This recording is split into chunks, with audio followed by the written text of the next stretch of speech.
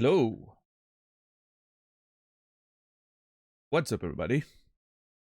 Brainy, 10 bucks, Warren, Goose, Pumpkinhead, Rasta, Cassie, Malachaz, Sometimes Radical, Terrific Trad, Make It Please. Wait, Make It Piss? You know what? Today's the first day I realized that it doesn't say Make It Please in your name. I'm very confused. But you learn something every day, I guess. Saladino, what's up? Zulu, good to see you. And Glegor, thank you for the resub, 5 months. Appreciate that. Thank you so much. Glegor, you will be remembered. Chris Link, what's up, man? Really? Yeah, no, I had never noticed that. I always thought it said make it please. I don't know. I don't know what to say.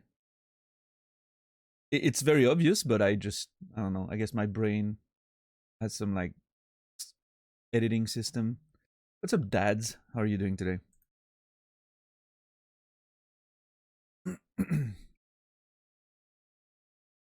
Yeah, hope everyone's doing well. It's Friday. I'm sure a lot of you are very happy with that. Most of you, well, some of you are already on weekend vibes, right? You're done with your day. Beautiful.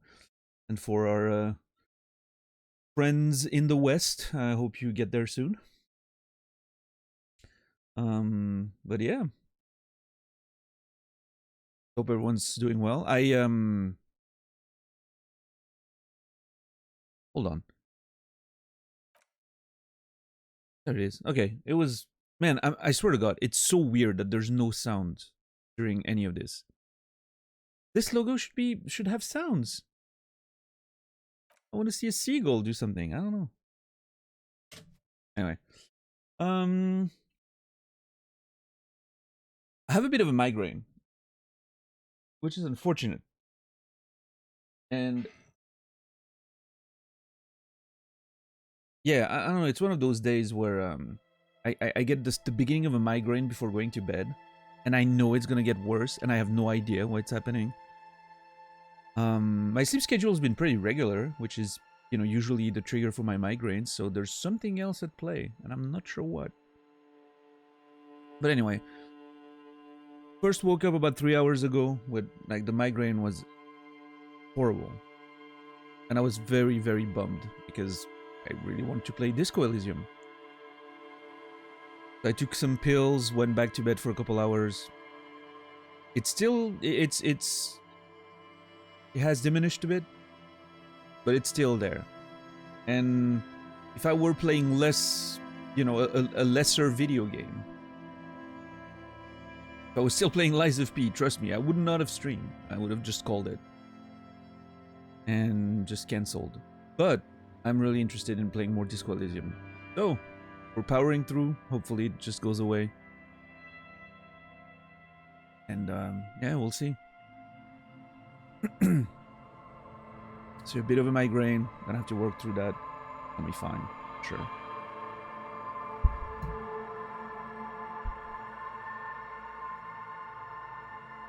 I did play the... I did play the demo of Baldur's Gate 3 yesterday. I played an hour of the demo. I have an extra hour if I want to play more, but I'm not sure if I'm gonna have to. My first impression, well, my first thought about the demo was that it was a little weird that it starts pretty much exactly like Divinity Original Sin, sorry, 2. You run a ship, shit goes down, and then you end on a beach, right? It's kind of strange. Obviously a lot of differences and whatnot, but still, you know, like even, I don't know, thematically speaking, you know, being imprisoned. I don't know. It was a little strange to me that it was so similar. But it obviously, I don't know, feels very different. In many ways, I was surprised because the ship part in Divinity gives you a lot of sort of ways to play around, and there's a lot of little environments to explore and a lot of stuff you can do. This one's a little more straightforward, right? It already starts when everything is going to shit. So it's like the last part of the ship in Divinity, right? When you just have to basically escape. But I was already pretty pleased with some of the options and choices offered to me.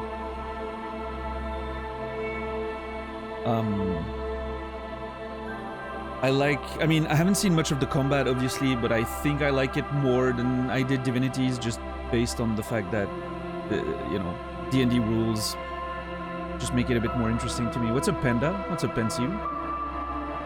Yeah, maybe getting distracted by the game will help. We'll see. Yeah, thank you, Malachaz. Yeah, Rasta, thank you. And yeah, I pretty much stopped when I reached the beach, right? I didn't want to go too far. The last thing I tried, because I was very intrigued with the pushing option, was pushing... I'm not going to mention names in case of spoilers, but I got a character. I had like a recruited sort of a character during the first part of the game, right? The ship. And so I was on the beach with that character. And I was like, I wonder what happens if I push that character in the water. So I pushed that character in the water. That character died. Right there. And I had to use... You know, I was supposed to use a scroll to bring that character back. Which I thought was very funny. I was... It sort of sold me on the freedom of choice you have in the game to just, you know, play around with the systems and everything. So that was cool. I also quite liked noticing during fighting that some characters can get knocked out rather than being killed, like enemies. And then you can like attack them on the ground to finish them off. I thought that was pretty cool too. I'm not sure how much of a role it can play in the game, but it seems interesting. So yeah, generally pretty happy with what I played of the demo of Baldur's Gate 3. I think it made me want to play the game, like do a proper playthrough. I don't know if that's going to be streamed or not. I don't know if I'm going to wait for... I'm probably going to wait for a sale, even though I know my brain. I'm probably, like, tonight after the stream, I'm going to be like, oh, I could just buy Baldur's Gate 3 and I could be playing all night. How cool would that be?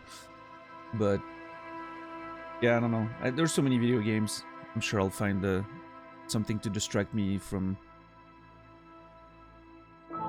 some those needless expenses. But yeah, we'll see. So yeah, that's about my post stream yesterday. I mean, I did a bunch of other stuff. Played MTG. Played some OG Doom. OG Doom has been awesome. I didn't realize how much of a puzzle game it was when I was a kid. When I was a kid, I was just running around killing shit, grabbing keys. But it's really, really a puzzle game in many ways, which is interesting. Especially when you want to, like,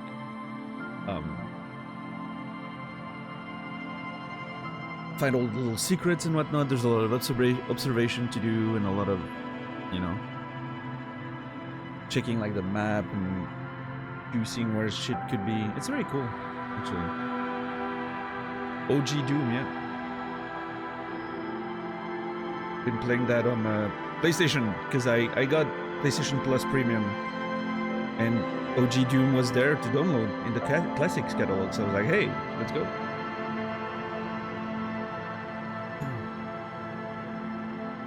Yeah, I've heard of that one side, you know. I don't know. I should probably try some of them, but to me, it's interesting because a lot of what carries Doom for me is the nostalgia, right? I think playing those. I've seen Rob play a few of those, and they're interesting, right? Yeah. But I think some of these old school shooters, you know, in terms of mechanics and all that, haven't aged so well. But yeah, I've seen Rob play a couple, and they look neat.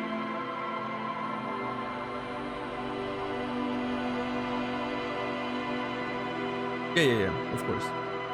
Yeah, Doom 2 is also on the list. Once I'm done with Doom 1, I'll probably get to it. Doom 64 is on PS4, PS5, yeah. I'll probably play that too. I've never played Doom 64 back in the day. It looked like a weird version of Doom. I wasn't interested. But, you know, now looking back, I'm like, hey, why not? It's a chance to try it. You know. What's up, Greg? The Buckster. Yeah, I've heard about My House.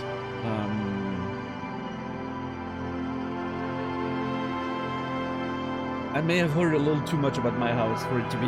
I actually watched a bit of. There's a video of John Romero playing it on stream. Well, yeah, I think on stream, but it's on YouTube, right?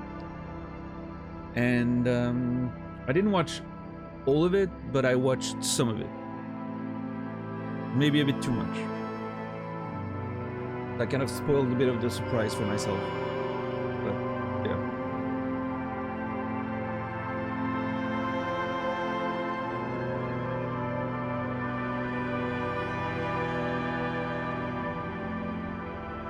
But yeah, it seems cool.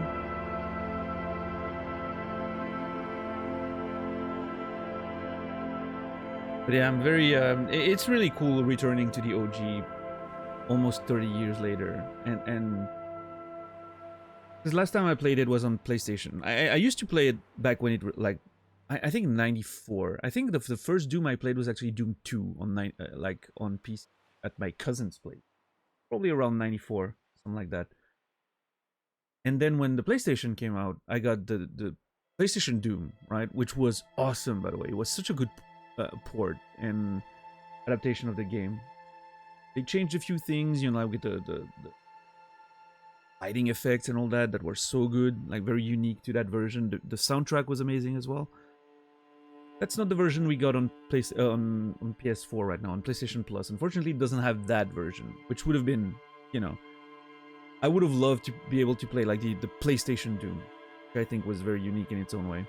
But anyway, so it's been pretty much 30 years since I've played those levels and everything, and playing them again with, you know, more of an adult eye and looking into this as, you know, with all my knowledge of gaming now, and it's such an interesting look back. And I think when it comes to level design, they were doing something like pretty fantastic for, you know, the time period.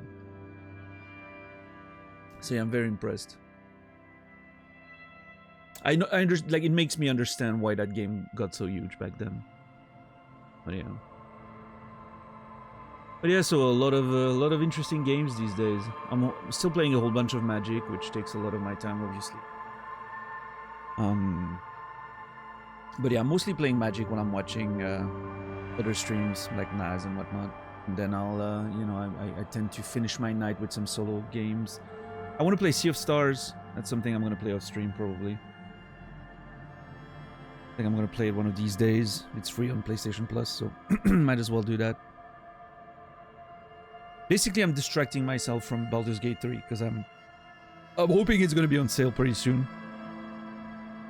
I don't know when the Christmas sales are starting, but I'm hoping it's going to be on sale, and then I'm going to grab it, and, you know. And then have to make the hard decision of, do I want to stream Baldur's Gate 3 or not?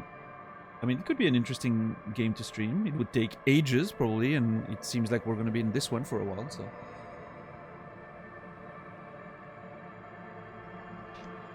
I don't know. Decisions.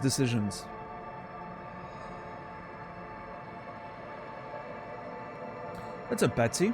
I am enjoying Disco Elysium, yeah. It's, the first two streams were amazing. It's immediately ranking pretty high in terms of like my favorite streaming experiences after two streams. We'll see if it keeps up, you know? You never know with these games, but I don't think I've ever streamed a game where I so consistently laughed. Like, I'm just laughing all the time. It just, there's so many funny moments. The tone of this game is just amazing. it manages to be extremely funny while telling a story that seems to be pretty sad, which I think is quite fascinating.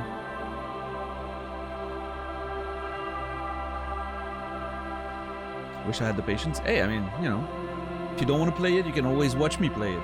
You don't need the patience, you just need time. Yeah.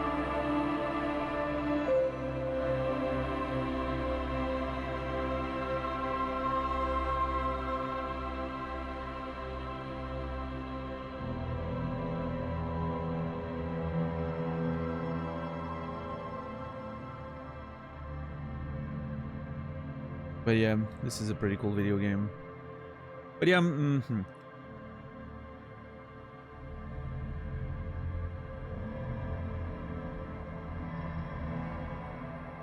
And as far as, to go back to Baldur's Gate, as far as the playing on the controller goes, I think they did a pretty good job. It doesn't feel too, like, some of the menus are a bit hard to navigate, but I'm sure you get used to it. Moving around the character is fine. The camera control obviously are pretty great.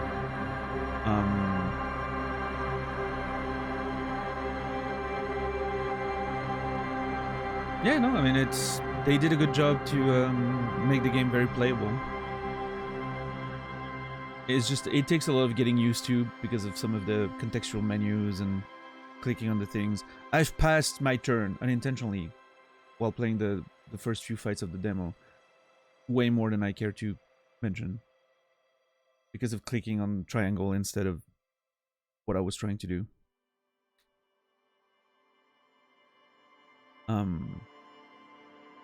Even on keyboard and mouse, the game has interface issues. Yeah, Quasi? Well. I mean, it doesn't distract me too much from the gameplay, I think. I did that thing at the end of the very opening section, right? You have a mind flayer that's fighting like a sort of demon, right? I'm trying to be not too specific. But... And he's like, oh, don't worry about that, you know, go to the controls or whatever. And I was intent on helping him defeat that boss. Which was going pretty well until, like, reinforcements show in, and then I had to run and rush to the fucking controls and whatnot. But I thought it was great that the game didn't try to force me into a way of playing that sequence, right? That situation. Because of tutorial reasons or whatever. I really like that it was just like letting me approach this and navigate however I wanted. So yeah, I'm pretty excited about playing Baldur's Gate 3 in the future. I'm still not sure if it's going to be stream or not. I think it could be interesting to stream, but at the same time it's such a massive game. I'm not sure it would be reasonable. You know, I'm not sure it would be reasonable for me to put that much... Well, I mean, you never know. I don't know. I'll have to decide. Tried watching another streamer play this and they were skipping dialogue before the VO even finished. It was so jarring after watching you play. Oh yeah? Hey, you know, to each their own way of gaming. I'm sure some people appreciate that. A bit more snappier, faster gameplay. That's not what I do though. That's for sure.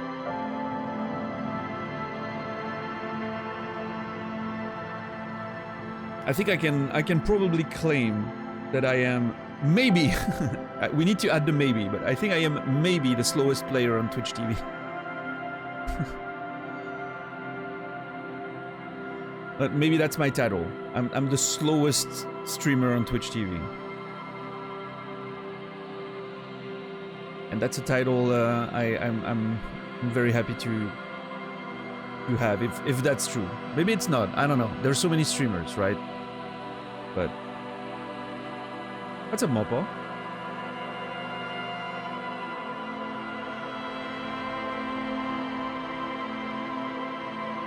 Skipping dialogue in This Is a Crime?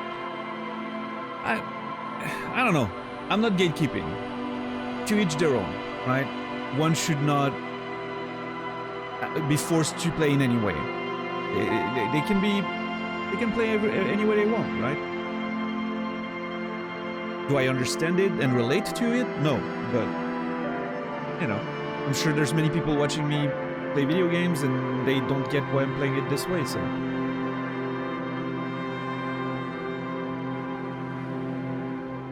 You'd use that title for the marketing campaign. Yeah, I don't know. I'm gonna start branding myself as such. I think Zulu, the slowest player on Twitch.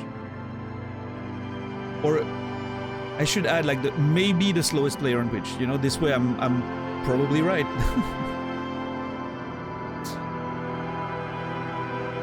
People are free to be wrong. That's true. Yeah.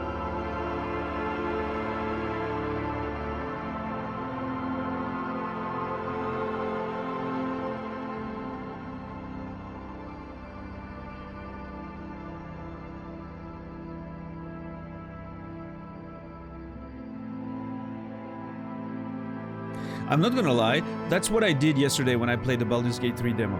I skipped everything, the dialogues and all that, because I was like, I just want to see how it plays on the controller. I want to see how the combat goes. I don't want to, you know, I don't want to spoil the story for myself yet. The dialogue choices, the, you know, conversations and whatnot. So I mostly skipped everything. It felt horrible. I felt sick to my stomach. I kept wanting to just wait and listen to what the characters had to say, but no, I just clicked through everything, skipped cutscenes. It was strange. Yeah, I just wanted a taste for the combat and the controls, and I got what I was looking for. I got my answers. So when I actually play Baldur's Gate 3, I'm looking forward to spending I don't know how many hours on character creation, looking at all the options. It's gonna be fun. Your headache today must be punishment for that? Maybe, actually, yeah. Yeah, Panda, I'm waiting for a sale as well. You know, budgetary reasons, but I wanted to play the demo. Because I wanted to see... I wasn't sure if I was gonna vibe with the controller controls and the combat in general, because I wasn't a fan of Divinity, right, in terms of combat and whatever, but I think Baldur's Gate 3 is significantly better in that regard, so I'm excited. We'll see, maybe I'll be disappointed, but I don't think so.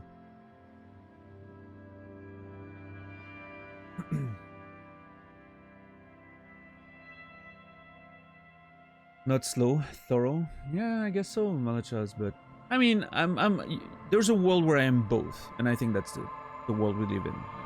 I am thorough, but I'm also very slow, which is fine. I don't mind being slow.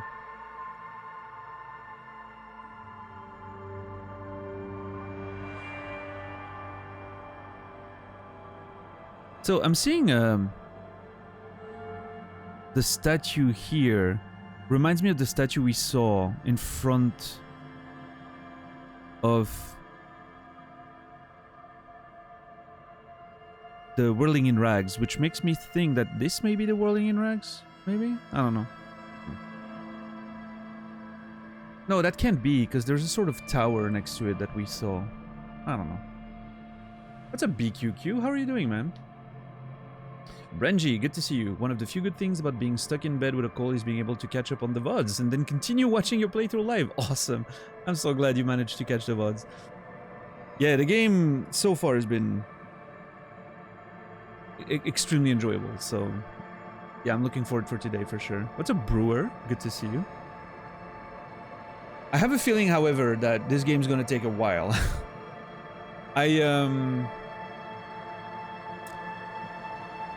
I created like 25 thumbnails because I estimated that maybe it would take 25 streams to play this game. I don't know, I didn't know what I was getting into, so I was like, yeah, 25, that sounds like a good number. Most of my playthroughs end around 20-25, you know, streams. And then yesterday I asked Naz how long it took him to basically exit the Whirling in Rags the first time, right? And apparently, like, most people were like, I don't know, it's like 30 minutes of gameplay for a normal person. And I was like, oh no, it took me 10 hours. We're fucked. A bit less, 8 hours, but still. Well, maybe actually even less, because character creation, yesterday's last hour was outside. Okay, it took me 3-4 hours, but yeah, still, very long time.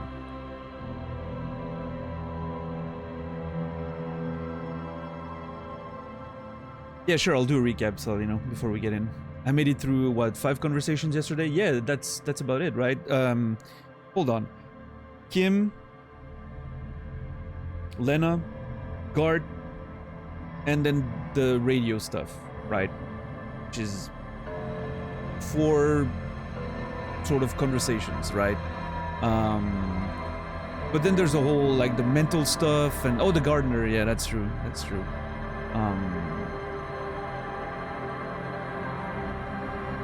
Yeah, I don't know. We'll see. What's up, Renji? Thank you for the tier 1 resub, 7 months. Appreciate that. Thank you. Thank you for the support. And Renji, you will be remembered. Thank you. Yeah, I had a whole conversation with myself. To lick the boost off of a counter or not. Yeah, that's true. And then what I think the most fascinating part of yesterday was the empathy check with Sylvie that sent us on a conversation that was longer than the actual main conversation we had, right? That was awesome. I really like the way the skill checks and whatnot can completely influence how the game plays, and that's really cool.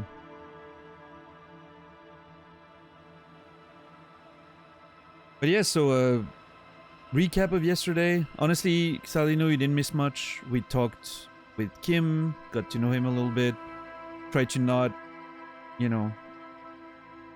make it look like we were... we failed to make it look like we had it together. Then we talked to Guard, learned a bit about the conundrum with Sylvie, that he asked her out and whatnot, and he thought that was the reason why she quit. Turns out it wasn't. When we talked to Sylvie, we learned that we are the reason why she quit, because we were an absolute mess. Threatening people with our gun, and playing songs at 3 a.m. Anyway, we did a,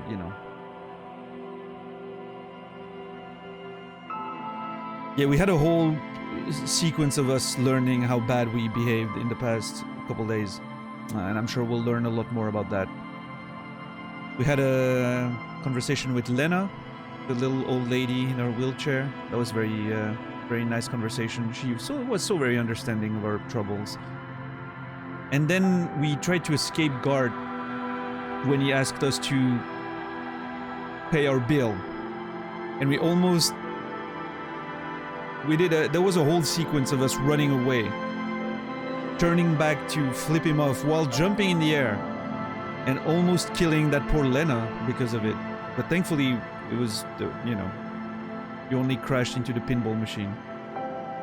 And turns out Guard was so worried about, getting in trouble with the police and whatnot that we actually saved $70.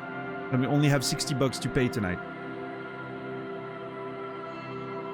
And it's, almost noon in the game, and we're fucked because we have no money, but oh well, we'll see. Maybe we have a good bit of luck. We also called the precinct, which was a terrible experience. Everyone bullied us. We lied about not having our gun anymore. They didn't want to give us money. It's a disaster, basically, is what it is. And we were just about to... I think we were just about to go to the what's it called? The yard. Behind the shop, right? Behind the Whirling in Rags. The cafeteria.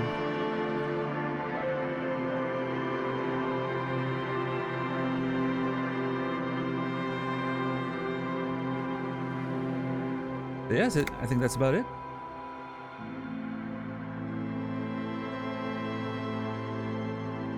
Police work is tough. Take breaks, talk to strangers, explore.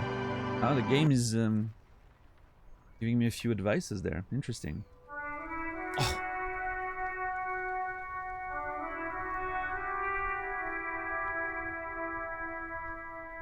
Hmm.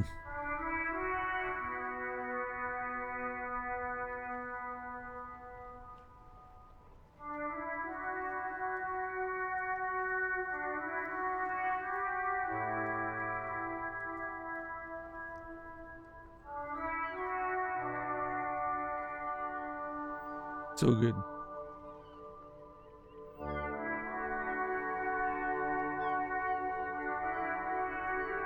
Yeah, and the seagulls and everything. Oh, dude, it's so fucking good.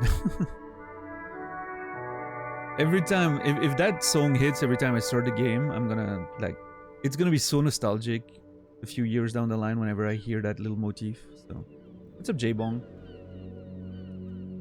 Any more bugs? Nothing big. Oh. What's up, Tiger Lil? Hope you're doing well.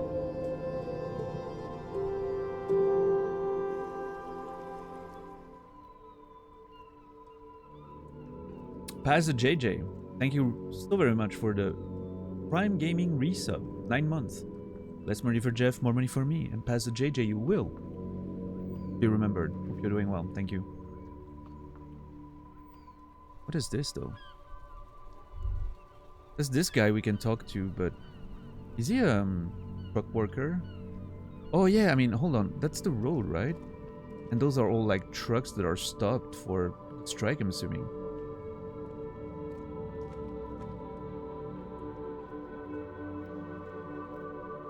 That's walk, you know, how do you call that in English again? Those little things you walk to cross a road? Crosswalk. Oh, there you go. Yeah, thank you. Sometimes I have like words that completely escape me. I don't think I'm gonna... We need to work. We have a job to do. It's almost noon and we haven't done shit. I'm not sure if... Man, I don't know. Like, maybe talking to other people... I mean... Maybe click on that first. Yeah, we gotta get the work taken care of. Oh man, more characters? Yes, yes. The good old days. The all or nothing days. I wish the game sort of... I don't know, actually, if I wish that, but... You know, sometimes in CRPGs you... put your thing, you put your cursor over a character and it like gives you a short description or something. Mon Dieu! The pain is exceptionally bad. Oh, the pain is exceptionally bad today. I thought he was talking about bread. He said Mon Dieu.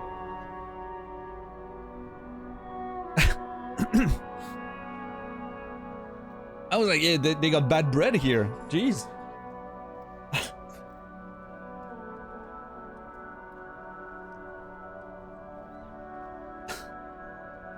Zebra crossing or crosswalk depending on what side of the pond you are. Okay.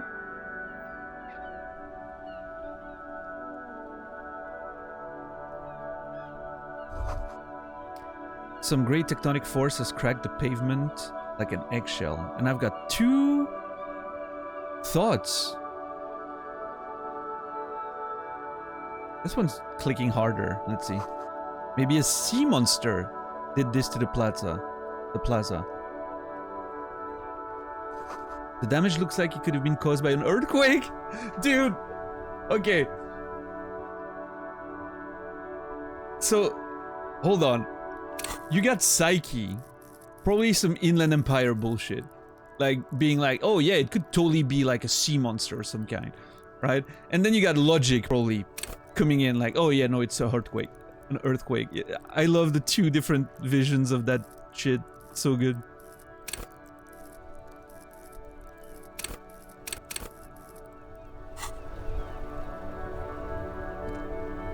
Can I actually sit on this? Is that a bench? That's a bench, right? Yeah.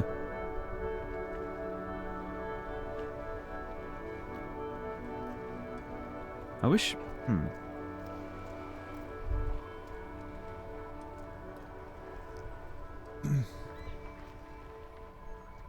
Never heard zebra crossing. Gotta say, it has to be the most British thing to call it. Yeah, yeah, those British, man.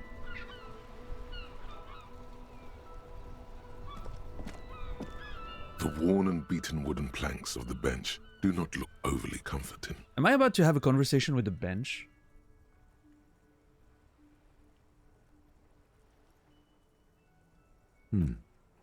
We can sit on benches after we've solved the murder. Let's go. All right, Kim. I think Kim has had enough of my shit. We need to get to work. You can revisit the bench if you ever need to pass the time when Lieutenant Kitsuragi is gone. Okay. So if I need to pass the time when we're not working, I can pass time on the bench is what I'm getting. Cool, so there's really like a time aspect to all of this. Like certain things are not only going to be able, you know, to do at certain times and whatnot. That's very cool. What's that tree? I need to stop. I'm getting distracted. An ancient fountain. It doesn't pump water anymore. There's a tree in it. Nice. I need to not get distracted, otherwise I'm going to just explore everything before I even get to the murder case. I kind of want to talk to that guy, though. He's right there. But then I also want to talk to the other dudes, the old dudes. Oh, man. But we have a murder case to solve, and it's already almost noon. But what if...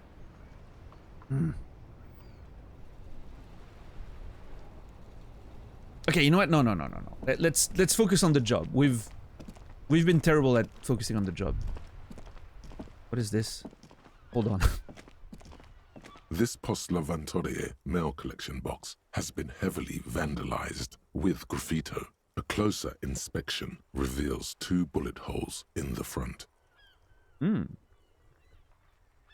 Interesting. Yo, Brendan. Thank you so much for the raid. How are you doing today? Hope you're doing well. I saw you were getting terrorized by another Cammy today.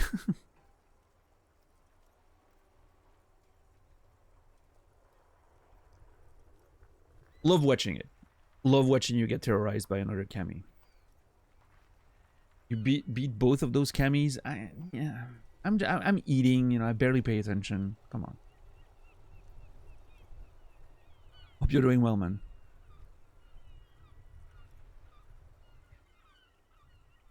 Post L'Aventurier. I wonder if Post L'Aventurier is like the name of the postal service. I don't know. Collection box. Heavily vandalized with graffito.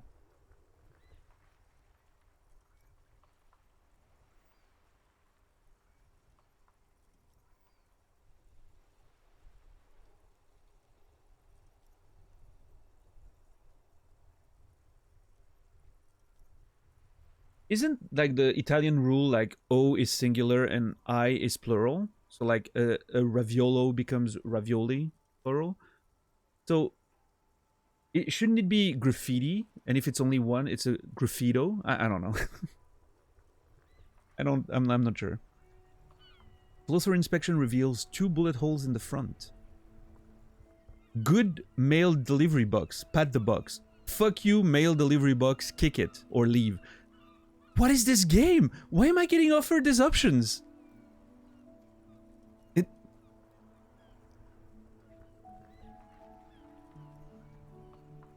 It's so fascinating to me that the game, like, oh yeah, there's a mailbox. You can interact with it. And you can just kick it. Why not? Because the player might want to. What extremely interesting work from the writers and designers. You think about those options. I love it. What's up, Captain Dax? How are you doing today? Total normal thing to do? I don't know. I've never kicked a mailbox, I don't think.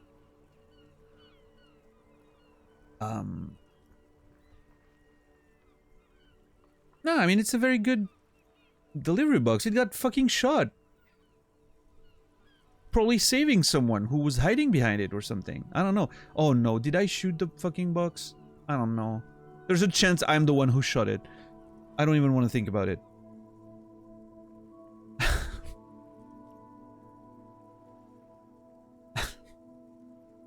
So far, I'm the only person I know that has had a gun in that world, so... It's just a deduction, you know? I'm gonna pat the box. If I shot it, I'm sorry. Good mail delivery box.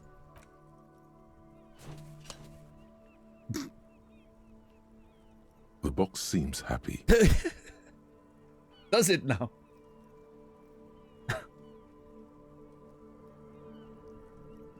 Eat shit pig, fucked by the coon, and St. G with a crown have been scribbled on it. Jenny is a whore, and best set mailbox also. I'm sorry. What the hell? Okay, hold on. First of all, I'm very happy that I leveled up perception. Because I'm very happy that I'm noticing things now. Eat shit pig, fucked by the cun? The hell is that? Saint G? Wait, we've heard of Saint something. No, that was Sanson. Okay, different. Jenny is a whore? I don't know who Jenny is, but... And Bez set mailbox. That means fuck that mailbox, right? In French.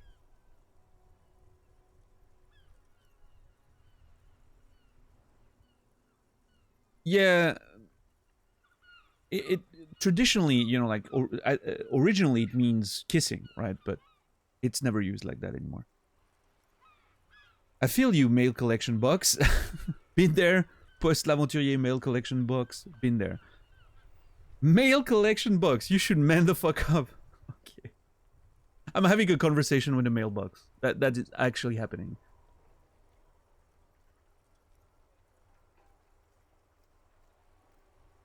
Yeah. That mailbox has a real attitude about it.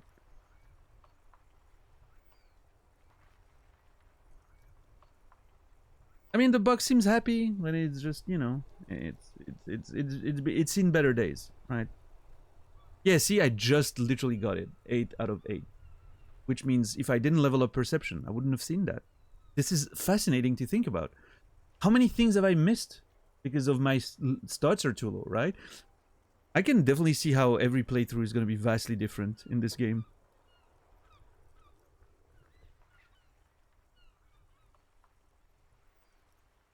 Been there.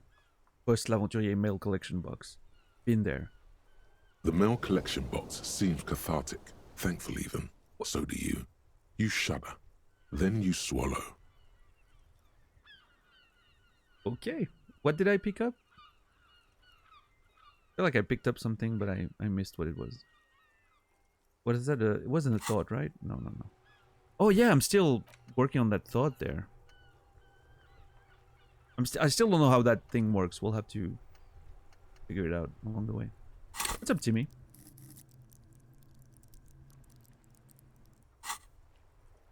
Alright, leave. I'm not gonna kick it. I'm not kicking the box. The box is nice. Oh, okay. Oh.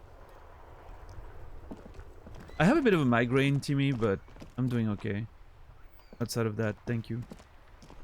Oh shit, it's a bookstore! Crime and romance. Biographies of famous people. Oh shit, there's a fucking... Oh man, there's a full bookstore.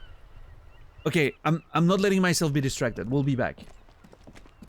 I have a job to do. There are bottles inside. You could pick them up if you had a bag. Well, sure, but why would I want to pick them up, though?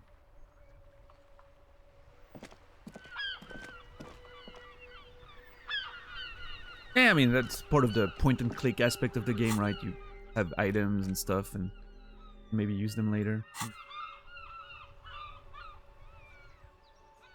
Excited about the bookstore in a game like this? Hell yeah. I can see myself having some great conversations in there. I almost want to talk to that... No. We need to progress. We need to work. We have a job to do. I'm trying to... I'm sure we'll have plenty of time to explore everything later. Also, the music, this part of the track is so good. Rue de Saint-Ghislain, 8B.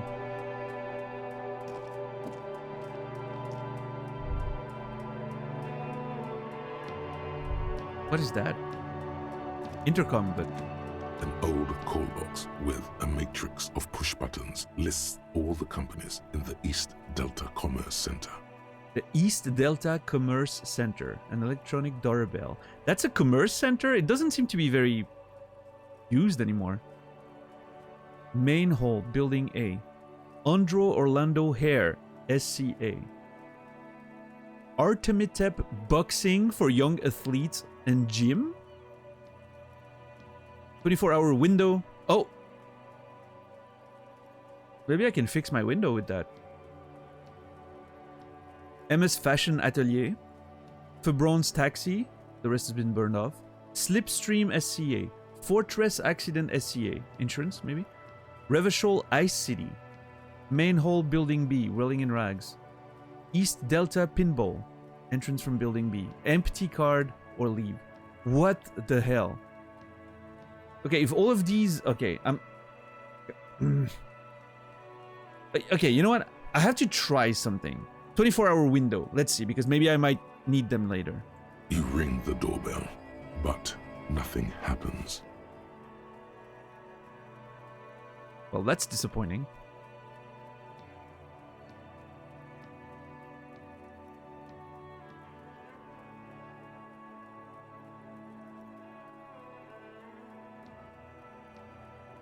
Fortress accident. Do I need insurance? Let's click and see what happens. Silence. No one's home at Fortress Accident. Okay.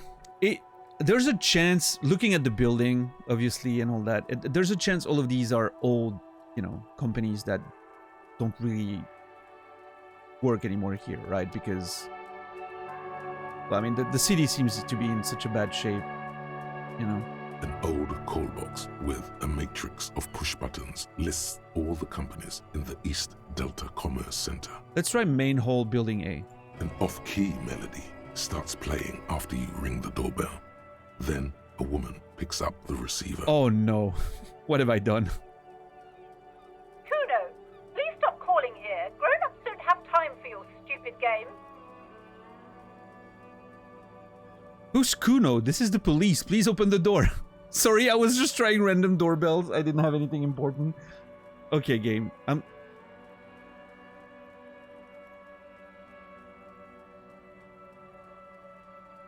This game gets me.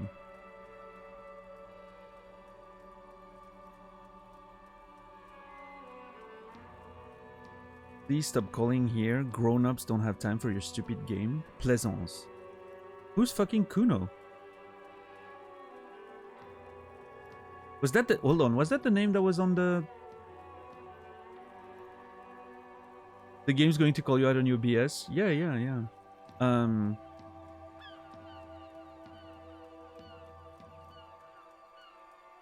I mean, I don't want to abuse my authority. I don't know, like... Sorry, I was just trying random doorbells. I didn't have anything important. Please don't do that. Doorbells are not toys, and this one isn't even working properly. Please don't call us again. Thank you. I'm sorry, Plaisance. A single beep indicates that... Okay, let's... I'm sorry, okay? But wasn't that... Hold on. Oh man, I probably can't see it anymore, can I? The dented yellow mailbox greets...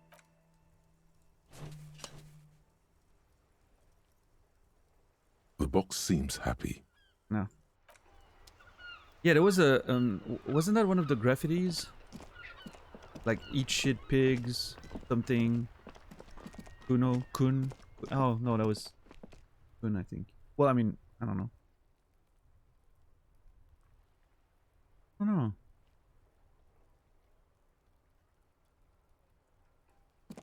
Like, I didn't think of taking a note for that. It doesn't seem important. What's up, Senor Bunk?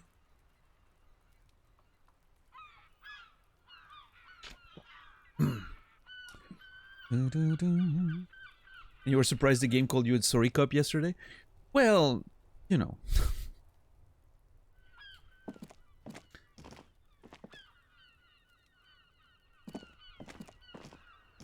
But that's true. I keep apologizing in this game. It's terrible. My eye is scratchy. God damn it. Jeez, bunch of deletion in chat.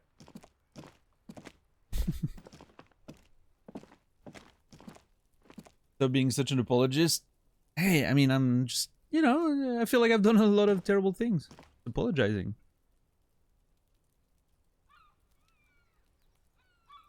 But yes, good point.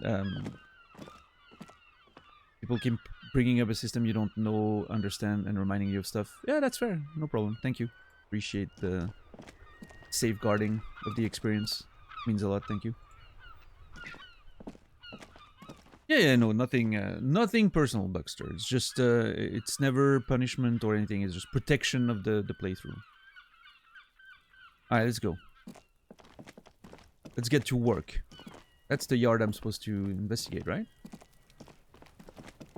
Maybe not. Oh.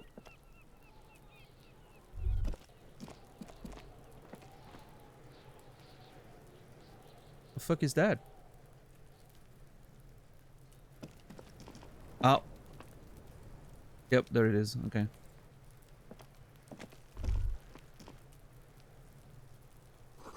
Smells like spoiled meat and curled dairy. A human being decomposes. So that little kid just said, fuck him up, Kuno, or something like that. So that's Kuno? He's throwing rocks at the body. Napa Kimpi Kuno? What the hell? That sounds like Finnish.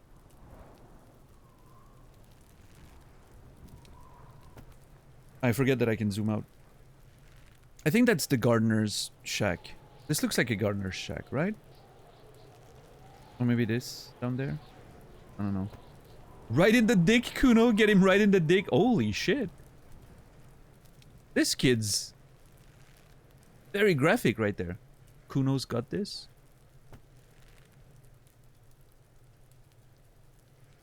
Alright, so that's the kid that was probably pressing the buttons here and annoying everyone.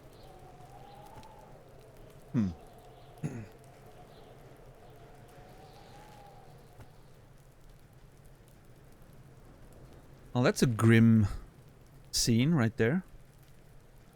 What is that person wearing?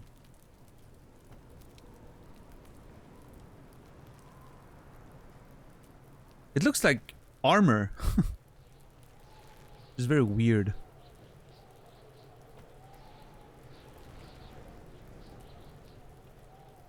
Oh, that's alright, well, I guess. Right in the mouth hole. Jeez. Oh. Okay, hold on. Fucker shit himself? There are several footprints in the mud, left by work boots. Anywhere from 6 to 12 pairs have walked here. Yeah, I think I've heard about people getting hanged and relieving themselves, like bodily function just, you know, happening. So I guess that's what happened there. There are several footprints in the muds left by boots. Anywhere from 6 to 12 pairs have walked here. Again, perception coming in clutch. I wonder, this, again, we leveled up perception yesterday, right? It makes me really wonder the things that I may have missed because I didn't have a lot of perception earlier. What kind of boots or visual calculus? Get an exact count. 6 to 12 pair of boots have walked here. Okay, well, let's try visual calculus. It's a white check, I may retry it. Okay. Maybe more than 12. Hey. No. 8 pairs of boots have shuffled back and forth in the mud. Look at that. I have like a whole investigation thing. Footprints, 8 pairs. Go over them one by one. Not now, leave. Hold on. I need to try something. Can I? And then go back to it? 8 pairs of boots have shuffled back and forth in the mud. Oh shit, it's a whole investigation thing that I enter. Like it's an investigation mode or something. That's really cool. But yeah, first of all, I want to get rid of the kid. If we're going to investigate this murder scene, we need to get rid of the kid, right? He's gonna impede on the investigation.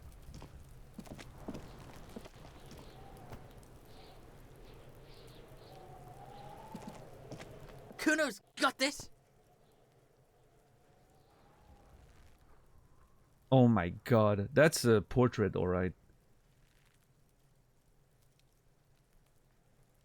Looks like, and look at his face! Oh boy. Getting rid of kids with Daniel? Yeah, that's the thing we can do. Kuno's got this. The boy throwing rocks at the dead body can't be older than 12. Alright? If there ever was such a thing as an ugly kid, then this is it. He's almost exquisite in his ugliness, like a gremlin. Is almost exquisite in his ugliness like a gremlin. Thank you, conceptualization. I didn't want to say anything myself, but I'm glad we're on the same page. That's a rough 12 years, yeah. Oh yeah, Nappa Gumpy Kuno! Yells the other kid behind the fence. Kuno S? Wait, what is this? Kuno S? Is that like a girl version? What are we doing? Also, Nappa Kimpi sounds very Finnish to me. I don't know if that's the case, but... Hey kid, a word. Police business. A moment of your time, please. I'm not getting into this right now. Leave. Oh. Okay. Exquisite in ugliness, adding to your Tinder. Yeah. That sounds like... Let me know how it works, J-Bong. Hey kid.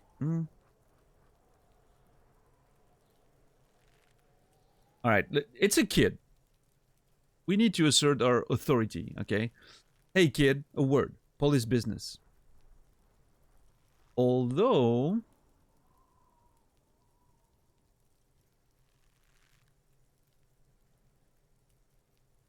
Let's assume that the mailbox graffitis were indeed done by this kid, right? Because of the Kun thing. Eat shit pigs? He doesn't seem to like cubs very much. Maybe I shouldn't tell him that I'm a cub, right?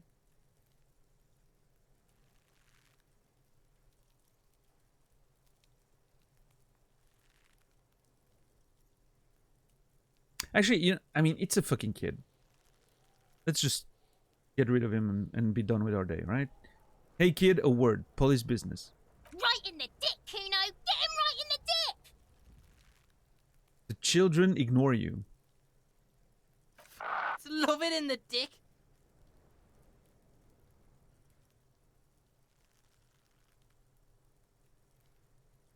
I'm sorry. What?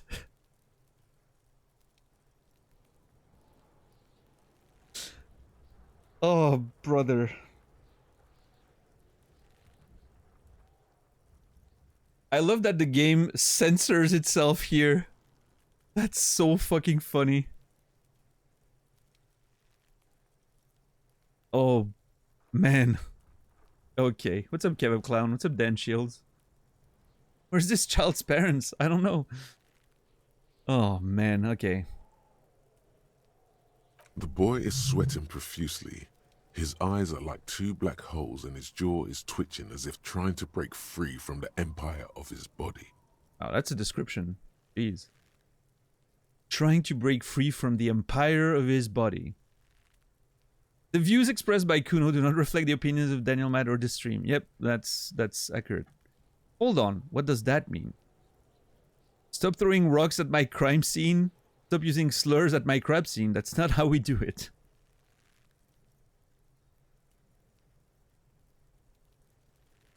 Yeah, no, hold on. What does that mean?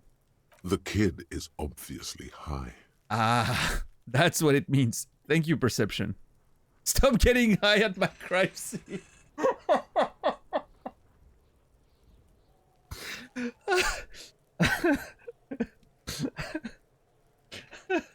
I love that the other option disappeared. The other option is just gone. It's like, oh no, now this is the way. Oh, dude.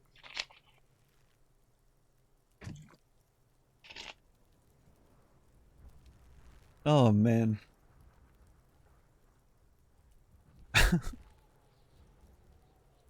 Oh.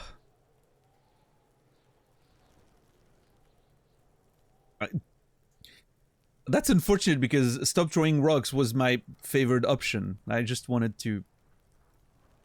Getting fucked by Perception there.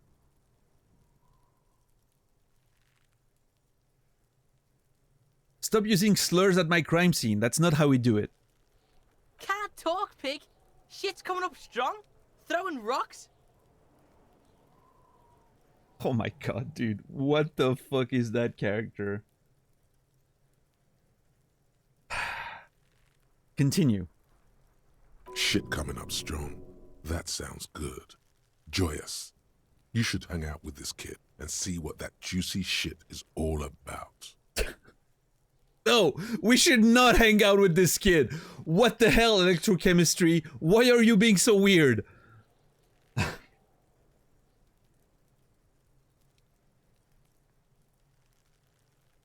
Electrochemistry is not reliable. Yeah, Kuno, ride the lightning, Kuno! Kuno. Oh my god, dude. What a bunch of... Oh my god, dude. Why do I have to deal with fucking kids in a video game? I got out of this life. In real life. I don't want to deal with kids anymore. I mean, granted, when I was teaching the kids that they weren't that rude. They were rude sometimes, but not that rude, right? Although I've heard some things over the years, but yeah. Electrochemistry just wants to let your skeleton out of its meat prison, yeah. What's up, Frank? Kuno's riding it, see? He wipes sweat from his brow and sends another rock flying. Oh god, what a little shit. The rake, Kuno! You should throw the rake at him, Kuno!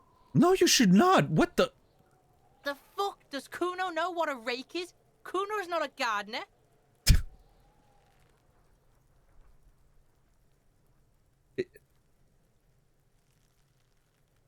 Man, that accent is something, huh? Kim, what should we do? Are you kids sibling? Kids, you wanna hang out? I'm not a narc. My god, dude. Look, I have questions for you. No, I don't, actually. I don't have time for this. Leave. No, I want them to leave. Kim, what should we do? We shouldn't do anything. I don't tempt such forces. What forces? You will see. Oh, come on. Kim, what the hell? Why is everyone so weird? The language these kids are using, pure unfettered id. There will be no reasoning with those creatures. Pure unfettered id. There will be no reasoning with those creatures. Oh, brother. Are you kids siblings? The fuck are you talking about? He throws another rock. Yeah. If those kids weren't siblings, their respective parents were siblings. That's what I'm getting there. He's calling us Kuno! He says we're fucking each other! What? That's not...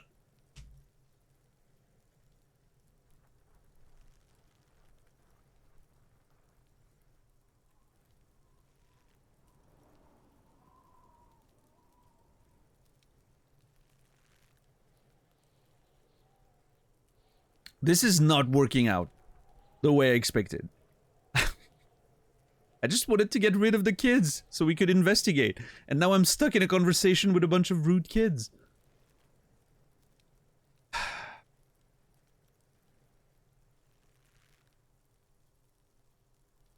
You told Kim it's not yet time when he asks your name. I don't think you're in any position to criticize him for being cryptic. Okay, listen. I didn't... Yes, no, that's true. There's a lot of weird shit in this game, I will admit. Rhetoric trying to warn you? Yeah, I should have... Rhetoric has never failed me yet. I should listen to Rhetoric. Look, I have questions for you. I don't want to hang out. I have questions for you. Alright, entertain the Kuno. Show me what you got. What you got there? What you got, huh? Show me what you got. Why are you so confrontational, you fucking shit? Oh my god, dude. The body, what do you know about it? About the crime scene you kids often play in this yard? I gotta ask, who is Kuno? He's a big wrestling fan, yeah. Sounds like it. Okay, the body, what do you know about it? Shitload pig. What's your question? I just asked it. Don't tell the pig shit, Kuno! Or kill... Kim, help me out here. What do we want to know? No, I've got this. I've got this. I don't need Kim. I can do this myself. Pig's choking. He's totally joking. Oh, I was assuming that clicking would give me a list of questions. Apparently, I don't know what I'm doing. Never mind. Kim, help. What do we want to know? If I were to want to waste my time, which I do not, I would ask them who he is, how he got there, and the usual. Okay, so apparently Kim doesn't think we're gonna get much out of this. The usual being, have you seen anything out of the ordinary? Or have you seen anything suspicious? Reminds you of some of them? What, wrestling fans? Yeah. Do you know who he was? Do you know how he got up there? Have you seen anyone suspicious around? More on this later.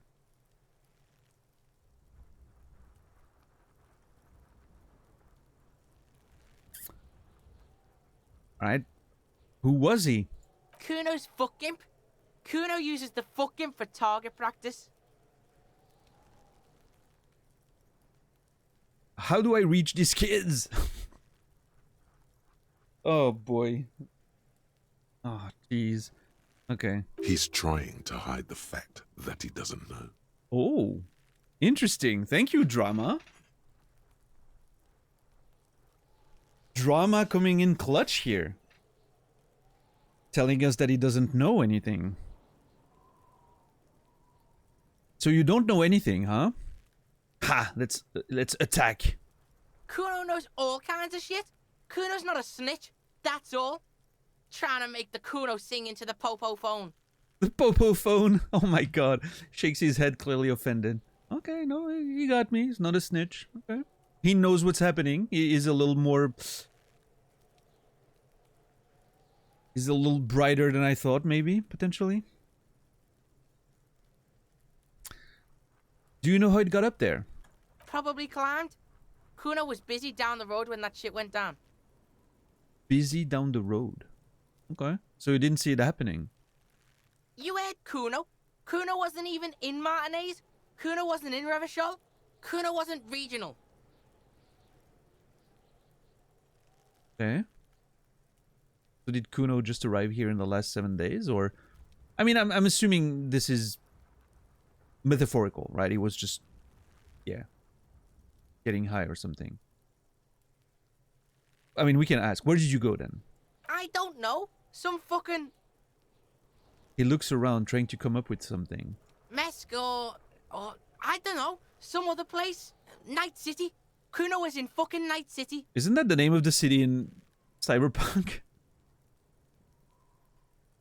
Night City. What's up, Raspberry? Yes? There is no Night City anywhere. That sounds like the name of a city in some pulp science fiction novel. It sure does. It sure does. That's a fictional city name. Night City doesn't exist. Where is Night City? Okay, about the dead body. Okay. He went to another game franchise, yeah. Kuno is your favorite cyberpunk character, yeah. It's a fictional city name, Night City. I'm gonna call him out on his shit. Let's see where it goes. Why you gotta be riding Kuno's ass? You haven't been where Kuno's been. You haven't been in Kuno's head. Well, that's true. I haven't been in your head, thank God. You wanna know where Kuno was? You wanna know what Kuno's been fucking up to? Oh boy. Oh, don't tell him that, Kuno. It's lame. It's not fucking lame. Kuno's building Kuno's City. Night City. Rage City. The City of Rage. That's it. And it's not lame. Okay. Lame. Okay. That's the name of Kuno's City, bitch. Get the fuck off Kuno's back. This shit ain't about that. It's impossible to deduce what it is about, at least for the moment. If it's important, it'll come up later. Focus on the case. Sure. I wonder what that whole deal about the city is. She, or, I mean, I don't know if Kuno S is supposed to be a girl or a boy. I mean, for some reason I Seems like she's a girl because of the S, right? In French, S is usually a feminine suffix, but she doesn't seem to think that the city thing is very cool, which is interesting dynamic there. I wonder what's going on, but yeah. Apparently logic wants us to move on from that, so let's move on from that. Have you seen anyone suspicious around? Just a couple of pigs sniffing around in the dirt. That seems pretty fucking suspicious to Kuno. Okay, Kuno. Please. Yeah, you tell the faggoty, Kuno. I don't want to know what that means. Looks like you're a fagari now, whatever that means. The suspicious question doesn't really work in antagonistic situations. Thank you, Rhetoric. I'll try to remember that. More on this later. Let's talk about something else. You're testing Kuno's patience here. What do you... I'm the one testing... Oh. It's on now. Get lost,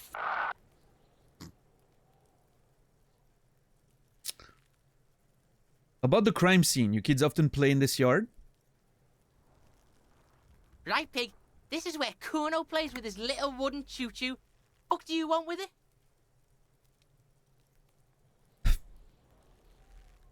Okay, apparently Yeah, whatever. Kuno doesn't give a shit. he spits over his shoulder, then looks back up at you. Okay, I gotta... Oh, man. Do I really want to ask that? I don't know. Okay, I gotta ask. Who is Kuno?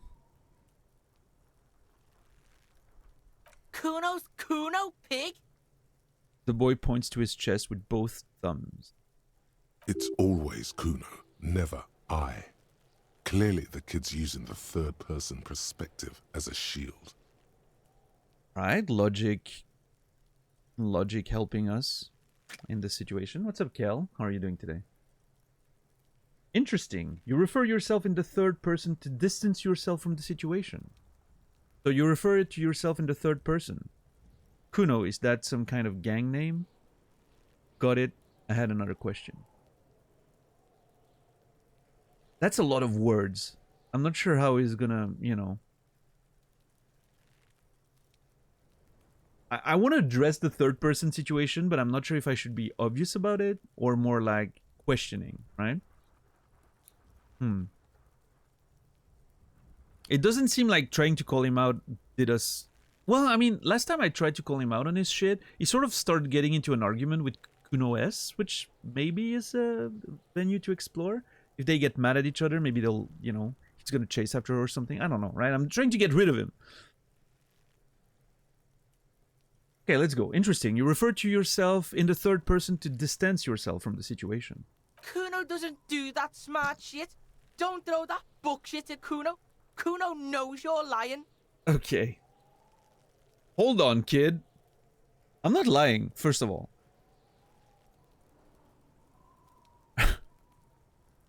Seems offended. Trying to get Kuno hooked on the book. Alright, okay. The boy knows he has an addictive personality. Admirable insight for his age. Thank you, empathy. watch out, Kuno! He's trying to fiddle you! He's gonna put his hands on you! What? I'm sorry. I haven't done anything. The thing behind the fence starts squealing, shrill and violent like a fire alarm. Help! Pig's got Kuno! Oh my god. Help! Rape! Oh jeez. This is not going well. The sound gets louder as the child shouts at the windows overlooking the yard. Help! He's got the Kuno, help!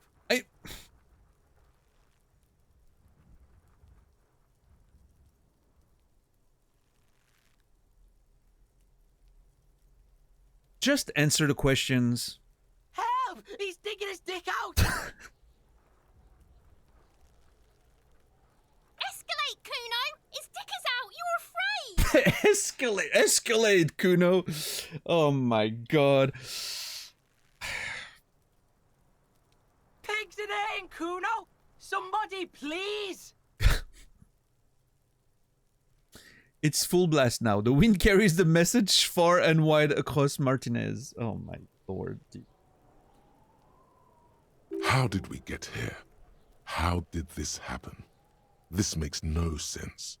There may still be a way out. Just appeal to his reason. What's up, Wexford? Be logical, kid. I haven't done anything to you. What is this sick charade? Who put you up to this? Are you high right now? Or physical instrument, shut him down. Don't punch him, it's a bad idea. Okay, which leads me to believe that this is actually like, you know... Shut him down in this case means punching the kid. I'm not gonna punch the kid. First of all, I have no chances of succeeding, and I have no intentions of punching a kid. See if he can break throws. Considering my physical instrument level, I'm going to go with yes, Brendan. Appeal to his reason. Okay. Be logical, kid. I haven't done anything to you. Logic, I'm really hoping you're leading us on the right path here.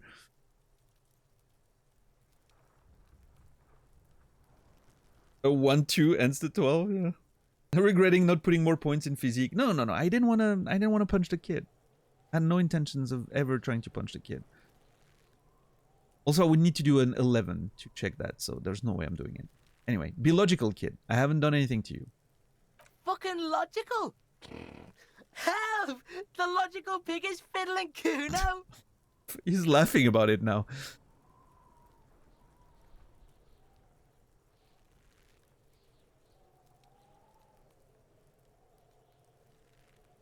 What is this sick charade? No! Get off Kuno, you sick fat fuck! God.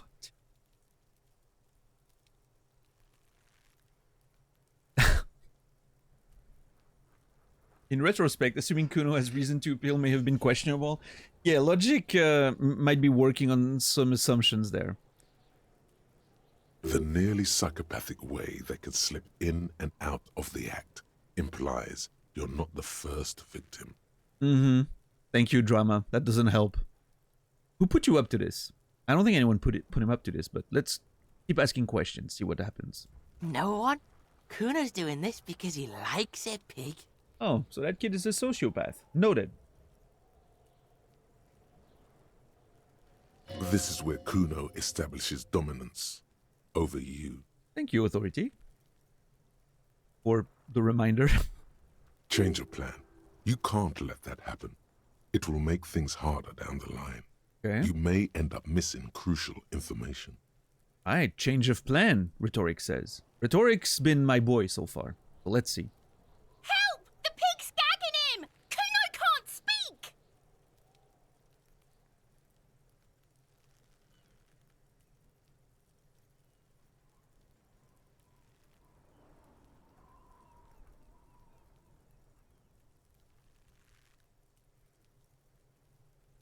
I don't have... Okay. I can't continue with that line of questioning.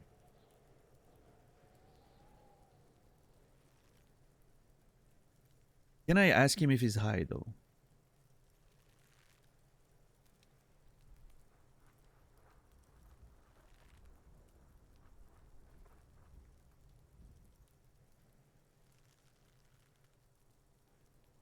Or should I just completely back off right there? Rhetoric kind of... This is the thing, though. Those fucking... Okay, as much as they can help, they're also not completely reliable, right? We've seen that, you know... It's just... All those aspects of your personality, those skills, they're working on their own, you know, they have their own little sort of thought process. It doesn't mean they're right all the time, right? Which is what's so interesting about this, is like, Rhetoric thinks that we should back out, but... You know, maybe that's not the way, you know? God damn it. Oh yeah, Quasi, it's really well done. I agree. Like, I'm actually annoyed at the fucking kid. God damn it. Okay, I'm gonna back off. Clearly, there's no reasoning with that kid. Look. Kuno whispers, even softer than before, vanishingly silent. Okay, so even backing off... Oh my god, dude. So maybe backing off was not the right plan here? For emphasis, a ghost is saying this. A shit-eating psychopathic ghost with an ace up his sleeve. Shit-eating psychopathic ghost with an ace up his sleeve? What does that mean? I know you wanted to hit me. You got that I'm gonna fuck that Kuno up look that Kuno's dad gets. The murder look. The rage look. Oh. That's an interesting little bit of information right there. That might be the crack in the armor.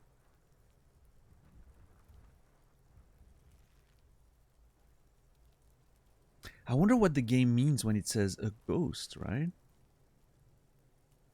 Not, you know, obviously I'm not thinking it's literally. But there's so many weird things in this game. What do I know? What's up, Minmataro?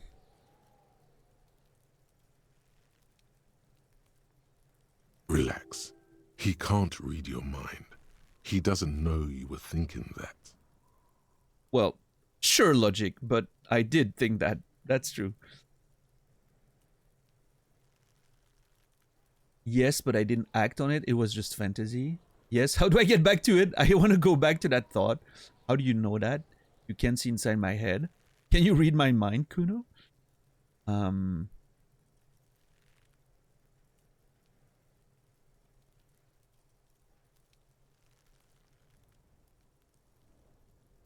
God damn it. I don't know what to do here.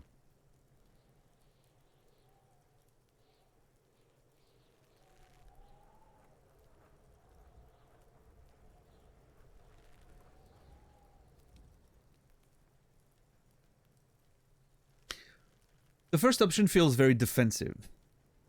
I'm not sure how it's gonna work out. This is interesting, because I'm admitting that, yeah, I, you know, very much wanted to punch your fucking face in, but I didn't do it, right? This is obviously, you know, more like, yeah, no, let's get back to that. Which I don't think...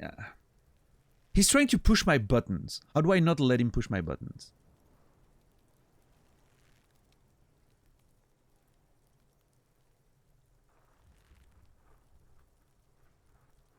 I'm not sure what the tone of that last one is. How do you know that? You can't see inside my head. Can you read my mind, Kuno? You know, I wonder if that's sort of like a way to sort of flip the table on him, maybe.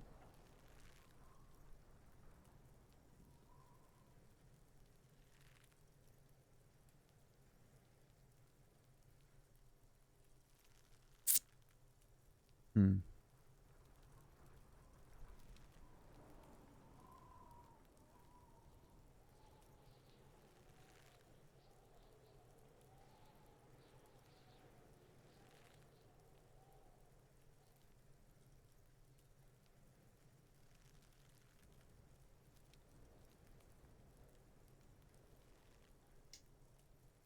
Hmm.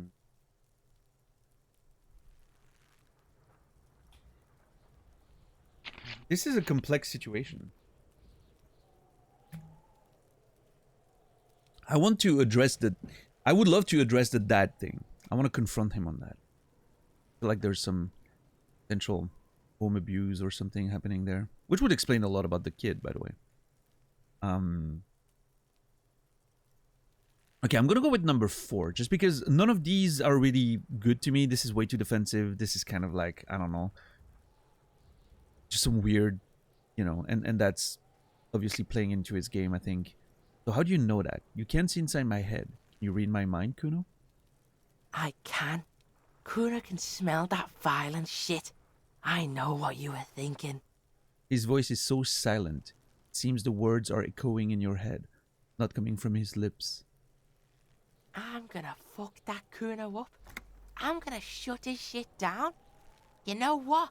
You should have hit the Kuno, because now... He raises his voice again. You're nothing! You're a joke to Kuno! Kuno laughs at you!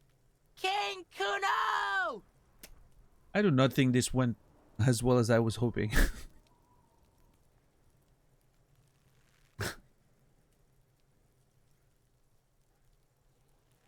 Backing up was a bad idea. Now he thinks he's established dominance over you. Yeah, I got that authority, thank you. Kuno turned you into his prison, bitch! You're gonna be in this shit with Kuno!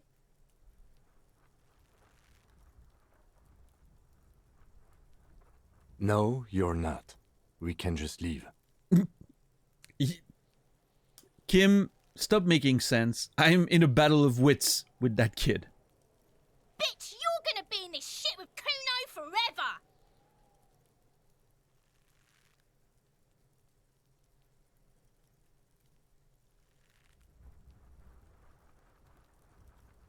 The peepo-headed critter doesn't let him finish. A peepo is a type of hat, by the way. Oh, thank you.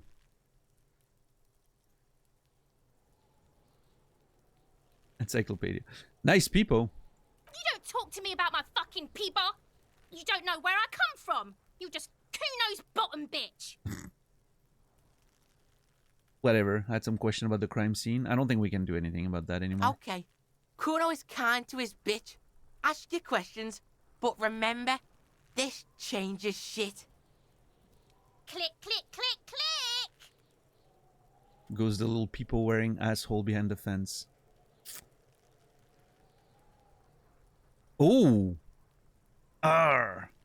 Damn it! Empathy, legendary 14. Figure out what's going on with this kid. I got -1 because I backed down. This is a white check, though. 17%. We got a chance. We got a chance. I need a 9, right? Or is the -1 meaning I need a 4? Hold on. Yeah, I have 5 empathy base, so I'm on 4. So I need a 10. I mean, you know, it's not impossible. It's, you know, if I was a mathematician, I would roughly estimate it at a 17% chance. What's up, Credo?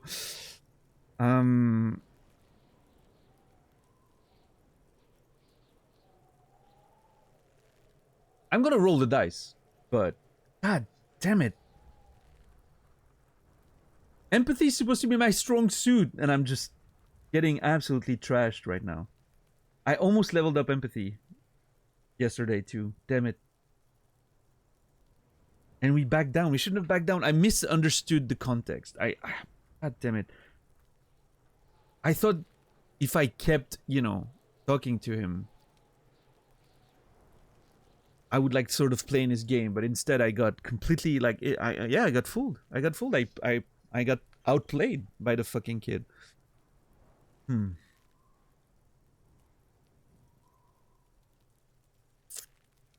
I love how the dead body is just a side story now. Yeah, the whole investigation's been sort of a side story the entire playthrough so far. It's very funny. Alright, gotta roll the dice. 17%, let's go. It's not Kuno. It's Kuno S. Let's go!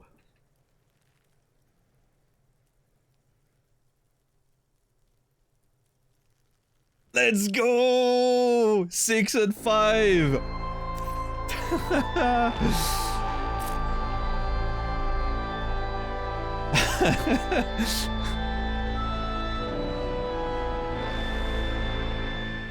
Warren, thank you so much for gifting 5 subs to the community for a total of 75. Thank you so much, Warren. I appreciate it very much. And Haihachiro, Ingredius, Buckster, Byakuran, and Lizard. You all will be remembered. Thank you, thank you. You gotta believe sometimes, yeah, the heart of the dice, I guess. So cool. Again, this is one of the situations where I really wish you could actually see the dice rolling, right? It would be so fun. But, you know, it's still very satisfying the way it's done. Like, that little green sound when it works is so satisfying. Love it. Oh, man. I love this. I really like the way the skills and everything. And, like, you can get pluses and, you know, minuses depending on what you do. And it's really fun. It's not Kuno, it's Kuno S.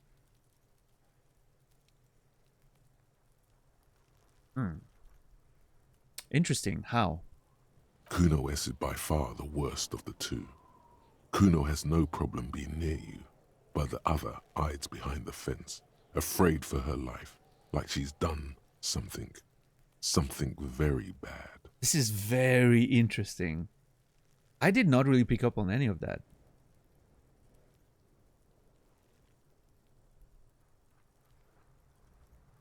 She came up with that psychopathic scheme of screaming for help before. That's true. That's her. She Kuno started just it. wanted to talk to you about his name.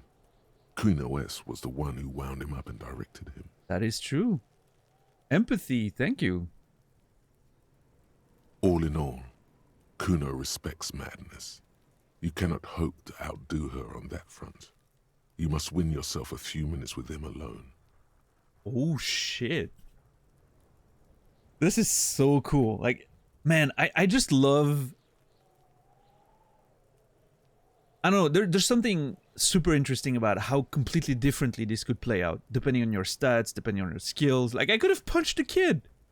Like, that was literally an option. And now we're just, like, doing some full-on mind games and trying to, you know... This is really cool.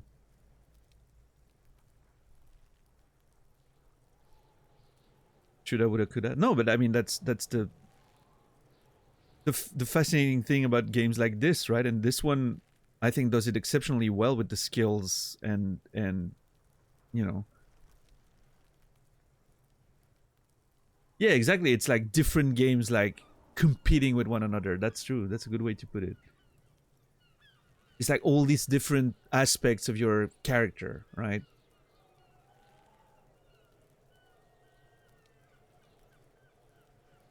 You had similar stats as I did, but you didn't get the empathy check pop up at all. That, see, again, that's like depending on your maybe the dialogue choices. Like there's so many little systems at play, right? It's fascinating. Naz was saying the same thing about something yesterday. Like he had similar stats, completely different like outcome of something, right? Yeah, it's really cool the way it's done. Maybe it has to do with signature skill. Yeah, I don't know. You know, obviously we can't get into the details of the systems, but you know.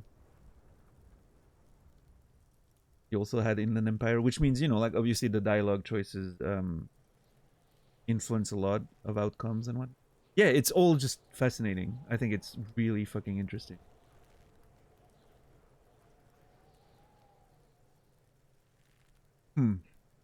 And we're like literally still at the beginning of the game, right? So how deep can this go? Okay, act on it and try and separate them. Who knows? Fuck you whispering about? He whispers back. He's whispering too. He's going with it. But watch what happens.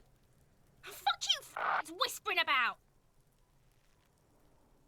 I picked up on the fact that there was a little bit of conflict between the two earlier. She doesn't like being, you know, isolated, it seems. She puts extra stress onto that word, expecting it will make you uncomfortable. Thank you, rhetoric. If Kuno wants to whisper, he's gonna fucking whisper, okay? Let's whisper, pig. Okay. This is it. You've got him. But be careful.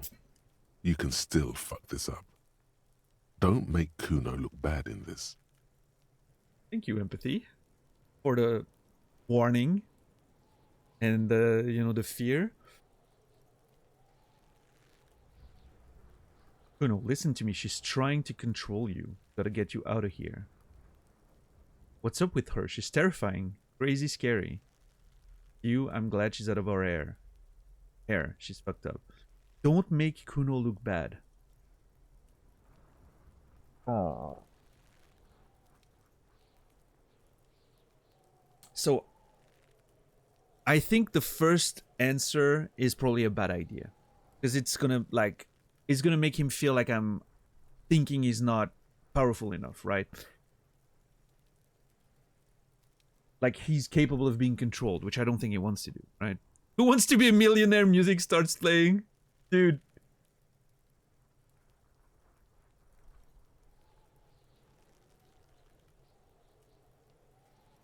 What's up with her? She's terrifying. I'm glad she's out of our hair. She's fucked up. This is kind of... I'm leaning towards that because there's a sort of, you know, we're sort of like making a team of ourselves and...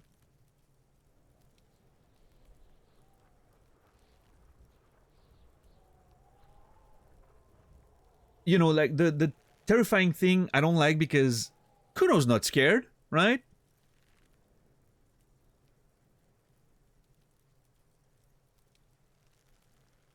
All in all, Kuno respects madness.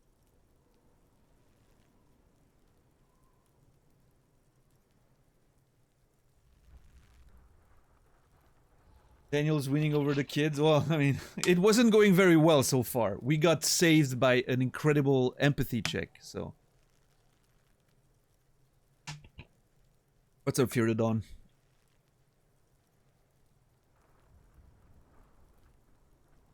I love that the idea that Kim's just watching this and is like, oh my god, what are we doing?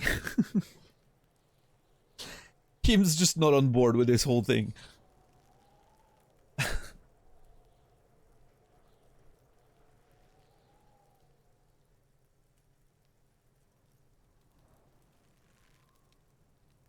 Kuno respects madness. Kuno's not scared, so not number 2. Kuno's too strong to get controlled, not number 1. But we're, you know, we're glad she's out of our hair, right? We just want to, you know, she's just... We don't care about her, right? I think I'm going number 3 there.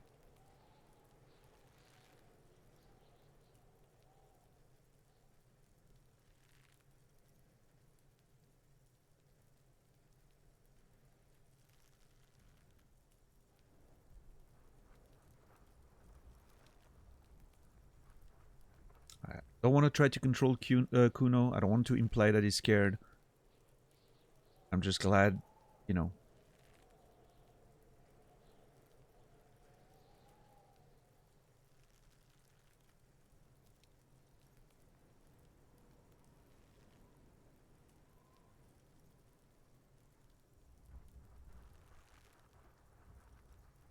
I need to think about this. This is... Empathy got me, put me on, you know, on alert there. What's up, Anxious, by the way? How are you doing?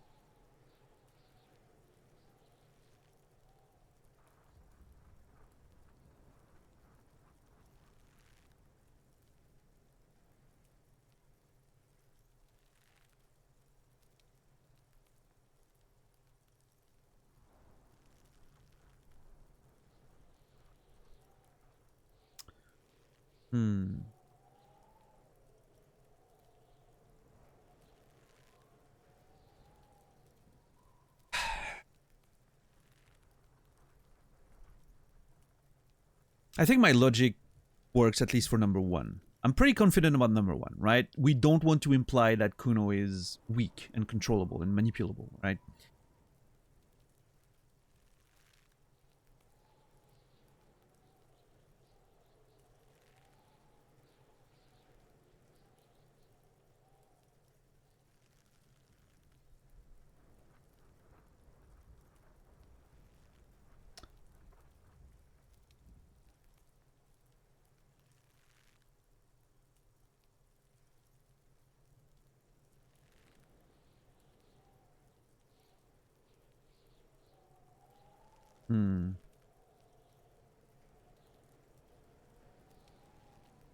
Tired after a Christmas party in the office. Glad that working week's over. Yeah, that's awesome. Enjoy the weekend.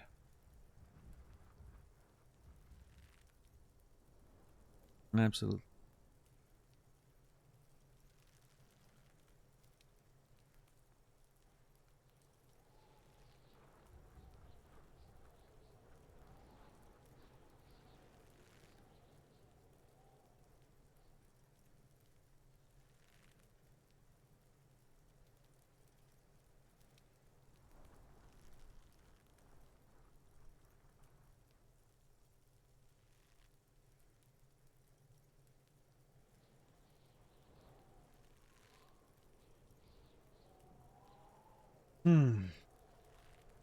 You have to do an office party next week. I'm a joy to spend time with.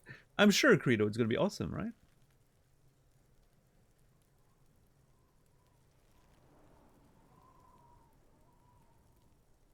I'm sorry that I'm taking so long, but I'm really trying to, you know, well, I mean, I don't know why I'm sorry. You guys have watched me enough to know what, you know.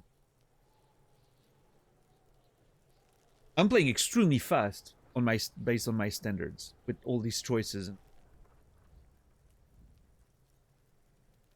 Because I'm the sorry cop. Yeah, I am. I'm gonna turn that around, okay? I'm not gonna apologize so much anymore.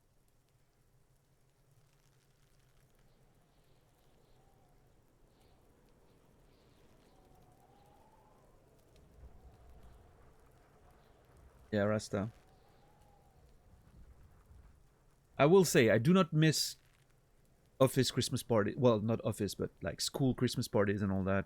That's definitely not something I miss. I will say that.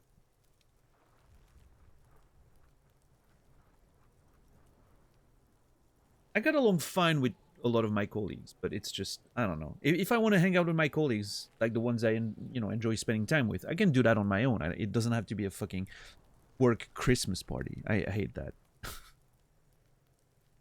Especially, I don't know how it is in different work lines, but with teachers can only talk about teaching. It's something I've noticed. It's insane. Maybe it's because we're sort of on our own so often with the kids, right? And then whenever we're with colleagues, we need to vent, right? And so teachers only talk about teaching when they're with one another. It's insane. It's literally like any teaching, like school, lunch or whatever, end of the year, dinner party or whatever, it's always all talking about work. I remember even the last few years I was teaching, we had a group of younger teachers that we were, and we always made a rule: we're sitting together and we don't talk about teaching. We talk about anything else, like random shit, whatever, but just not talking about teaching, because it's so annoying. It gets so like overwhelming just talking about that stuff, and it's always fucking trauma dumping, like with all the shit you get with the kids you're taking care of, right? It's so annoying. I was so done. But anyway, if there's a game worth slowing down and savoring, it's this one. Yeah, probably. I mean, there's a lot of games like that, but this one's definitely one of them, for sure. Yeah, Timmy? Yeah, I mean, I guess it depends what line of work you're in. Maybe sometimes it's more interesting, right? I wish it was the other way around with dancers. No one talk. They only talk about random shit I don't give a fuck about. I wish we'd talk more about the art we make and how they do it. Which grades did you teach? So in Switzerland, it's 7th and 8th grades, which is the last years of primary school before middle school, right? So the kids I was taking care of were between ages of 10 and 13 for the older ones, right? So Kuno age, right?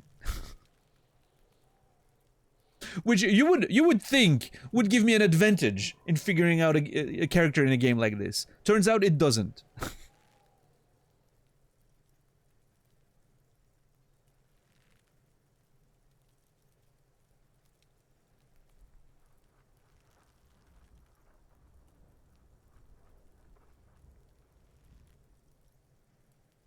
I don't think Kuno's been in school in a long time. I don't know, yeah. It doesn't seem like it. The Hippofant.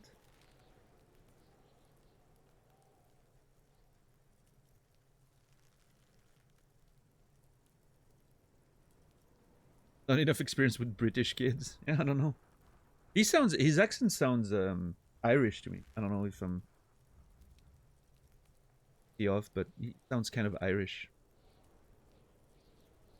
Also, he's redheaded, which probably influences my perception of him. But seems like a, sort of a stereotypical Irish kid.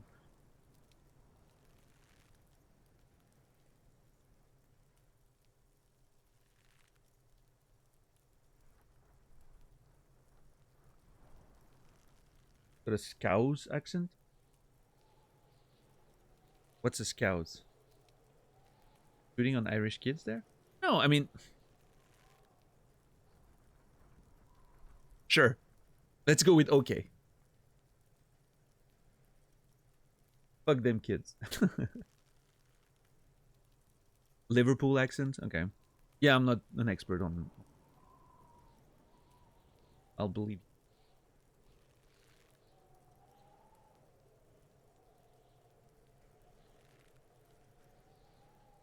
Okay, I think I'm going with 3. I think I'm pretty convinced.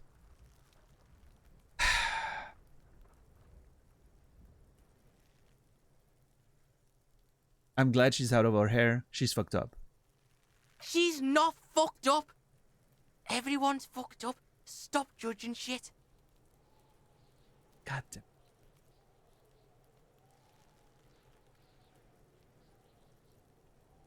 Not sure. He raises his voice but lowers it again. Everyone's fucked up. Stop judging shit. Okay. Kuno's got a point. Wrong move. But he's whispering still. God damn it. You haven't lost him. Just don't mess up again. Or you will. There are no guarantees here. Oh my god, dude.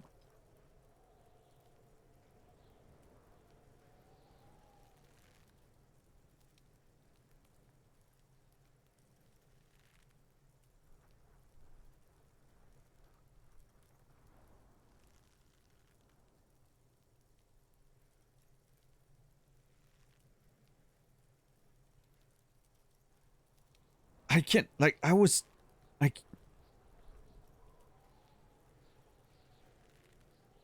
can't trust my judgment. I'm wrong at every turn with this kid.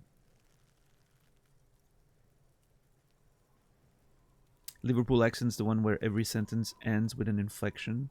Sounds like a question.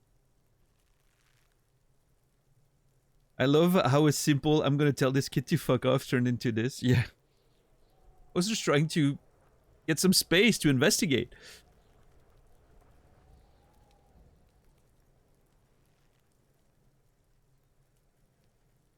The instruction was, don't make Kuno look bad. This. Which is why I think it can't be number 1, right? She's trying to control you. This makes him look like... It makes... You know, looks like he's weak or something. But I was so wrong with number 3. Maybe I'm completely looking at this the wrong way. Stop judging shit. She's terrifying is judgmental. I don't know.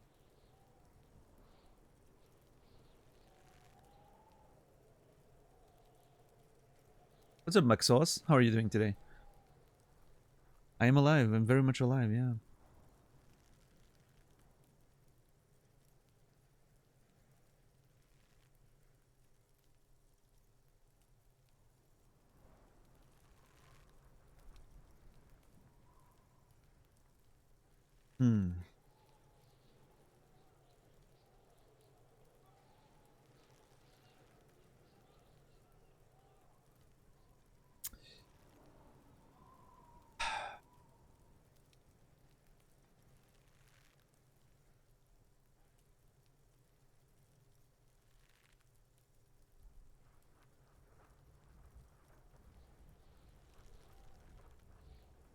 Dude.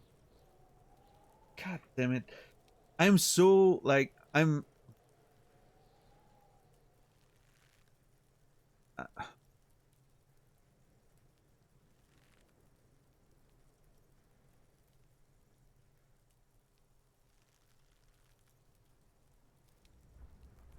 Don't make Kuno look...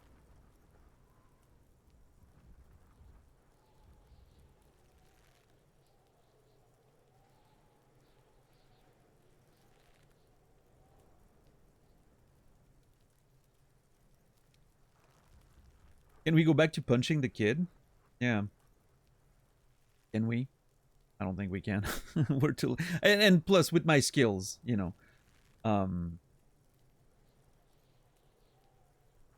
don't think we'll would get anywhere, so...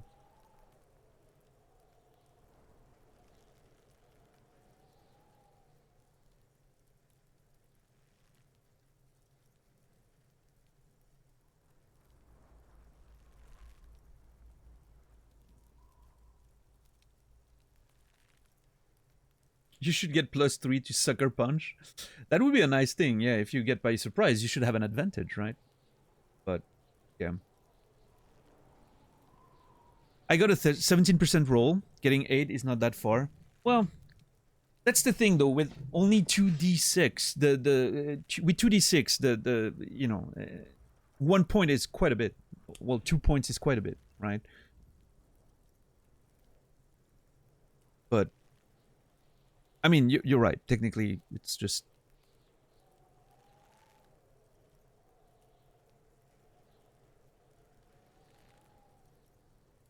Well, I mean, I don't know. It's half as likely, right? 8% is half as likely as getting 17%. So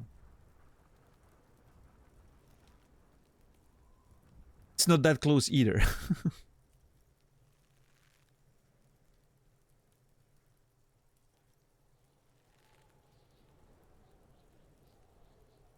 Convince him to lean in close so you can deck him. That would be a very cool option. Yeah.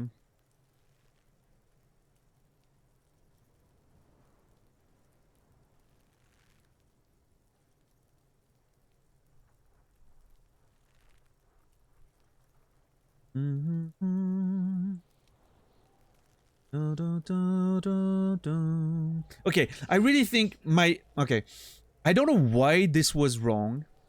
I'm not sure why this was wrong, right? I mean, stop judging shit. Okay, everyone's fucked up. He's defending his, friend. I get that. But I think my logic is right. I think my logic is right that it can't be number 1.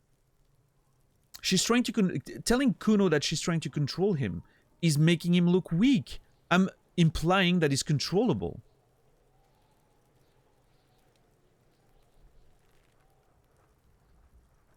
But this feels judgmental as well, right? She's terrifying. Well, although I'm not judging, right? I'm just saying that I'm scared. Which, in a way, can make me appear weak and Kuno strong because he's hanging out with her, right? And so I'm like sort of intentionally putting myself in a position where I'm like, oh, wow, she scares me. So that Kuno sort of tries to, protect me from her, sort of. Maybe there's an angle there. Ooh. I didn't think about that, but maybe that's the angle. I'm putting myself, like, I'm showing myself weak so that Kuno feels stronger. It feels is in control of the situation, of that conversation we're in. Okay, I think I'm going to go with that. Because I'm really sure that telling Kuno that she's trying to control him is not the way. He's going to make him appear weak. Okay, what's up with her? She's terrifying, crazy, scary. Crazy? You don't know the half of it. She's not crazy. She's insane. Dangerous. She's smoked a man. She's done people in. Probably even pigs. I think we're in? Stop talking to him!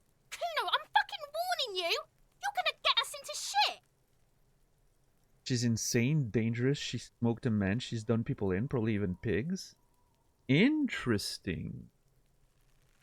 I'm not sure if that's true, but, Hey, part-time, what's up?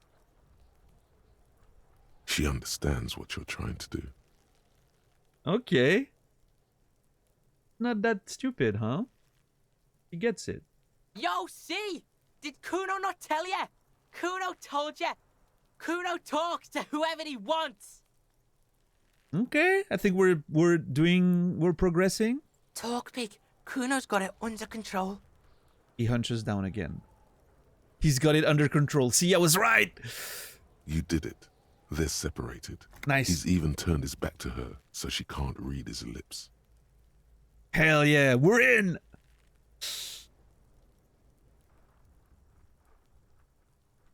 What do you mean she smoked someone? Do you think she has anything to do with the dead man? You said she's insane. What is that language she uses? And is she your sister? Oh, this could actually... I know the devs are Estonian, right? This could be Estonian. Because I think I said like it reminds me of Finnish, but I think Estonian... Estonia is pretty close to Finland. So I think I would be surprised if there's some similarities between the languages.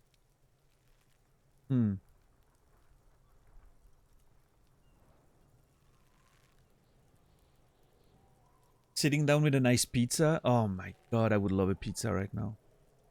If I'm taking tomorrow off, and I'm not sure I will because I'm so excited about playing this game that I'm not sure if I can take a day off. I would like to order a pizza. We'll see. Although ordering a pizza when I'm trying to save money by not buying Baldur's Gate 3 before it's on sale sounds like a terrible idea. Sounds like a bad use of my money. White Wolf, thank you for gifting us for resubbing 11 months. Thank you so much, White Wolf. Thank you for gifting us up to yourself. I hope you're doing well out there. White Wolf 504. You will be remembered. Finnish and Estonian are close to one another. If I can do it, you can. Yeah, I played the demo yesterday, Credo. I skipped most of the story stuff, right? I just wanted to try the controls, and I wanted to see the combat and control on the controller, see the combat, and it's so interesting. Playing the demo was definitely a mistake. Now I'm like, I really want to play the game. But I think I can wait. I'm playing Disco Elysium on stream. I have to think if I want to play Baldur's Gate 3 off stream or not, or if I want to play it on stream in the future. I don't know, but it's really cool. When I stopped the game after the intro and you're on the beach, right? I'm not going to spoil too much, but you're on the beach and there's a character with you. And I tried to push the character in the water to see what would happen. And the character died because I pushed the character off of a, ledge into deep waters. Character died instantly. And I was like, hell yeah. This is really cool. Like those options and those, that's really the moment where I was like, okay, I'm sold on the game. Yeah. And Timmy, thank you for, holy shit, gifting a tier 3 sub to Muxos. What the hell, Timmy? Thank you so... That's a huge gift sub.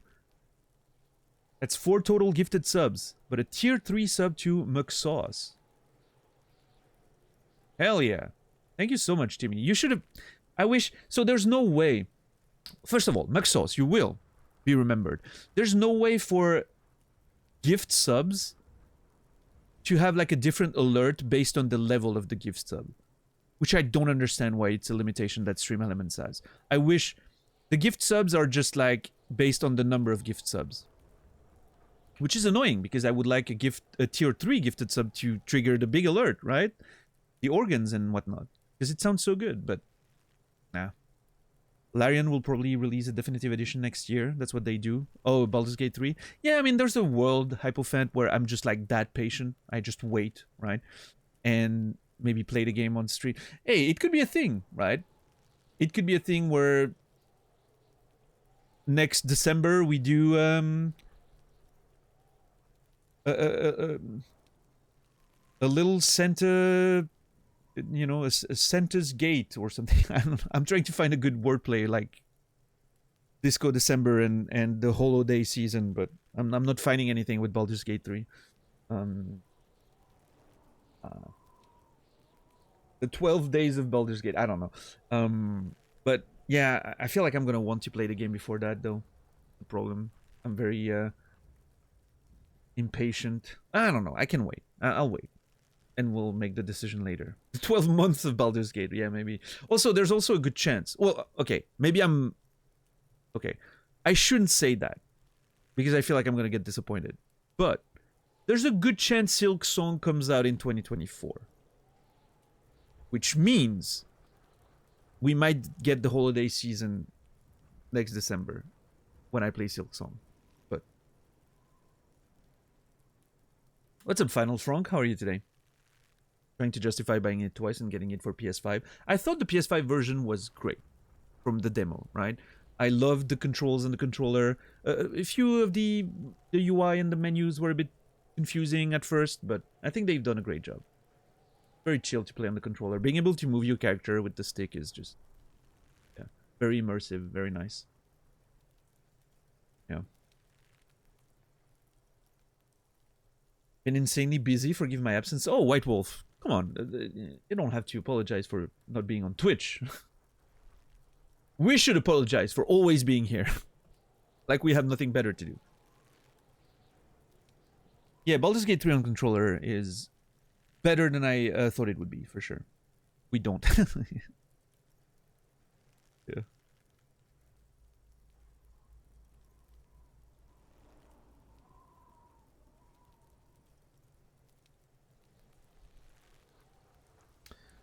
super excited for the Daniel to scuff his run. You mean this game or Baldur's Gate? I mean, I don't know. I don't know if I should play Baldur's Gate on stream.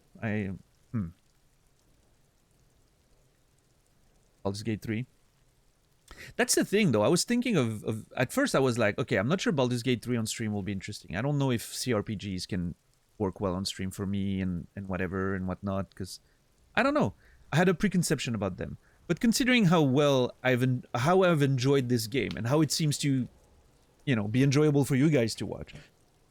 And of course, I'm not comparing the games, right? This is a very unique game and whatnot, but it makes me think that maybe I can pull off CRPGs on stream. I don't know.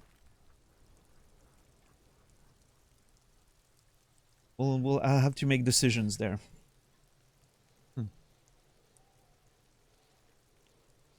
Alright, so he turned back so she can't read his lips. And now we can talk. I wonder if I have... Okay, I'm not sure. It's always one of those things where I'm not sure if I can ask all the questions. Or if it's... You know, obviously you don't know. So, if I only have one question... Which one is the one I would like to ask about? I don't think I want to go for the accusatory one right away, right? I think...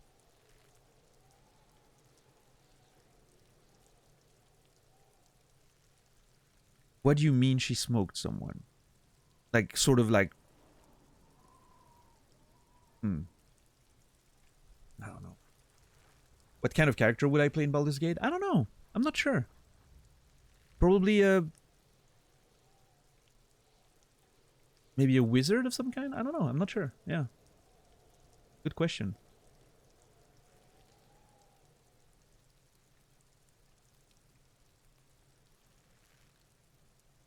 Yeah, Timmy. Yeah, I get that.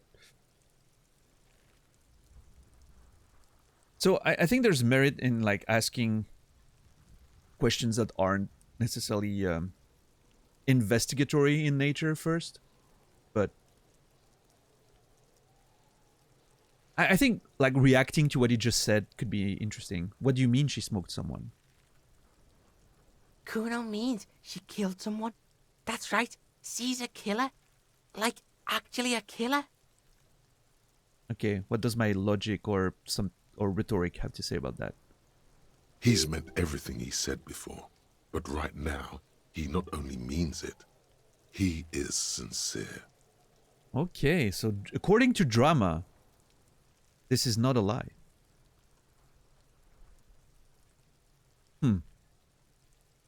Yeah, that's one of the things, Cassie. That makes me want to play Baldur's Gate 3 off stream. The romance stuff, you guys are gonna chew me off for my romance choices. I don't want to, you know. I don't want to show all my weird, you know, sides on stream. Come on. I have a little privacy, you know. I don't want to expose myself. Yeah, I'm already gonna play Mass Effect 3 trilogy at some point next year, hopefully. It's already gonna be weird, so, you know.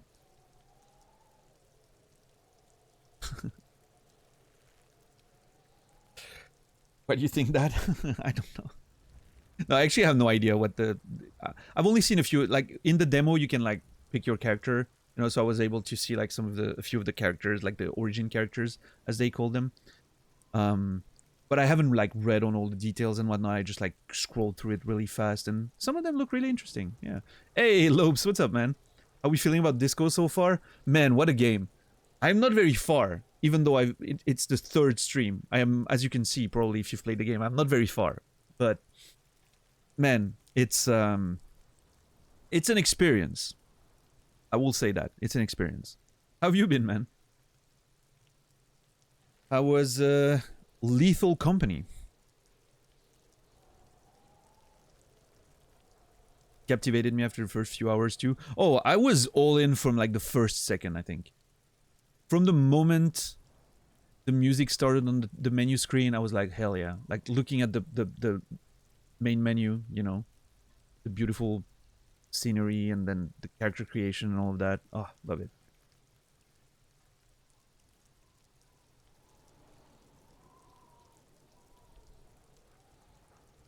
Love it. The only correct romance options, of course, Karlak. I think. Well, I mean, I don't know how the options that are in the game and all of that. I feel like I'm gonna be a little bit of a Shadowheart simp. I have a type. What can I say? But yeah, I don't know.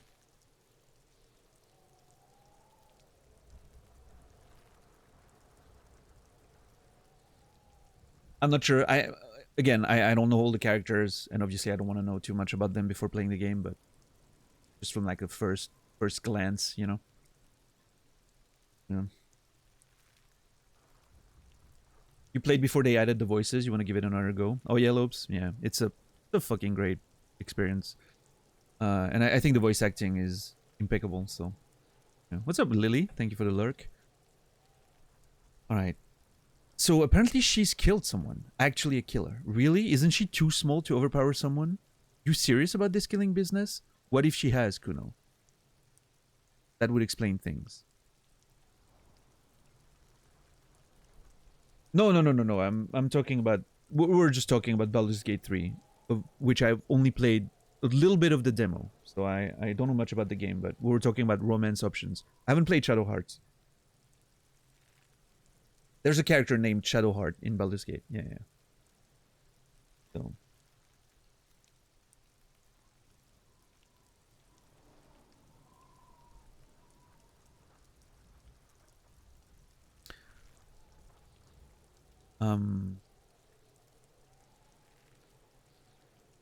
I don't want to doubt him too much, right? I don't want to go like I'm not trusting him. So maybe number 3 is the best option there? Let's see. What if she has Kuno? That would explain things. Fucking yeah. Kuno knows you don't want to face this right now. This dark shit. Kuno faces this shit every day. Makes Kuno's skin crawl. Oh man. We've unlocked Kuno's softer side right there. Look at us. He's just admitted to us that he's scared. She's probably killed a pig too. I mean, I'm pretty sure she has. Okay, how many cup has she killed then? Am I like completely playing into it? Let's see. Forget Kuno said that. Kuno was just shitting. Kuno was just running his mouth. Kuno's stupid like that. He feels eyes on the back of his head and stops. He's scared. A cop would be too large for her to overpower, but a determined child of her size can still kill the vulnerable, the elderly, the homeless, or other children. Okay, logic. You're making a terrifyingly good point. The creature peers at you both from over the fence. There is something searching in her eyes. I love the description. How she is described as this sort of like dark, terrifying creature. It's interesting because it almost... It's a contemporary setting. Well, you know, like a fictional, but sort of feels like a modern setting, right?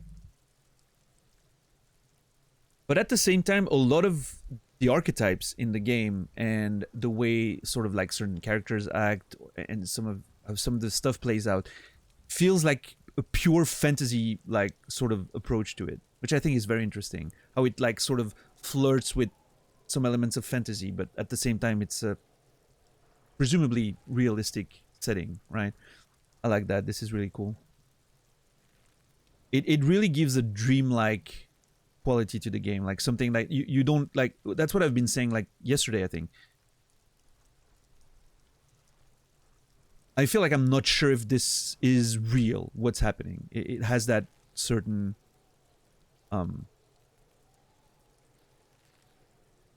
yeah, dreamlike quality to it, right? Ethereal nature and whatnot. This could be the afterlife or something. I don't know. I really love the vibe. Magical realism, yeah, something like that.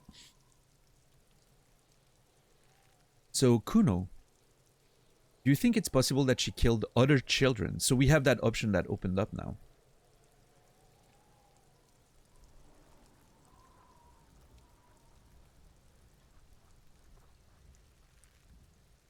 Kuno falls silent. He does not look at you when he replies. Oh. Kuno, that's it. That's what Kuno is starting to think, yeah. That is terrifying. Think she has anything to do with the dead man? Yeah, she would have liked to fuck him up, but she didn't. Kuno wasn't around, and C was with Kuno. Interesting that he calls her C, right? Doesn't say her name. What's a pity?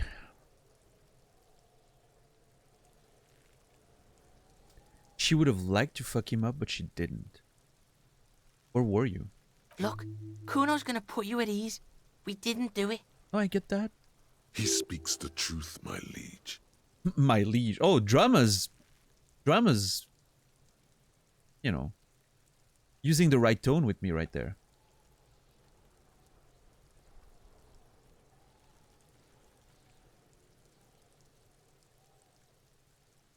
So I've been thinking about it, Brendan. I think what happened, you know, you mentioned that you had sort of the same stats, but you didn't get the prompt that I got. I think it's because of stuff like that. I think the game does secret checks. And I think it only shows you when you succeed, when it's a secret check. And if you fail, you just don't know about it. So maybe to get the prompt that I got earlier, to maybe try to do the role, you need to succeed a prior check to that, right? Maybe there's like a pre-check. Yeah. Yeah, that's what we sort of figured yesterday, Brendan, because I noticed that I only see the successes with those like random checks that happen out of nowhere where I don't actually roll the dice myself, right? So I'm thinking you only see the successes. And I think there may be like some failed checks here and there, which is fascinating to think about. Yeah, it's really like... It really feels like the game just could play completely differently, right? No. Fever, massive sore throat, cold, trying to keep awake until 12 so I may have a full night's sleep. I'm sorry to hear, Pitsy, that sucks. Hope you recover quickly. So you said she's insane. Yeah, she's psycho. None of that kiddie psycho. Cat burning shit. She does the real deal. Whoa. Yeah. He watches it sink in. What's the real deal? I mean, we talked about it, right? Snuff radio shit. Believe me, pig, you don't want to know. Snuff radio shit. And he doesn't even want to think about it. This isn't just another boast. Thank you, Rhetoric. Okay. Huh. What's that language she uses? Fuck knows. She says it's the song of her people or some shit. It's the song of her people. Or some shit. What people? Crazy people. The fucking Nakis. I don't know.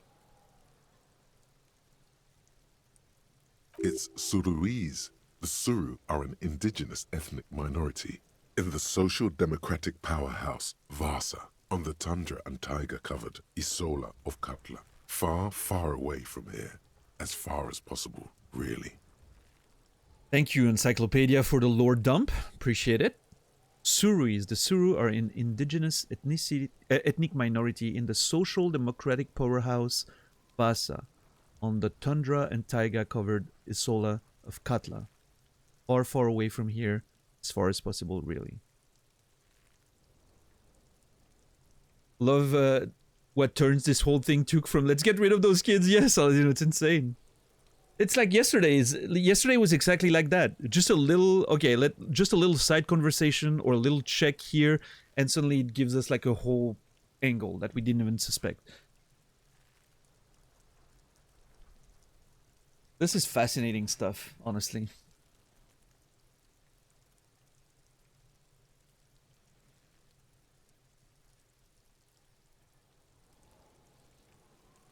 Social democratic powerhouse Vasa.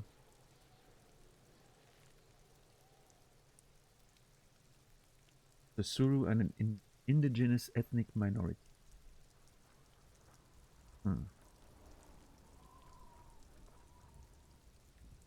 I don't know how much I want to take notes of those things.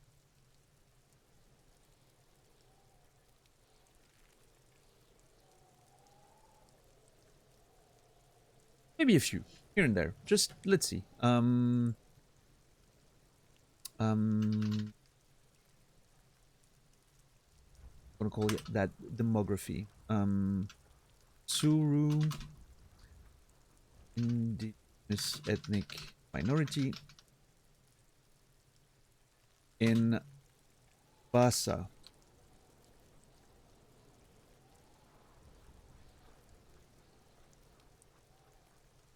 In Katla. Far away. Yep, there you go.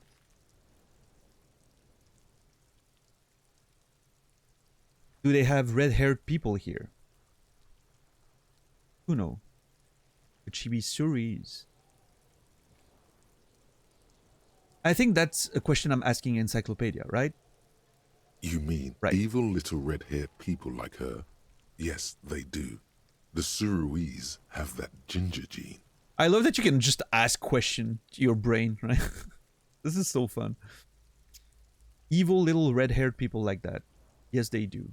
Suris have a ginger gene. Okay. Kuno, could she be Suris? Suruis? Like that man from Helmdall shit? She could be. She could be that Helmdall shit. Hamdall shit? The kid lights up. Man from Hamdall.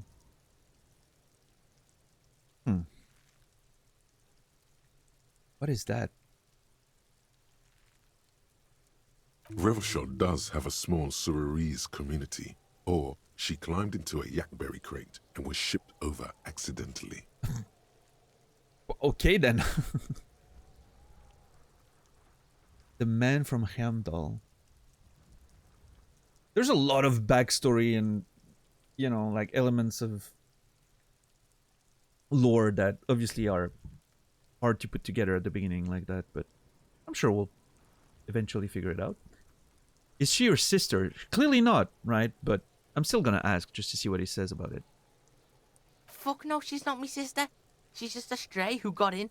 Like a mad dog or some shit. Stray? Yeah, she was just there. He points to the apartment building behind the fence.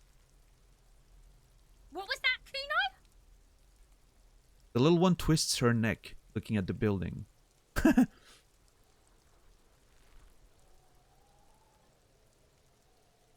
She sees him point and she's like, what are you talking about?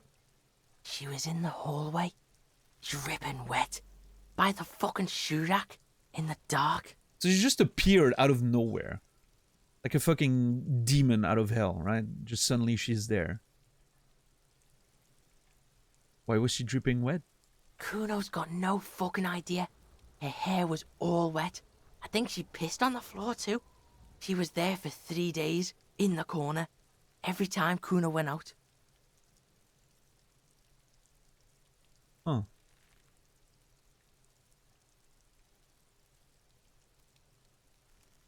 Concerning. Whenever I ask my brain a question, it just tells me to go fuck myself. Relatable. Hypofan, yeah.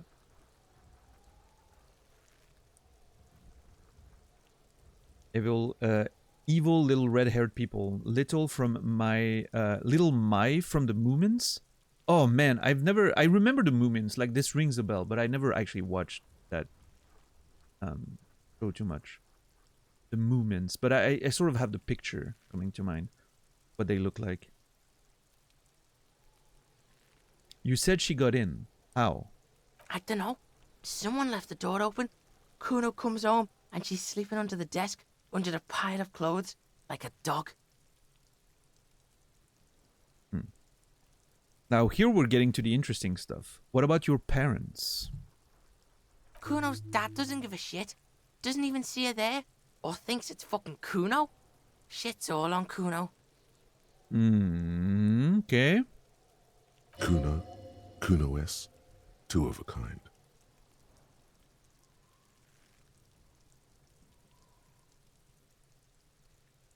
Why is she called Kuno S then?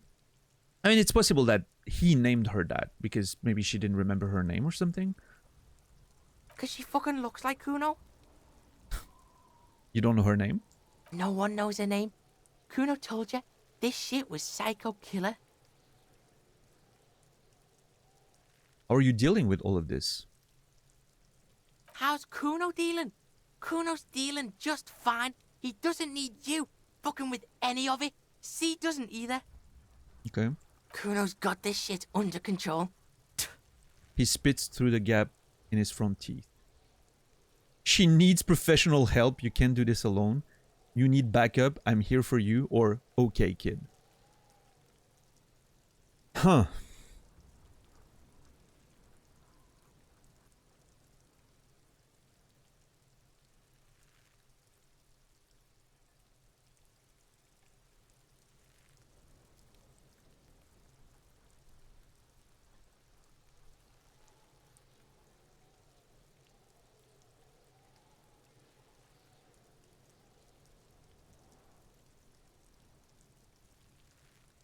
Meanwhile, the body's been hanging for like an hour that we've been talking to Kuno.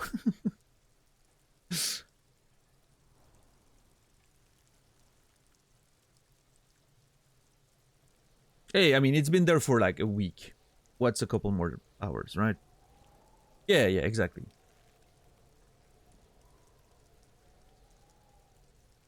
So I'm worried that you can't do this alone is going to upset him. Saying that he needs backup may have the same effect, but okay, kid sounds a bit dismissive. I don't know.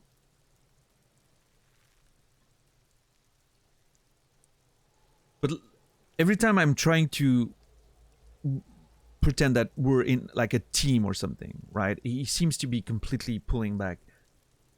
So...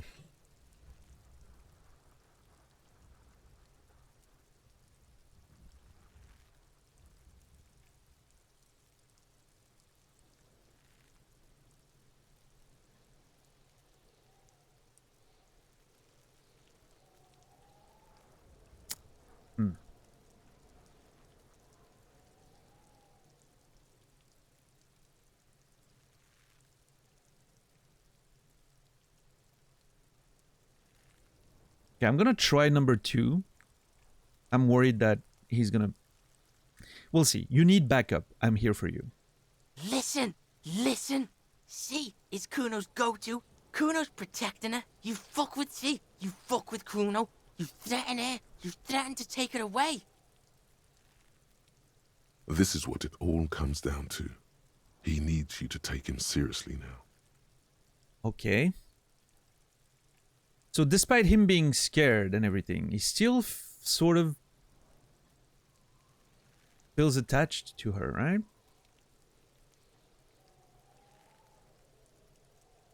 Makes him feel important in a way, right? To be like sort of protective of that poor kid that was found in the hallway, wet and all. Needs you to take him seriously now. I'm going to kill you. I'll run when you put the cuffs on her, sneak up on you later, and fuck you up. You understand?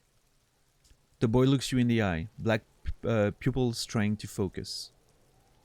Understood? I can respect that. Who are you kidding, kid? You can't take down a man several times your size. You'll end up dead yourself. I feel like with the strength stat that I have, he would actually take me down very easily. All right, Brendan, enjoy. He needs you to take him seriously now.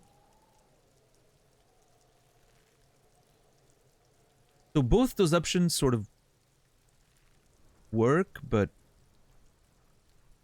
he needs you to take him seriously now. Okay, I'm gonna go with understood, Kuno. All right. Now we can do business.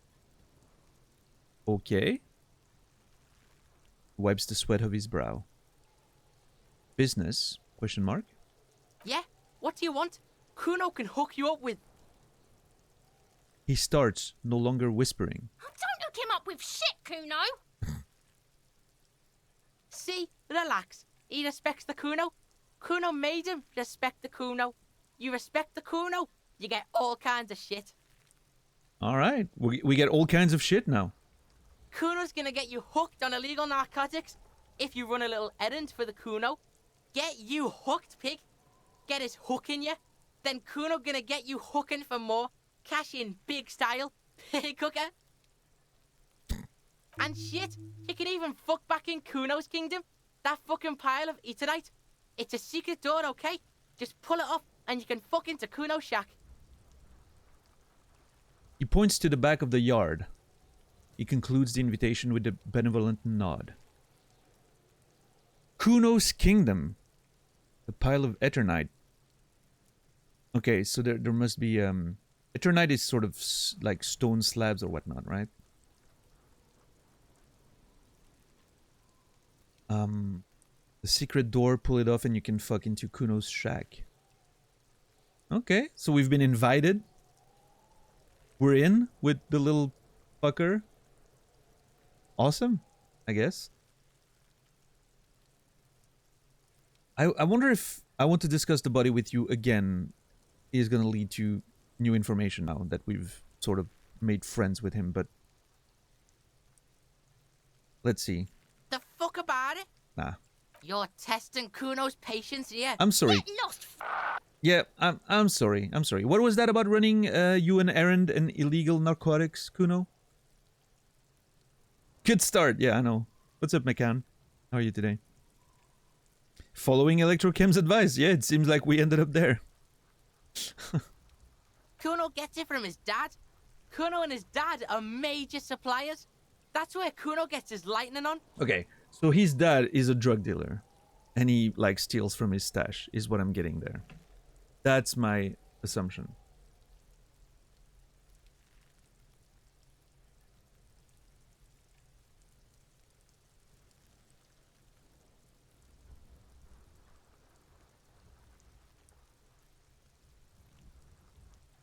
Getting notifications I should be getting. Alright. Good.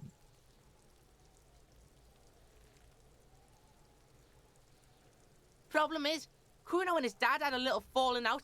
Now junkies clawing at Kuno's door. Streets going mad. Kuno's got to throw his dirty popo man at it.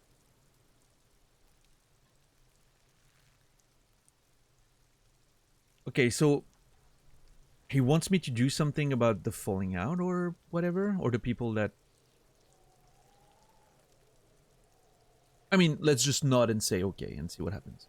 Dirty popo man is you. I got In that. there is Kuno's violent dad on steroids. Kuno's dad does steroids and speed. If you can take him, you can have half of the speed. Okay, hold on. I cannot take on a man on steroids. At least not physically, that's for sure.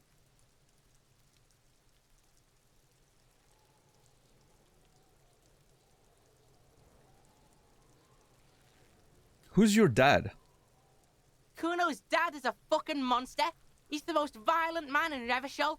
He doesn't give a shit about a single thing. He drinks too. Okay.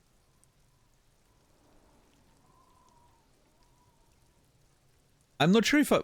Okay, this is concerning. Are you sure you can take on the most violent man in Revachol? In your condition? You know what, Entrance? Yeah, I'm... Interesting. Oh, that's funny. A failure gets us... like a different... Like, you know, because we failed. Entrance is like, yeah, we can't take on that guy, right? That's pretty cool. I like that.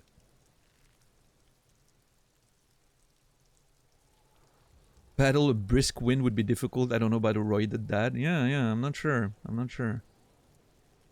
How much material are we talking about? Like half. He says very confidently. Half of what? A baggie. But like in this vial. Okay. That's half a gram, sir. Thank you, visual calculus. Half a gram, question mark? Yeah. Half a G. Want it or not? That's not very much material at all. Fuck you talking about half a G? This shit is giant grade A shit. So clean you can barely see it. Okay. You can barely see it because there's barely any. Thank you, visual calculus. I've made up my mind, Kuno. And this is what's going to happen. Okay. Kuno's listening. Oh my god, so many options. I'm going in there, all guns blazing to get that speed, because I need it. I'm going in there, but not for the speed. I'm going after the most violent man in Revachol. I'm going in there for justice. I am a narc, Kuno. I'm going to confiscate that crap. I'm going in there for justice. I am an Arc Kuno. I'm going to confiscate that crap. Lie, you need speed. I love that it's the same option, except one of them's a lie. Oh.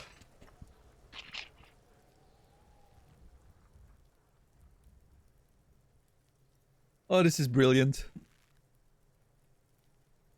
I also like, I just noticed now, it reminded me of yesterday. There's weather effects in this game. Yesterday it started snowing and then started raining and now it's raining again. All of this in the span of 3 hours because we're standing for so long on the same screens. That's on me. I'm not going in there is an option too. I don't know, man. So here's the thing though. There is a chance that Kuno's dad is involved in whatever's happening, right? He's a violent man, blah, blah, blah. So I feel like I don't want to...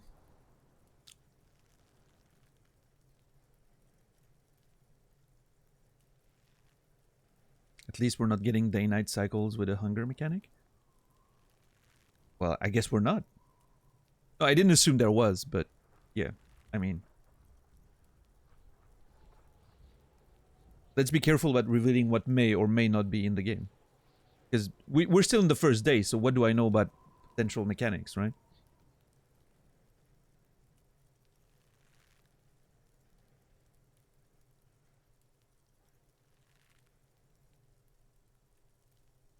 Just idle time there in dialogue. Oh yeah, I mean, that's true. The fact that the time doesn't pass when we're waiting in dialogue is probably a good thing. We'd already be like 7 days in game if you know, we'd literally spend days on a single conversation.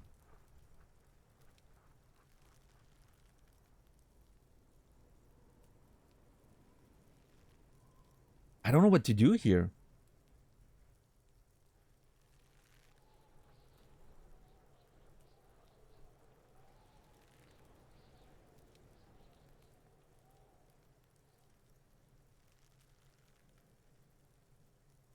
Do I want the drugs for myself? Probably not, right?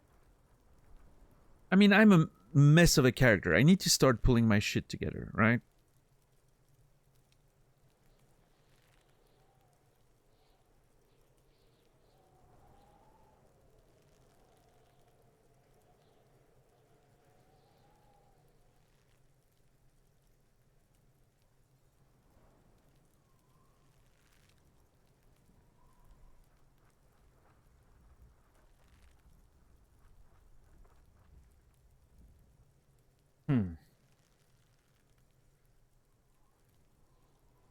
I'm going in there for justice. I am an Arc Kuno. I'm going to confiscate that crap.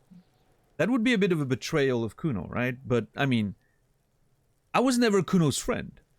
I was just, you know, manipulating him into giving me more information, which he did. However, I wonder if betraying Kuno is the right play here. Because we may want... You know, he seems to know a lot of stuff. He sees a lot of stuff. He's a kid. Nobody suspects him. Sees shit. Hears shit. It could be interesting to just keep that.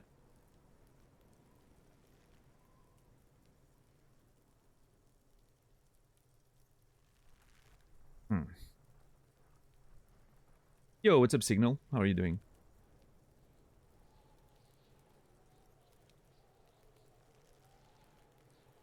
Him around as a CI. What's a CI?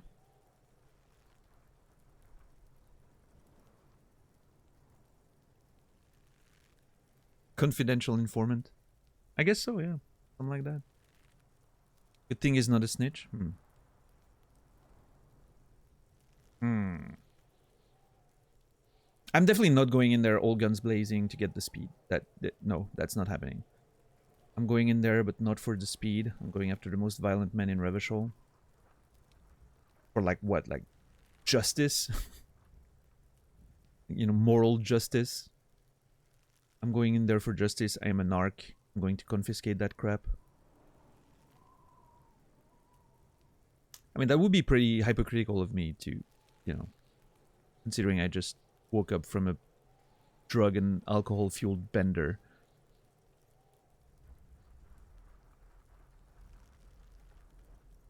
To flex on local Giga Chad, yeah. I think I'm gonna go with 2, though. I think that's the answer that... At least you didn't lose your gun. Oh, wait. Yeah, well... I don't think I lost it. I may have pawned it, which is what I'm, you know, assuming from the conversation I've had yesterday with Sylvie. Which begs the question, where did that money go? Because I clearly don't have it.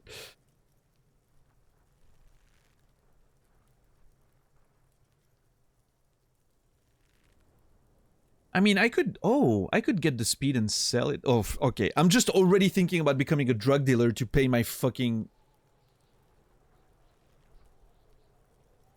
rent or something. This is, we're crossing a lot of steps very quickly there. I feel like I'm playing Fallout again. What poverty does to a motherfucker, yeah. From cop to drug lord in a couple hours, yeah.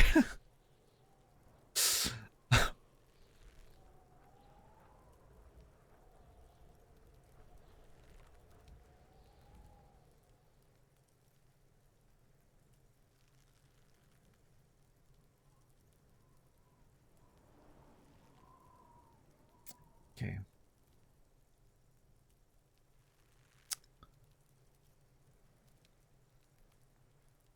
Okay, am I really gonna go... Okay, here's the thing. Am I gonna be able to reason with a dude that's on roids, speed, and alcohol? Because if it gets physical, I have no chance of overcoming anything. God damn it.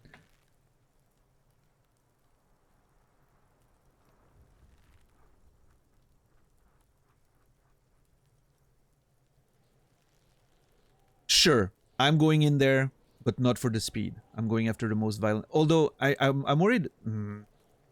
I still want. If do I want the drugs?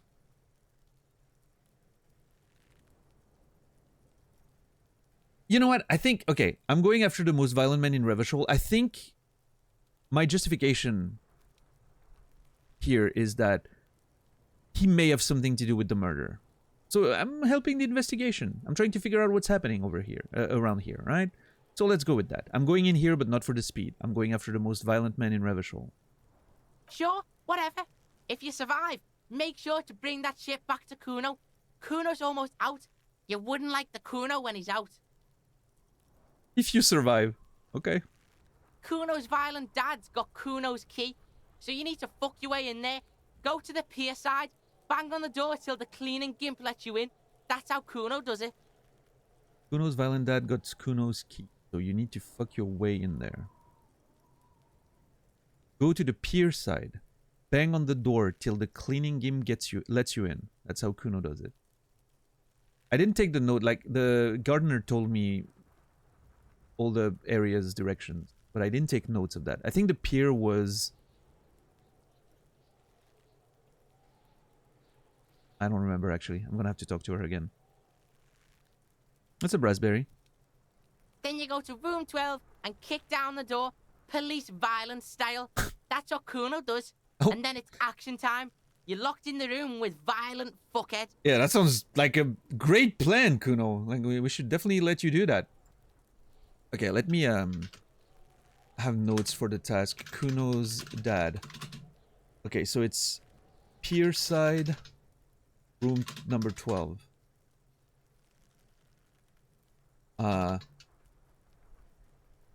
Bang on the door until cleaning person lets you in.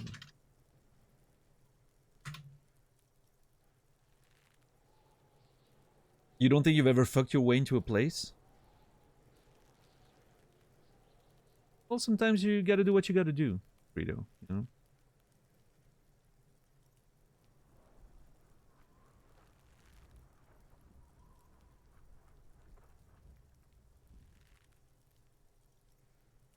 Skill issue.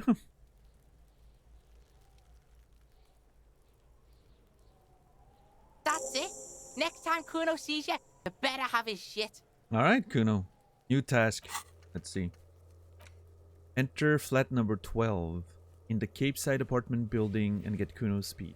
Share with him will cement your friendship, and who knows what secrets it will lead to. All right.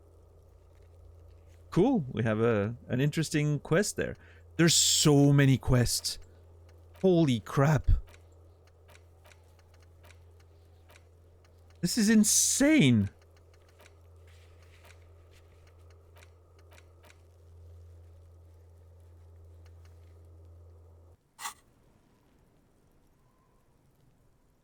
What the hell are you signing us up for here? Okay, Kim has been very silent during all of this. I'm going to kill Kuno's dad. Whoa, okay. I'm a bad addict cop and I'm going to get my fix. Come on, Kim. Obviously, I'm not going to take it. We need to get drugs away from a minor. That sounds like a lie.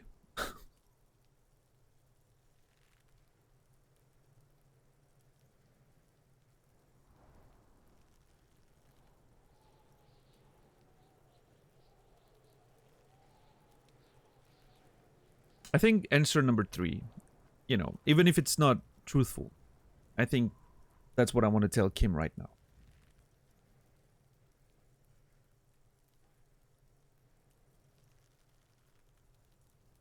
Obviously, I'm not going to take it. We need to get drugs away from a minor. Okay, then. Concedes. Okay, I'm off. I don't think any more questions will lead to anything. Let's try. Yeah? The kingdom of Kuno? The fuck do you want with it? Okay, nothing. Yeah, whatever. Kuno doesn't give a shit. Oh, maybe we can ask more questions after we've investigated a bit more. Let's see. Okay, I'm off. Leave. Kuno doesn't fucking care. All right, Kuno. I thought we were... I thought we were starting to become friends, Kuno. I guess not. Well, that was an adventure. Now. Oh, I can talk to her now.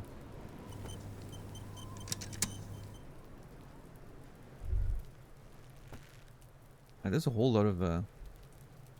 let's see. Go with that. The letter R wears a crown. On the ribbon below, a light above, ascending. This is the logo of the municipality of Revachol. Okay. What's in there? This trash container is locked. The sliding lid has a padlock that says, whirling in rags. Oh boy, here we go. Are we about to have like a 30-minute conversation with a trash container? There's something in there, not necessarily connected to the case, but still. There's something in there, not necessarily connected to the case, but still. Inland Empire is very, very intriguing. Why am I looking at you, trash container? You're just a trash container. The body is downwind from here. Maybe you prefer the smell of garbage to the smell of death. Lieutenant, what do you think could be in there? Trash? Food waste from the cafeteria? They lock these containers to keep the derelicts from flocking in. Could be evidence, too. I feel there's something in there. Seems like a reasonable assumption. Then we should open it immediately. We have tools, right? That we could use? I feel like there's something in there. What do you mean, feel? It's extrasensory perception. Whatever is in there holds a special significance. I am so weird. It's just a hunch. Maybe someone threw something in there or nothing. Do I want to appear... I mean, I've already started appearing very weird to Kim. Maybe I can just keep going this way, right? Everyone's gonna think I'm actually batshit crazy.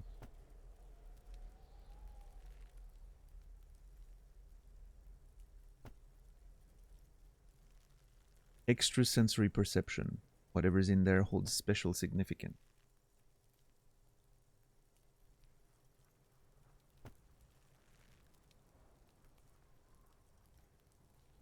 I don't know, I think...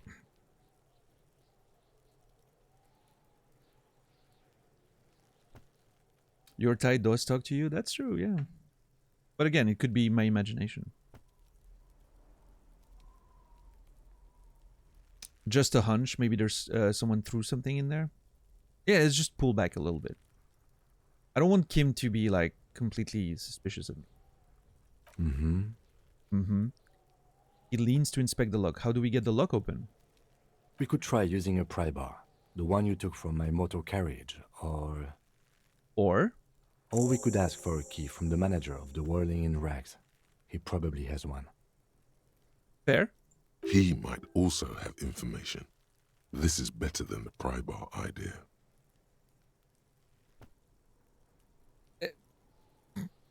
Okay. -10 because the tool is not equipped. What if I equip the tool?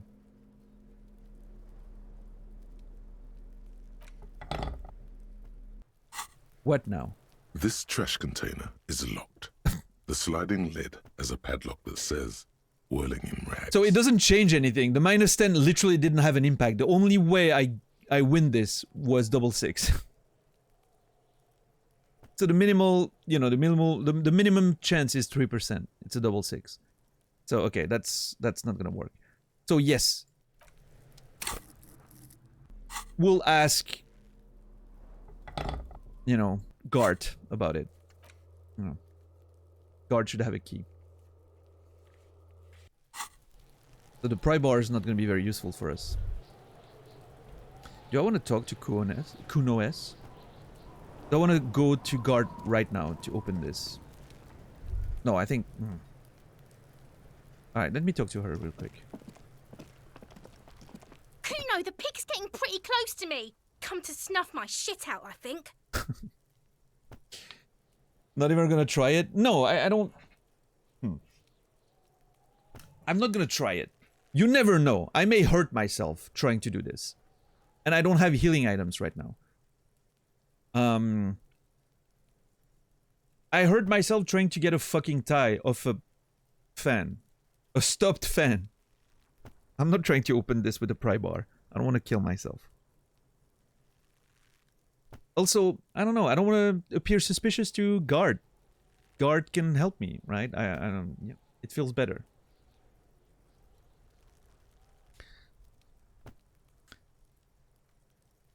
Take one step closer.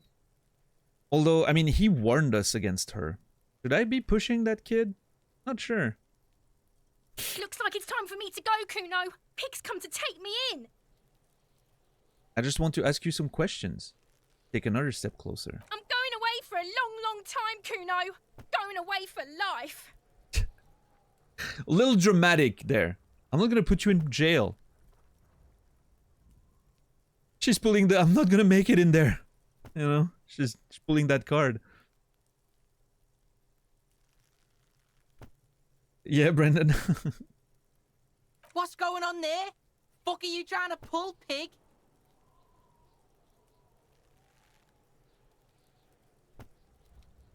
Okay. Kuno's not liking this. What are those strange words you use, kid, girl? Hey, kid. Child, converse with me. You there, behind the fence.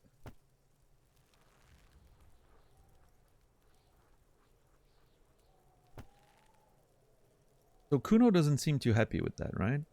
What are those strange words you use, girl? I come from the woods, good Davidu. You don't want to go there with me. You don't want to see what I've seen. I come from the woods? Don't be traumatizing her. Get the fuck out of here. And okay, sorry about that. Jeez.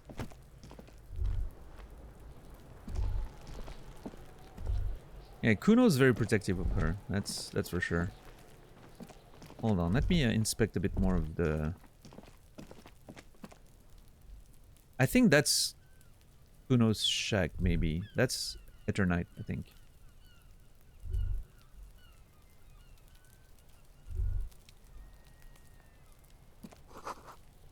This winch mechanism has been oxidizing from some years.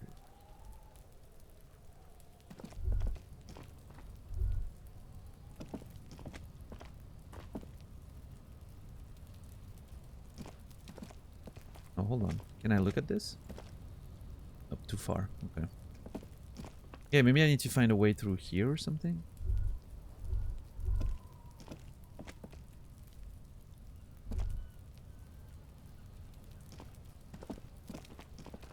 Let's focus on the body and the investigation. We'll look at all of this later. What is this? Oh! Money and magnesium. Hell yeah! We literally increased our net worth by 50%.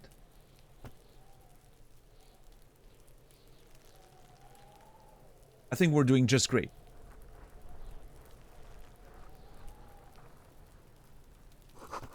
Someone is trying to grow herbs in this greenhouse. Yeah, I think that's the gardener's working space. What is that all the way there? Hold on. Man, zooming out is... I need to remember to zoom out more often. This is so fucking cool. What is this, though? How do I get there? I don't know. Just need 100 more. Yeah, 100 times more, for sure. This kid's ladder is rickety, but still climbable. Oh, no, dude. Oh, my God. Am I gonna have to climb up there to untie the body? This is not gonna go over well.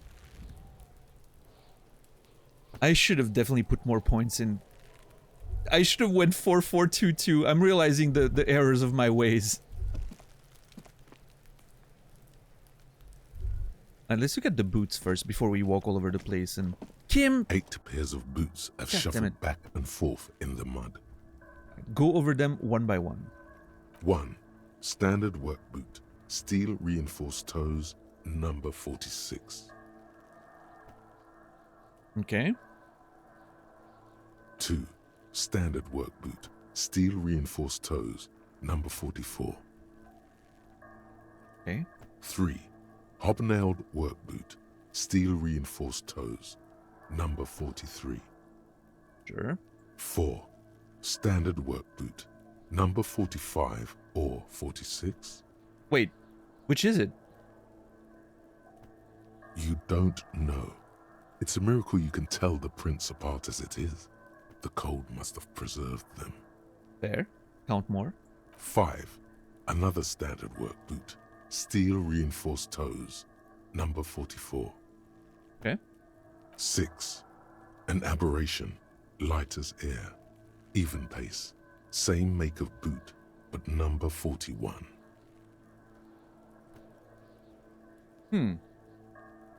So one of them's a bit different, huh?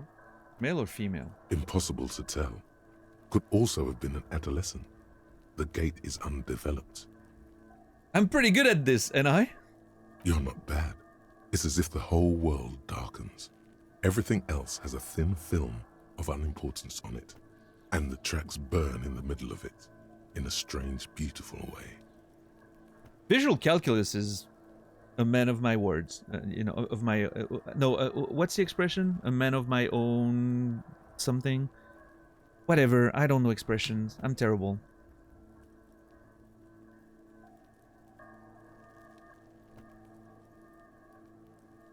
A man of my own heart? A man after my own heart. Yeah, thank you, thank you.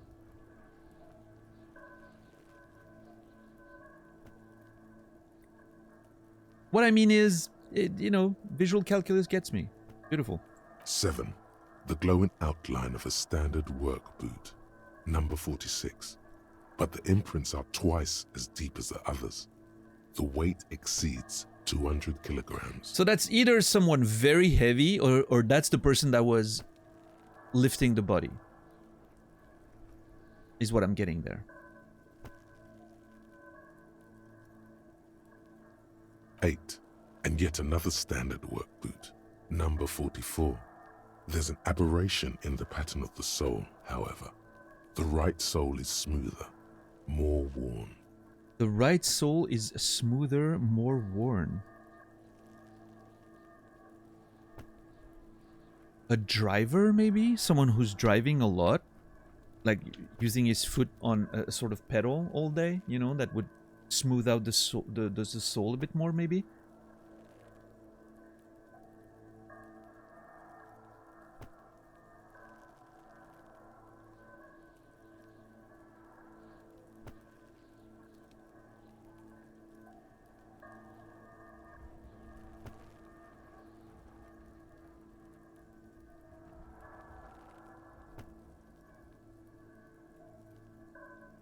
Real detective shit. Yeah, yeah. So, okay, this one, I think what I'm getting of this is that person's the one holding it. Holding the body, right? And I'm thinking the others. It was a group of people. Working boots, so the dock workers theory seems pretty legit. Obviously, it might have been, they might have been, maybe it's staged in a way to make it appear like it's the dock workers, but as far as I can tell, that's what we're getting. This one was carrying the body, hence the weight. And yeah, this one having the right sole smoother means that they're using their right foot more, which is why I think about a driver, right? Someone who's had like working on a pedal or something. How many? The lieutenant's been tracking your eye movement. 400 million. Yeah, he didn't say how many what. I wonder. Okay, this is such a funny answer just to know what's happening, but I'm gonna be obviously focusing on the case there. 8. I was pretty off then. I counted 20. The same guys are going back and forth. Way off. I love that I can just give Kim shit. This is awesome. Say nothing. No, I'm at work right now. The same guys are going back and forth. I never got the hang of it. Hyperopia. Do you see anything out of the ordinary?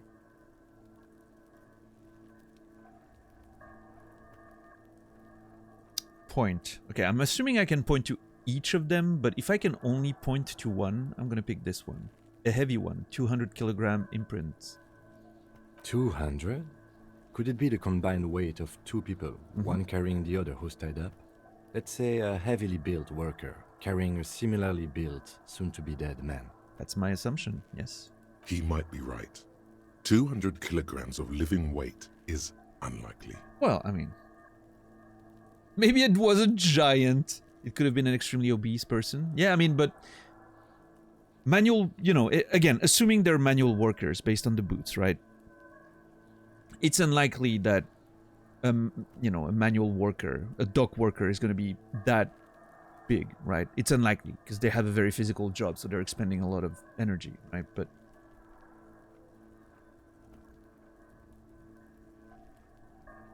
yeah, no, it's kilograms. That's like 450 pounds, right?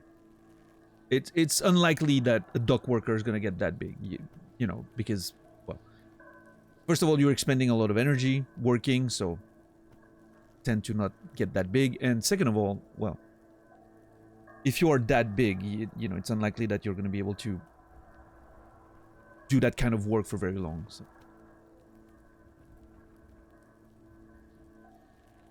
Maybe it was a giant. Are there even giants in this game? I don't think so.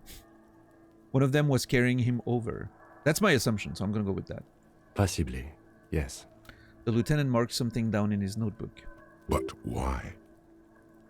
But why did they have to carry him? Because he was already dead.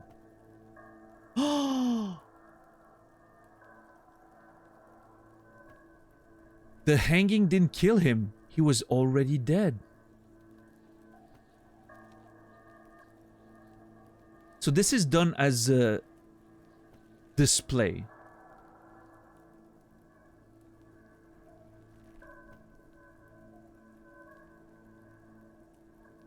This is done as a display of, like, they wanted that body to be visible to everyone.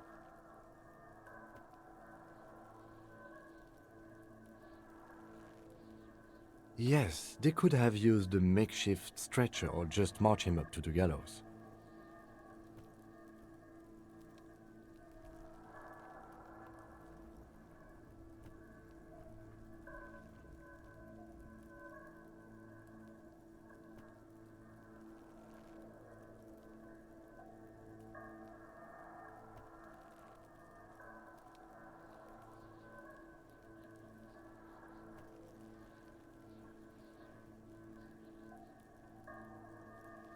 Maybe there was a physically impressive strongman in their midst.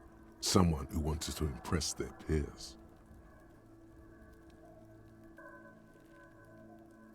I mean, I hear what you're saying, suggestion, but I don't know. That's not my line of thinking. That's for sure.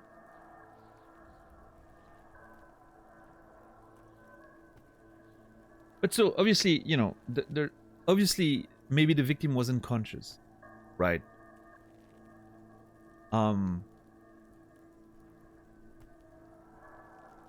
It still doesn't explain why they couldn't have used a stretcher if the victim was already dead, right? So that's why suggestion's idea isn't that bad.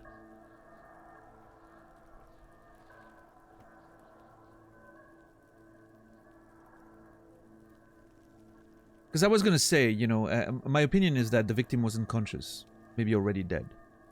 But that doesn't answer the stretcher hypothesis.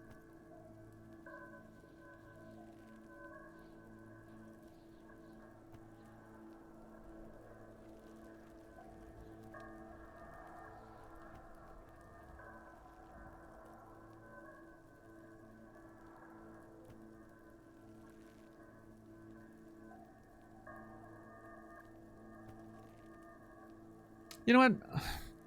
Let's see what Kim has to say about my suggestion. Maybe the carrier wanted to impress their peers with a display of physical might. You mean a display of athletic ability meant to belittle the victim? A local champion carrying the intruder alone? I can see it. Anyway, the others? Meant to belittle the victim. Yeah, I don't know. Maybe. There's also a light step. A woman? Or a kid? What did it say? I don't think it said that we had any way of knowing, right? Ah, it's way too back. That's something I would love if we could actually like rewind all the way. It's annoying.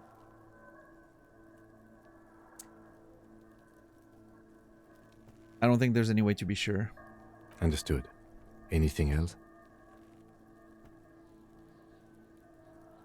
An aberration. One soul is smoother than the other. Interesting. Let's name it the Old Soul. Do you have any idea, Lieutenant? Someone operating a workbench with a pedal? Yeah. Like a joiner at the harbor. Or maybe a drummer? I'm glad we're on the same page, Kim. He regrets it the moment he says it. A drummer? That's stupid. I'm not gonna call Kim out. So one of the people we're looking for is a drummer. Like I love how you can really like lean into it. Don't say anything, just nod. I don't know why I said that. We are not looking for a drummer. We are looking for a group of dock workers. It's fine, Kim. The lieutenant clearly appreciates the chance to clear up the drummer issue himself. Nice. Perhaps it could be a driver. Yeah. The driver would wear out the right shoe before the left. The accelerator is on the right. I was actually thinking the exact same thing. That is true. He doesn't seem to hear you, looking south toward the traffic jam instead. The machines are silent. The engines are all turned off. Looking south towards the traffic jam instead. Oh yeah, we saw that. The trucks and everything. Everyone stopped here because of the strike. What if it's a group of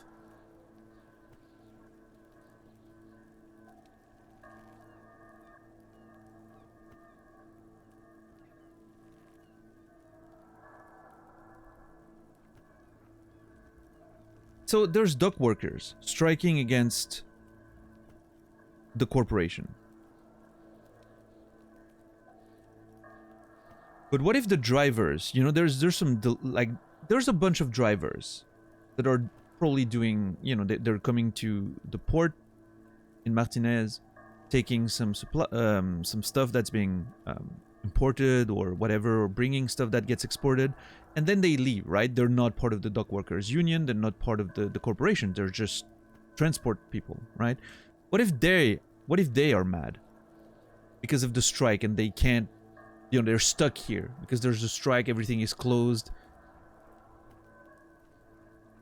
traffic jam, and so they're so mad that they're like trying to lash out or pin it on the dock workers in a way to sort of stop the strike. I don't know. I'm just speculating wildly there, but We should keep our eyes open around the traffic jam. See whether anyone strikes out as a potential suspect. Seems prudent, no? yeah, I mean, we saw a dude near the traffic jam. We should talk to them, see what we can get from that.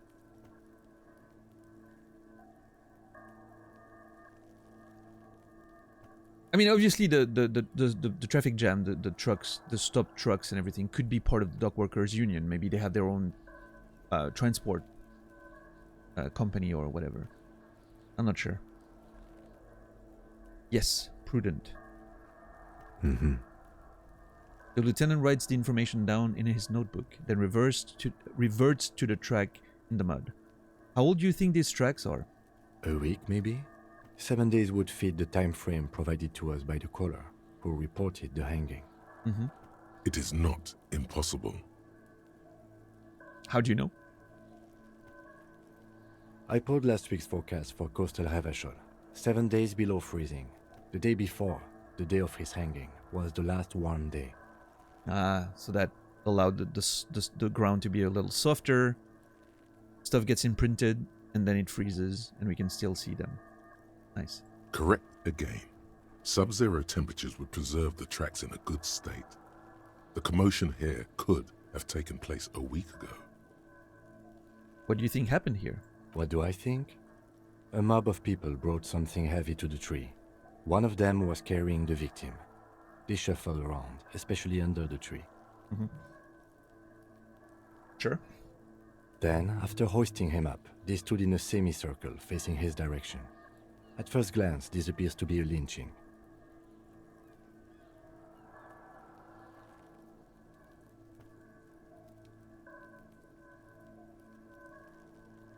They stood in a semicircle in his direction.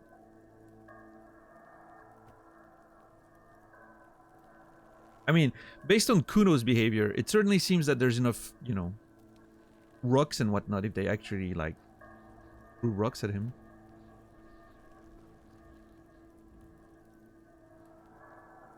Indeed, they all stood in a row here and looked at the tree. Yes, everything fits so well. Carried him over, hoisted him up, watched him hang. This is easy. I'm glad logic sinks so, but I agree. This seems pretty clear so far. What's up, Sorrow? How are you doing today? Isn't it strange to have your assumptions confirmed like this? This is what someone whispering suggestions in your ear would like you to feel.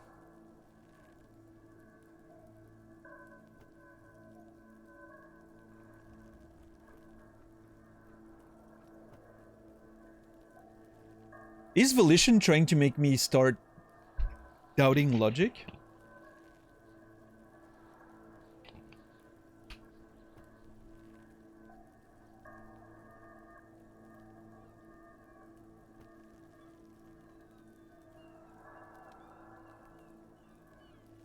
It's interesting that it feels like Volition right there is like, oh, hold on. I think the other part of your brain is a little too, you know, happy to confirm your suspicions there. We should withhold being content. I think we should have a firm understanding. We have a firm understanding of what happened here. No, I think we should withhold being content. I think we have a lot of assumptions there. The lieutenant is saying something, but you can't hear it. Suddenly, it seems like your tie is alive again. Oh boy. Whispering. No, screaming into your ear. Here we go again. Hit me. What? Withhold being content? What are you? Mild to moderately disabled? That doesn't feel like something you should do. Live a little.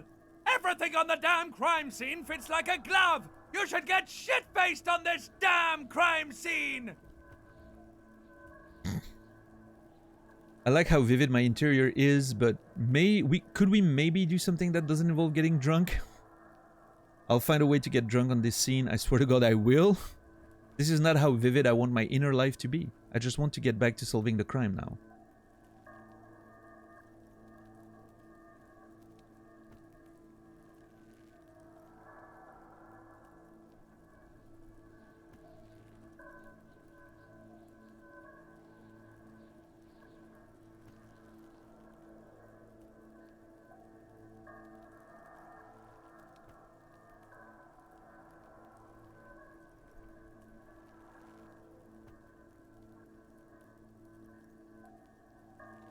I think I like how vivid my interior is, but could we maybe do something that doesn't involve getting drunk?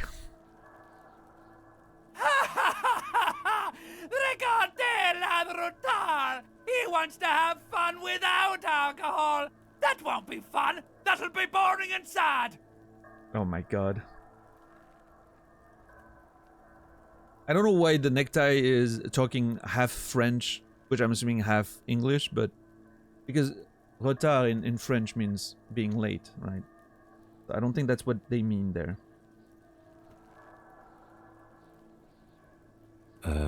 Detective? He's staring at you as you clutch your necktie. Say, everything fits. We should celebrate by getting absolutely under the hammer in this yard. Say, I'm experiencing a mild malfunction, Lieutenant. Something to do with my tie. It will pass. Can you hold on for a moment?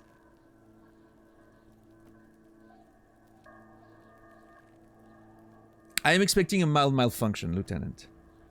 The lieutenant looks at you curiously. A beat passes in silence. The wind blowing, the cargo belt squeaking. Continue. The lieutenant doesn't understand what's happening right now. I mean, fair. You're twisting at your tie, looking sweaty even by your standards.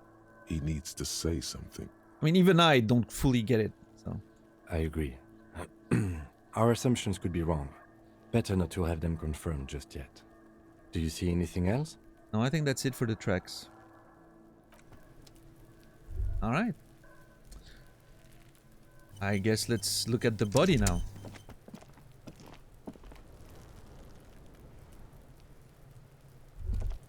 Oh. The corpse looks at you with bulging white eyes. The face around them does not look human. It's swollen and ready to burst. His lips are fish-like and his tongue like a ball gag in his mouth.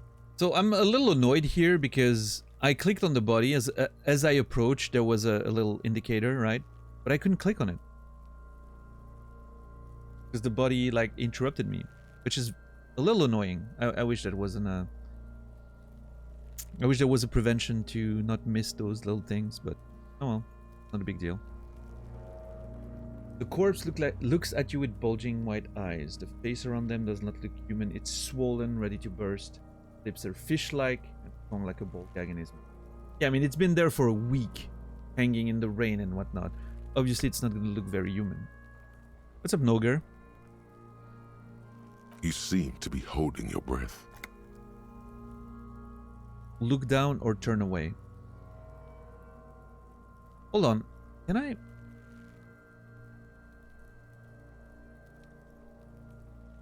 Let me try something.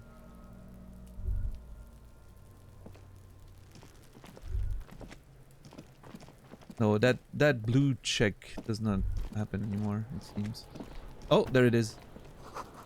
The ladders for kids wouldn't hold the weight of a grown man. Okay, what was that? Was that logic, maybe? I don't know. It was intellect, that's for sure. But let's go the body again. The corpse looks at you with... You seem to be holding your breath. Look down. A cargo belt twists his neck at an unnatural angle. The body below appears stiff. It's letting out an ungodly rot. The smell seeps in, even through your clenched nostrils.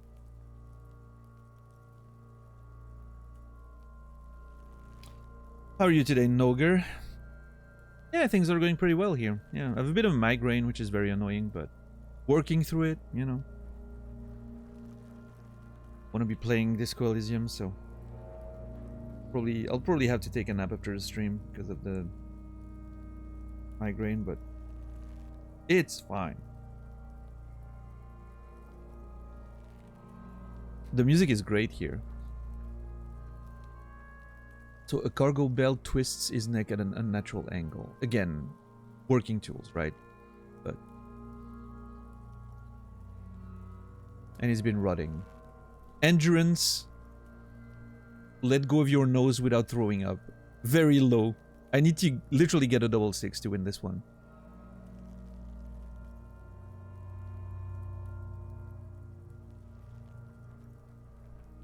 Maybe I will try. I'm not sure. Although it could kill me. Again, I've died for less than this, so maybe I should not. I could literally die from the stench.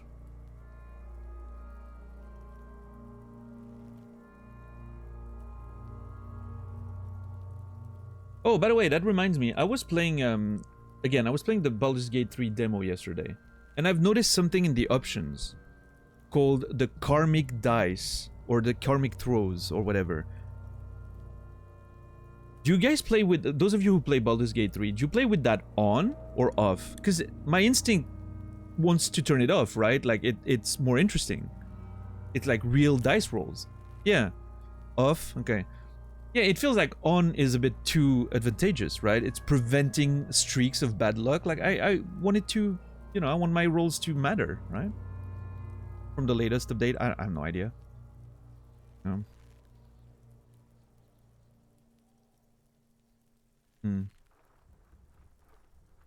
You had it off, yeah. Yeah, it seems like it makes the game a bit too easy, right? You get like, if you get like a couple of bad rolls, then you get a guaranteed good one. I don't know. It's sort of weird. Like, it doesn't really make me wanna, you know. It's not the way I would like to play the game, that's for sure. But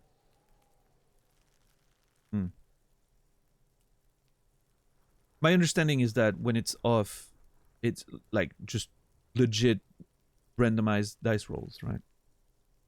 And when it's on, it's sort of a mechanic that makes sure you don't get too much bad luck or something. It also prevents streak of good luck from what you've seen. Okay, interesting. Yeah.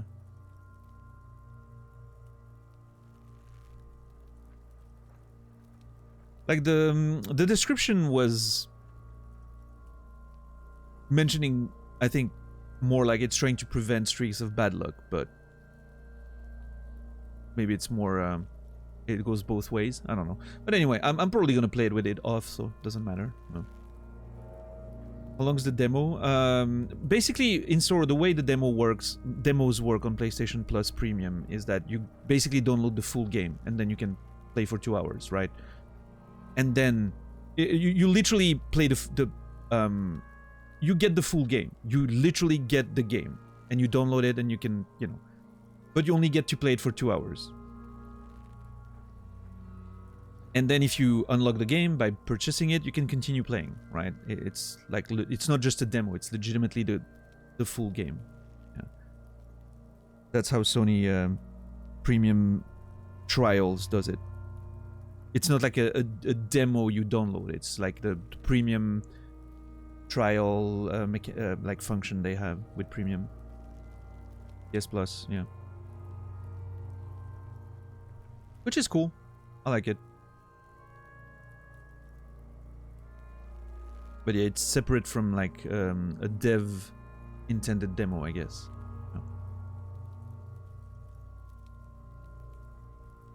With your legendary speedrunning pace, you don't need much more than 2 hours to complete the game. Yeah, of course, yeah.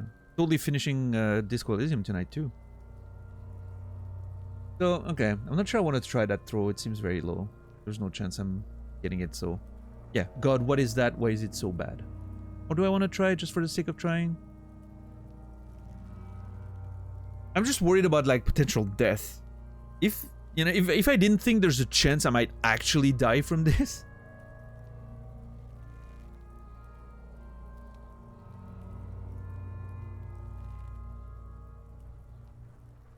I don't have healing items. I need healing items.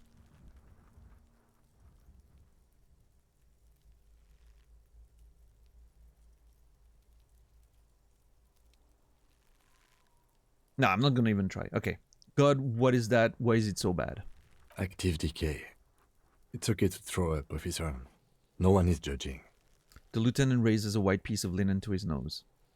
He's about to blow. Cop's gonna blow, Kuno. Oh no, I don't have a choice.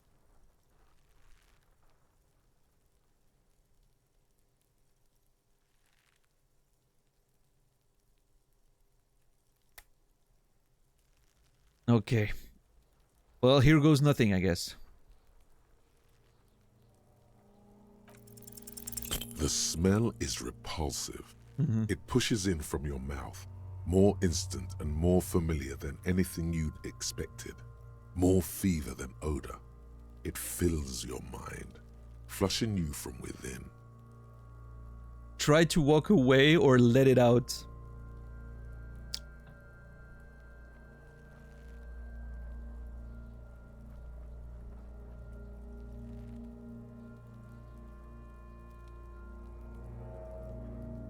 I didn't even roll that bad.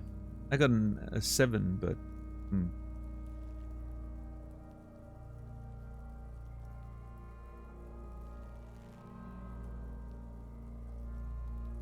Try to walk away. Oh boy.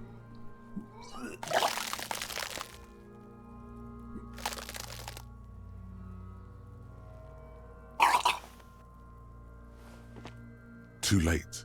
It's impossible to keep in. Your body curls and pushes it out, burst by burst. Great.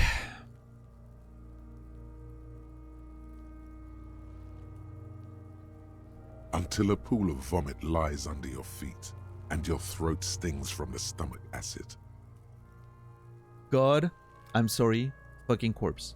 All of these 3 in a row. That's... I'm not gonna say I'm sorry again. I'm trying to stop that.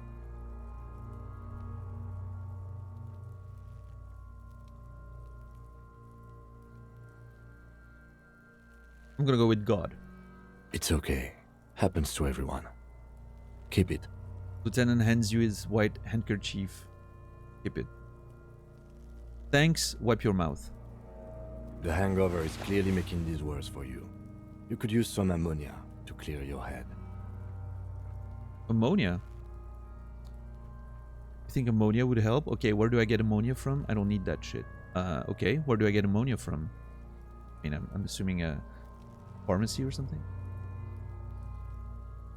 That young woman, the gardener, mentioned she used salts for the smell. Oh.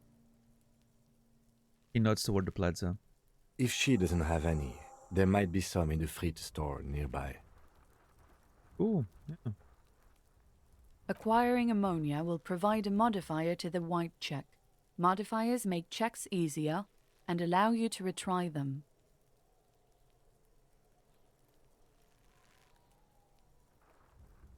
Interesting.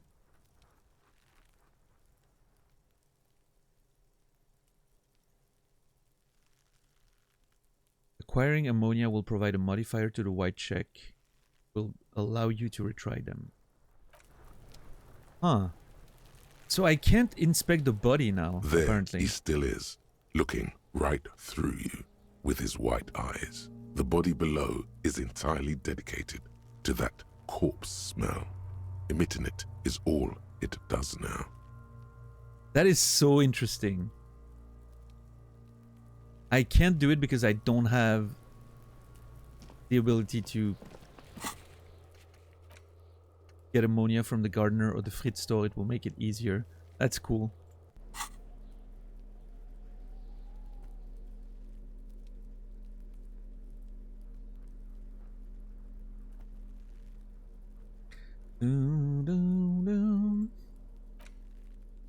What about the handkerchief? The handkerchief given to you by Lieutenant Kitsuragi. One corner is adorned with lace and a tiny embroidered portier. Portier.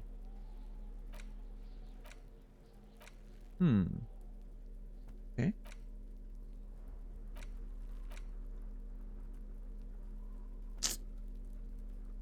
Curious.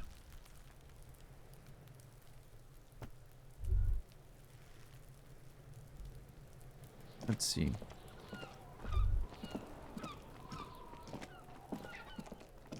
So, okay,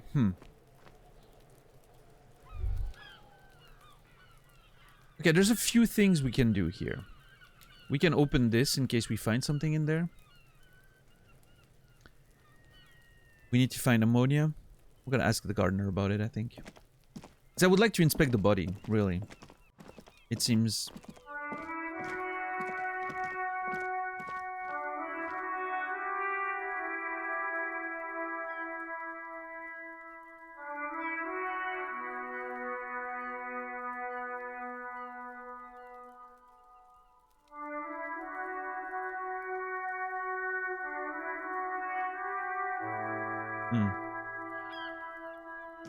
Dun, dun, dun, dun.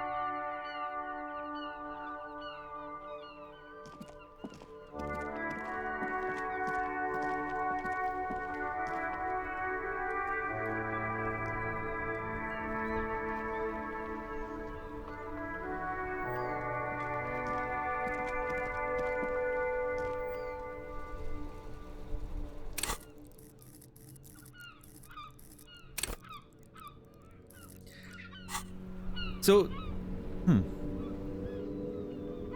like, this is really making me think about how different everything would be if I had, you know, like, entrance points. Could have completely resisted that shit, been like, whatever, it's just a smell. And then I would be investigating the body, right? Instead, I'm on a quest for ammonia. To maybe, hopefully, get the check right again. And if I fail again, what then? Hello again, officer. How are things? Do you still have your salts? I think I could use some. Sure. I'm done with them.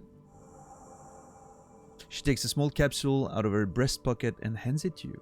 Go easy on that stuff. It gave me a terrible headache. There, thank you. Hey, let's see. Okay. So that means I can try it again, right? Yeah. Ampoule of ammonia. Alright, well, let's try again immediately and see what happens. So nice of her. Yeah, she's very friendly. I mean, she wants us to solve that shit, right? So she can access her workplace again without wanting to vomit every day because of the smell. There he still is, looking right Oh my through god, you dude. with his white eyes. The body below is entirely dedicated to that corpse smell. Emitting it is all it does now. It's only +1.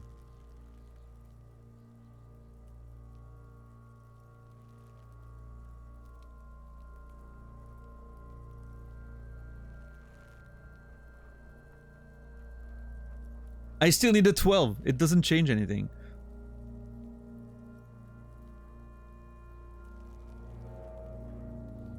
What I need is a, I don't know, like a gas mask or something. Is there anything I can do? Hold on.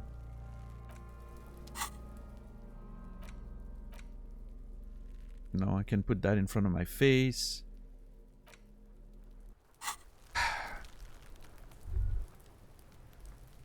There he still is, Well, looking right through you. here goes with nothing. His white eyes. Maybe we'll find the body another. below is entirely dedicated to that corpse smell.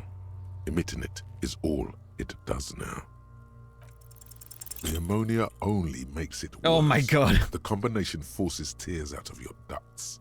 You manage to keep it in once. The second time, not so much. When the vomiting is done, your cheeks are wet with tears.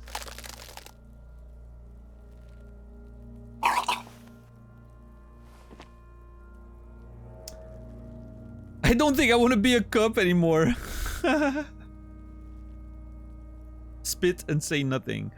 The ammonia didn't help at all. Nor does the wind right now. You feel the lieutenant pat your back rhythmically. Oh, what a bro. The weight is reassuring, like a crenel on solid fortification. Pat, pat, pat. I've seen strong men turn themselves inside out for hours. You are facing tough odds here.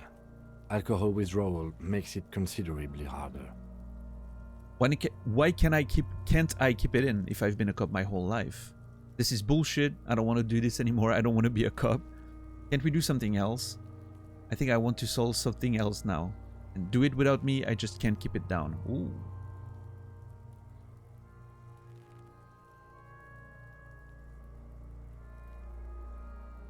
Didn't expect a reference to crenellations, but here we are. Yeah.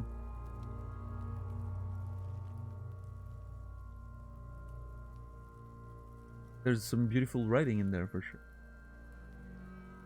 I mean, the first question is a very good one. Like, I should be able to deal with that shit if I've been a cop my whole life. I'm not sure if I am one, but there seems to be cop people at the precinct that know me, so I don't know. This is bullshit. I don't want to do this anymore. I don't want to be a cop. Can we do something else? I think I want to solve something else now, or do it without me. I just can't keep it down.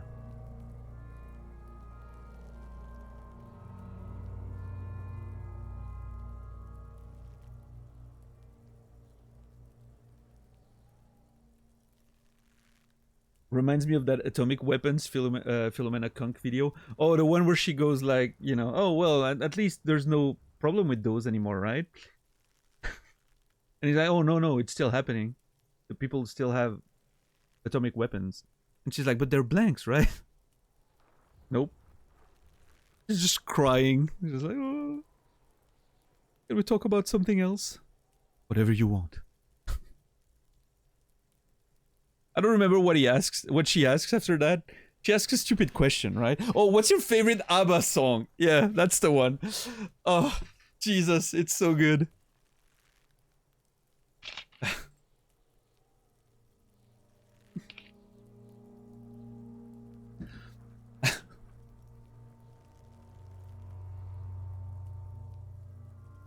Dancing Queen. That's a good one. He's wrong, though. It's not Dancing Queen.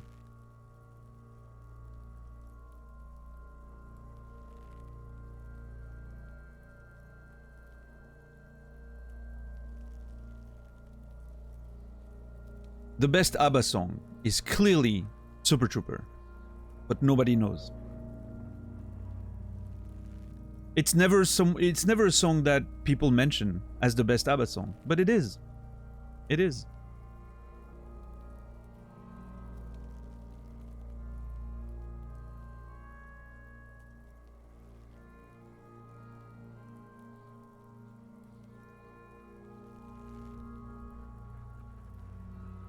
Is this the one on Netflix? I'm not sure, Timmy. Yeah, I think it is. Yeah.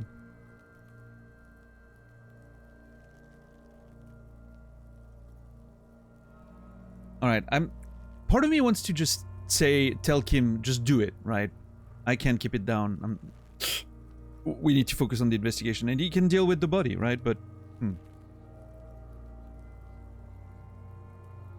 there's a chance I may. Well, I mean, it's 14. Like, how far do I need to reach to have a chance at doing it? Okay, I'm gonna tell Kim to do it. No. This is a two-man assignment because it needs 2 officers to complete. I need your help. He withdraws his hand and looks you in the eye. You need to get your shit together. But my shit already is together. No, it's not. But I don't want to get my shit together. Yes, I do. Shake your head, no, or okay. I'm gonna go with okay. I need to get my shit together. He's right. We should go talk to the locals. Find something else to do while the wind changes. It's pretty bad right now. All right. You've gained a thought. When this dialogue is over, go to your thought cabinet and internalize it for special bonuses and effects.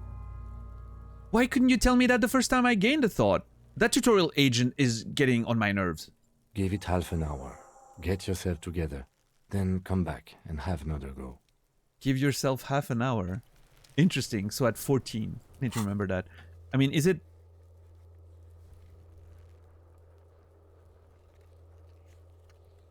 Oh, wait. Is it... Ah, I get it. It doesn't give any bonus research, but it's just a way to show the passage of time, right? That's really cool. Your shit is apart, and it's rather unbecoming of a cop and a human being. It's supposed to be the opposite of that. Together, compressed in a small area. To achieve a solid level of shit compression, squeeze your butt cheeks together for 30 minutes. Everyone, you guys ready? Time to squeeze our butt cheeks together for 30 minutes. Do something similar with the two hemispheres of your brain. Talk to people, maybe that will help. I'm trying to squeeze together the two halves of my brain. Maybe that will pass the migraine. I don't think that does what I think it does. It's hard. I don't have that much control over my brain, I don't think. Alright, let's internalize. Okay. Cool. I still want to see what happens when they complete, right? If they're like stuck forever or what, but let's wait. We'll see. We'll see. Let's go talk to someone. I mean, actually we have I want to go talk to that we can talk to guard to get to open the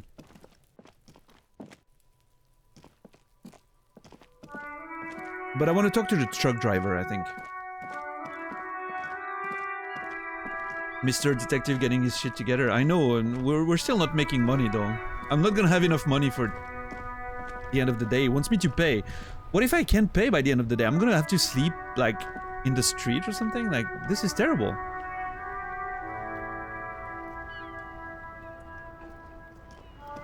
I mean, I can talk to that guy for a little bit.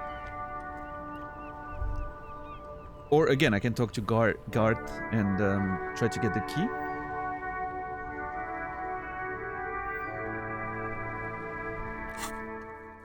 I'm a nice warm bench. Yeah, thank you.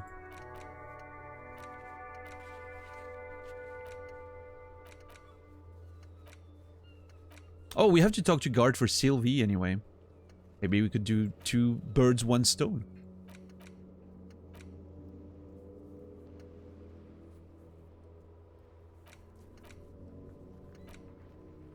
Yeah, you know what? I'll talk to that guy later. I want to inspect the body first before talking to truckers. In case they know something, I want as many details as I can. Let's go back inside. We've been outside for a long time. It's cold. I want to get some warmth again.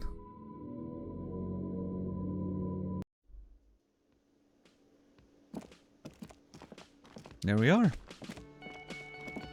Oh! This is open now. The soft purr of an electric juicer comes from the kitchen. Someone's working. Hey, look at that! The dishes are drying. They smell of chemicals and pine trees. There's a whole thing happening here. Okay, but I didn't come here for that. I don't want to keep... I need to stop myself from detouring every time. We're in a time-sensitive situation here. I need to find money. I'm trying to solve a thing, a case, which is not going to get me money, by the way. And then I need to find money somehow. I have no idea what to do and how to do it.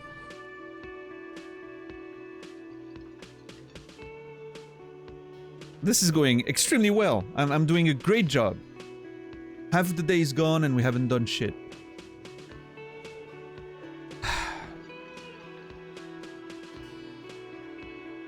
Alright, let's talk to guard. Can I help you? He arches an eyebrow.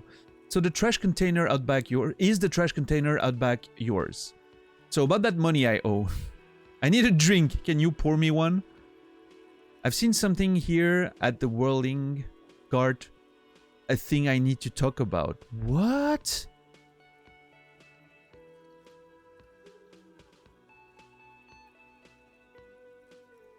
I talked to Sylvie. She left because of me, not you. By the way, I'm going to sing karaoke here. Oh boy. Okay, I talked to Sylvie. She left because of me, not you. I think is a good way to maybe start the conversation.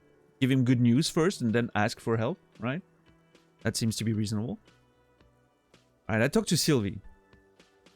Also, let's not embarrass ourselves. She specifically asked not to fuck this up if I was going to talk to Guard. So this is a high-pressure situation. Wait, what? But what about the bird? He looks up surprised. The bird? Question mark? Yes, the bird. I found it lying on the floor with a broken wing the morning she left. Oh, that... She said it was just an accident. I can throw Sylvie under the bus.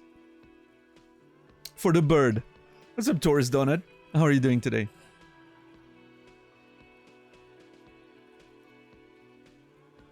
Lurkin? Thanks for the lurk, man. Appreciate it. I'm not gonna throw Sylvie under the bus. She didn't break it. I did. I threw it against the wall.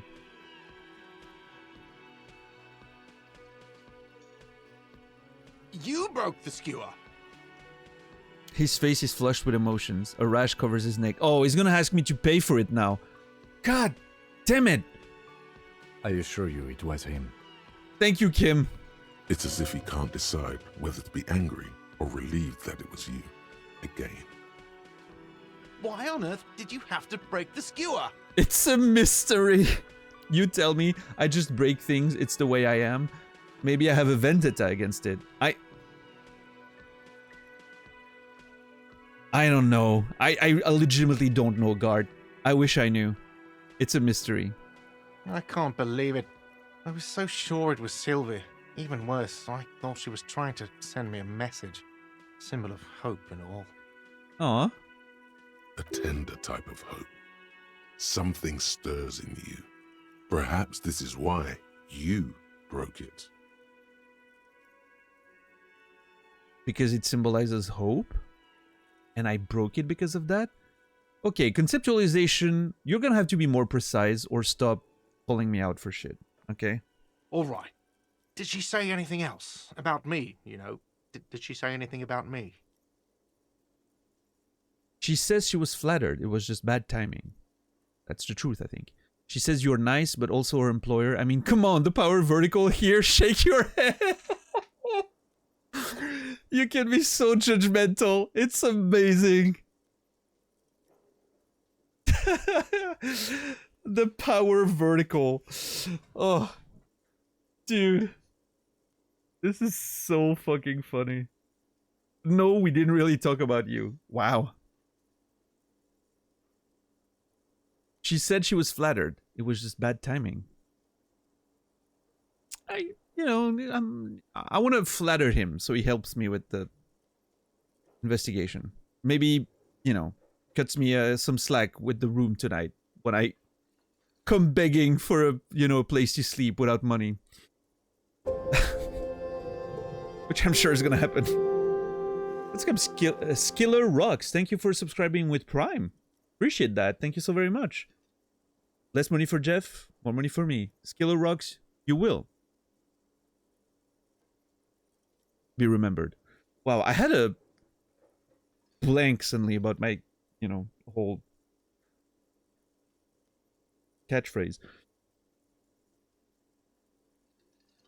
A primer, yeah. And get a primer. Love the primers. Yeah, sure, $10. Yeah, no, I mean, I want Gart to be happy, okay? Because again, I have a feeling we're gonna come begging later tonight. I want him to be in a good mood. It was just bad timing. Really? I should give her a call then.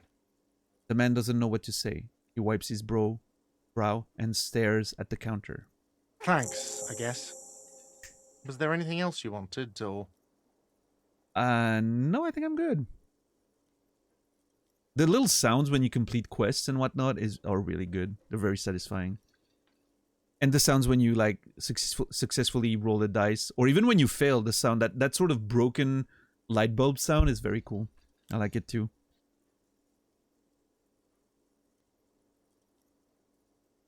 Was there anything else you wanted? Yes, actually. Or can you give him a moment? Somehow you realize this is not going to net you any professional discounts. Already he's reverting back to defensive. God damn it, suggestion.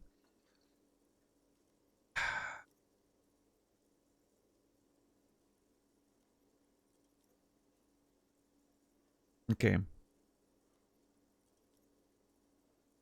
Is the trash container out back yours? First, I want to clear that. And then, I don't know. That option is really intriguing. I wonder what it's about. I wonder if it's about the mirror.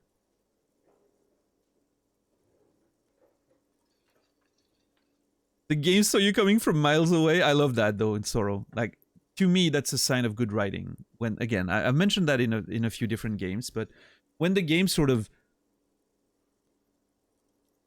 You can tell when the writers, and that's not just in games, but also in books. When you read a book and you can feel like the writer sort of guesses what the reader's thought process is going to be, or the player's thought process in a game. I love that. I think that's really cool. It makes, it makes you feel like you're actually having a whole thing with the game, a conversation with the game, right? It makes it feel real. Like there's a GM pulling the strings out there. I don't know. That is why more game studios need good writers. Exactly, yeah. I would love to be hired in a game studio to write shit like that. That'd be awesome. Is the trash container out back yours? Mine? No, it belongs to the Whirling in Rags. Well, yeah, that's what I meant. Thank you for clearing that up. Why do you keep the container locked? Thanks for clearing that up. Yeah, Kim also is on the same page as I am. It's like, yeah, thank you. When you predict the writing, it's bad, but the writing predicts you, it's good. Well, I wouldn't say that it's necessarily bad if you can predict it. I think there's a sort of game with the reader or player, right, to allow them to maybe predict things. I think, here's the thing. I think a good twist or a good revelation should be something that is surprising yet obvious, right? That's the way I like putting it. It shouldn't come as a complete surprise out of nowhere, right? It should be a thing where you go like, oh, and then you're like, oh, it makes so much sense, based on the things you knew, right? Unless you predicted it yourself, and then it's satisfying because it makes you feel smart if you've like actually called it. So yeah, it goes both ways. I think, I don't think it's necessarily bad if you can predict it, because that's obviously something, it depends a lot on the reader, right? But yeah. Yeah, exactly. Good twist should be, I like, yeah, I like saying surprising, but,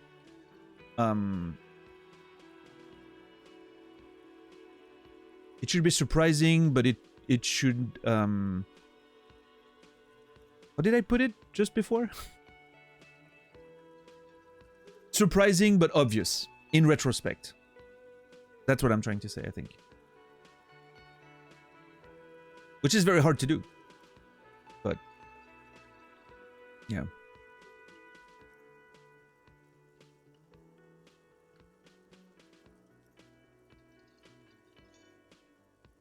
You hate when the DM knows exactly what you'll do. Yeah, Brainy. Why do you keep the container locked? I mean, that's very obvious, right? You don't want people to just go through your trash. Why? To keep the hobos and drunks out. That's why. And the neighbors too. They put their trash there and they don't pay for the garbage company. Oh, interesting. Yeah. The neighbors putting their trash in there too. I thought as much. And are you the only party with access to the trash container? Well, yes. Us and the garbage disposal company. Okay.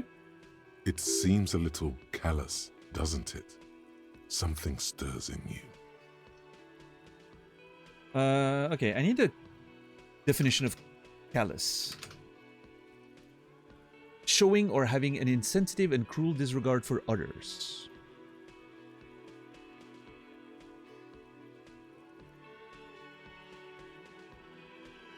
I should actually ask chat instead of looking it up. What words, English words mean sometimes when I'm not sure about the definition. I'll do that in the future. Allowing you guys to, all the backseating feelings you have that you can't use on this channel. I'm gonna allow you to help me with like English stuff sometimes. Yeah. Hard-hearted, cold-hearted, yeah.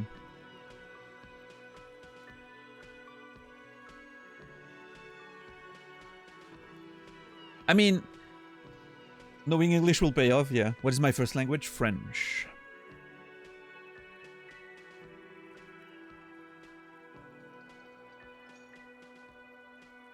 I mean, I get it, right? I mean, it's a weird... This is a complex thing, if that's what we're talking about, right? Is my uneducated ass struggle with knowing what some of the words are in this game. That's a funny thing, Ed stuff, for me, is that I feel like sometimes there's super complicated words, and I get them because of, I don't know, I know if you... I think reading probably does a bit of that, but there's some... Or even like all the words that are French, of French influence, for instance, or all of the stuff like that. So like I get the very complicated, obscure words, and I don't get like some simple words like callous. That's the sort of weird dichotomy I find myself in, right? Often in video games and or when reading books and whatnot. Yeah. You did forbid us that in the past?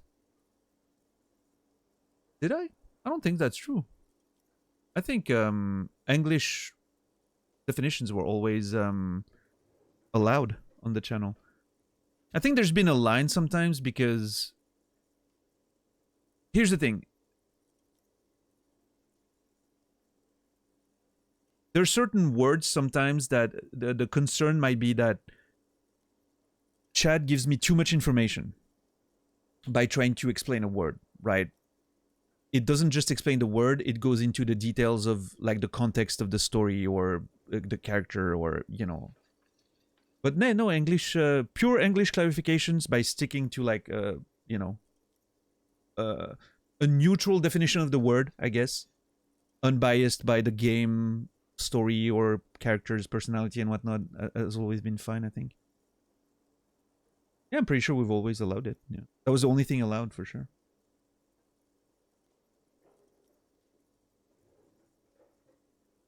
Yeah, Raspberry. Yeah, French has been very useful in this game so far, which is again I did not expect considering I knew that the devs were Estonian, right? I think so. I did not expect French would be that big of a deal, but I think it's interesting because there's a lot of different words, right? We've already seen like something that sounded like Finnish or Estonian. I'm not sure.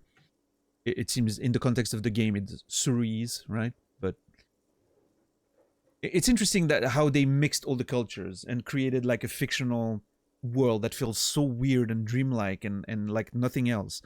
But there's all these European influences and all those. It's I think it's great. They've done a fantastic work with that. It gives it a very like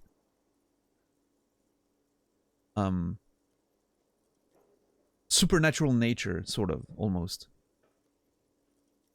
Out of time and space, you know? It's really interesting. I don't know how to describe it, like, but yeah. I really enjoy it, for sure. So, I wonder, I'm thinking Rhetoric is talking about the fact that they're locking the container, right? To keep the hobos and drunks out and the neighbors. If that's the case, you know, I sort of get it. It's a weird thing. I remember when I was working when I was younger, much younger, during my high school days. I was working in a shop, right, in a train station, and I was always thinking about how weird it was that we were throwing out so much food, for instance, and not just, you know, giving it to people, because it was just throwing food away, right? It didn't make sense to my young brain's sense of justice, I guess. Or empathy, I don't know. But I get it. It's that weird thing where if you start doing that, then what's happening? You get a bunch of people waiting at the end of the day around the store because they want to get the free food that you're giving out. And then what? People start fighting because they, you know, they're waiting in line and they want the food and they're not there early enough. It starts like being groups of people, gets, you know, stuff in trouble, and then the story, and it's that all that thing. Like, I wish there was a way that you could just give the food away instead of throwing it away, right? But it's not that simple. Human beings would just ruin that by just being human beings, right? And starting to fight over it. And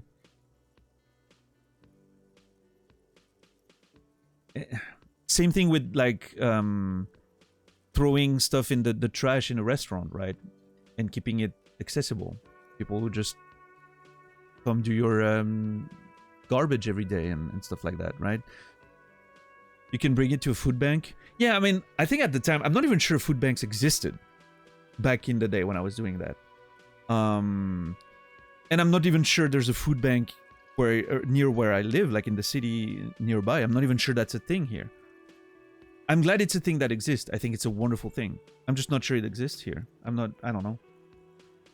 They don't always take everything. Do you have food banks in Switzerland? I'm not even sure.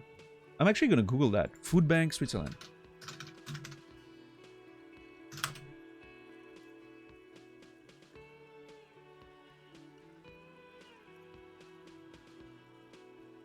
Okay, I'm reading about at least one in Geneva.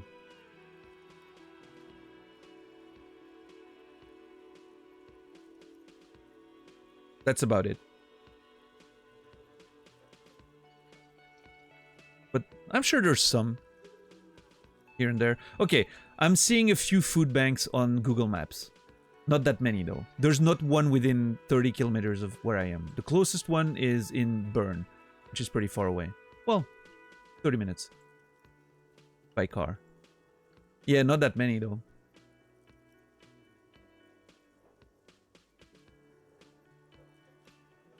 Also, what's up, Chicken Tinga, by the way? Good to see you. No perishables? Oh, yeah. It's mandatory for stores in France to give the food to food banks before throwing it out. In some years, there's a law for that. There's been a law for that. That's interesting, yeah.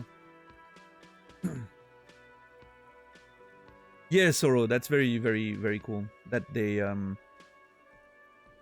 it works very well with the context of the game, and what Raspberry is saying is true. In the context of a character that lost his memory, it makes a lot of sense that you would be disoriented as the player. And obviously there's all this like sort of weird dreamlike aspect to it that I already mentioned that makes it wonder like, is it just because of alcohol withdrawal? Am I becoming crazy? Is there some supernatural elements to the whole story? Like, you can't sort of pinpoint exactly what the game is and the world is, and I think that's fantastic. But yeah, so at the time, at least, you know, that wasn't a thing that existed. And it was mostly like bread stuff, right, that we were throwing away, bakery stuff. We had like a little bakery corner in the store, and we would like, you know, we had pre-cooked bread that came in, and we would cook it in the store, and we had like croissant and you know, chocolate little breads, and you know, all that kind of stuff. And yeah, I mean, we as the employees were allowed to buy that shit at the end of the day for very cheap, right? Like 10 cents a piece. We had to buy it like legally, I think, but we could pretty much get, that's pretty much what would happen, right? We would get most of it on most days because we didn't have too many leftovers, but most of the employees would just get whatever, and that was your dinner that night and your breakfast tomorrow, right? Get all that bread and whatnot. I remember one year with a colleague, around Christmas, we were working Christmas Day, and we bought all the shit at the end of the day, like all the bread and croissants and everything, and then we went to like there's a little area, like a sort of park where a lot of, you know, homeless people go hang out and, you know, live there and whatnot. And we went there with all the food, like our bags of food, and we just like distributed the food to everyone. Because we felt like, I don't know, Christmas night was a cool thing to say. We were rebellious teenagers. You know, I was like 18 at the time, I think, 17. And, you know, we wanted to do a good thing for Christmas. And it was fun, you know, but obviously, you know,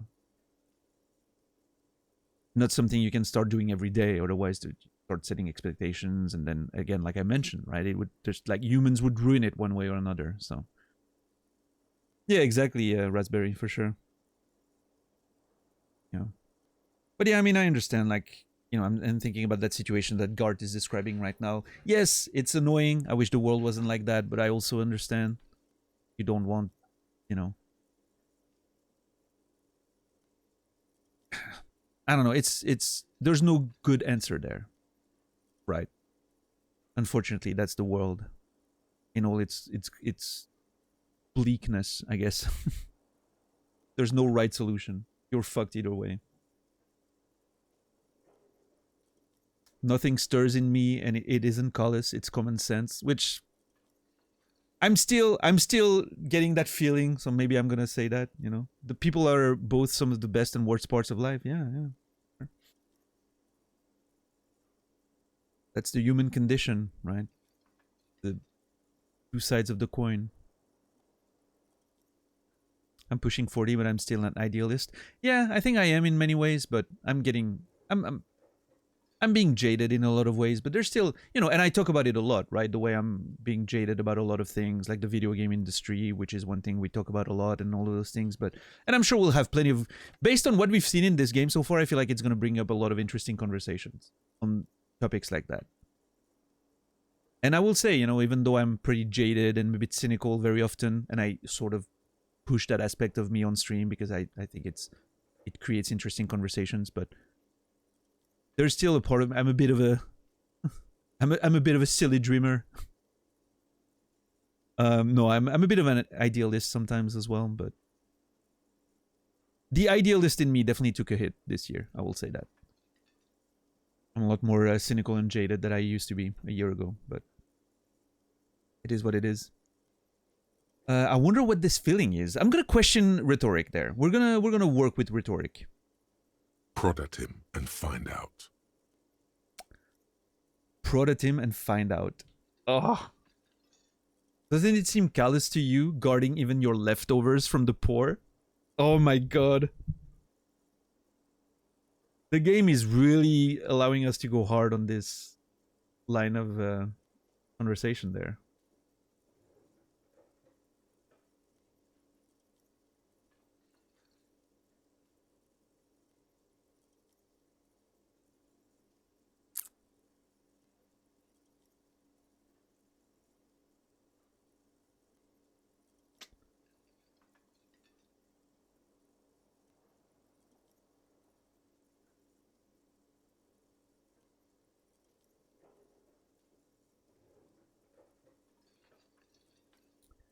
I wonder if, okay, I'm wondering, we need those keys, you know, I'm wondering if it's like, I'm gonna not push on that because I don't want to upset him because I need the key, right?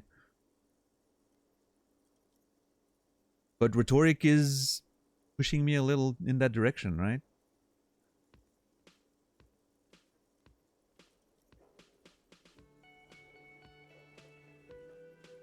Ooh.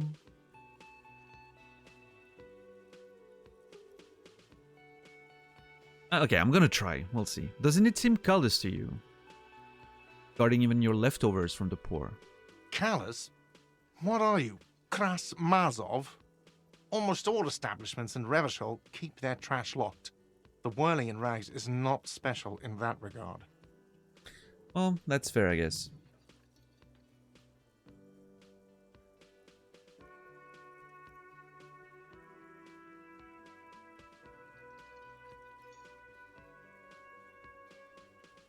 To add a little more fuel to the idealism regarding the video game industry, there's a bunch of fuck-ups on Creative Assembly's part with Total War, Warhammer, and Ferio.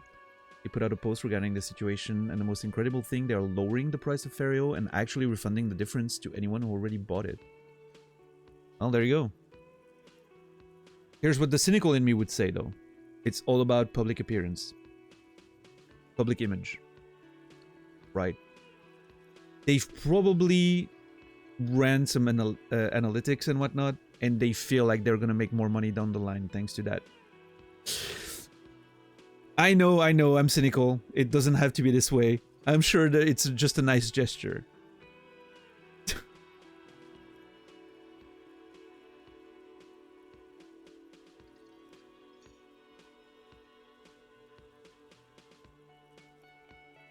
They're trying to save their reputation.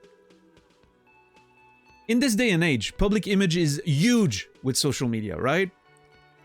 When you get a bad public image, it can cost you a lot more than doing a little gesture like that. That is going to cost you a bit now, but gives you a lot of free advertisement because people are going to talk about it, right?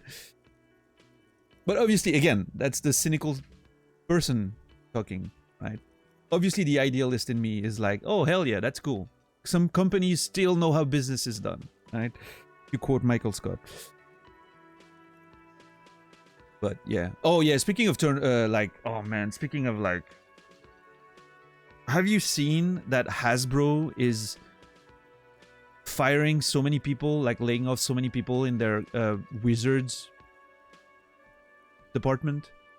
Wizards of the Coast, like the D&D and Magic the Gathering stuff, which is, by the way, the department of Hasbro that makes the most money, and that's the one that's being hit the most by the layoffs, which blows my mind.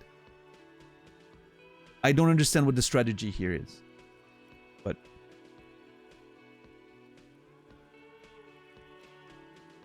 I don't know. I guess they figure they can have the same people doing the same work for less money or with less people working on them. I don't know. Yeah, it's the most profitable by a huge margin.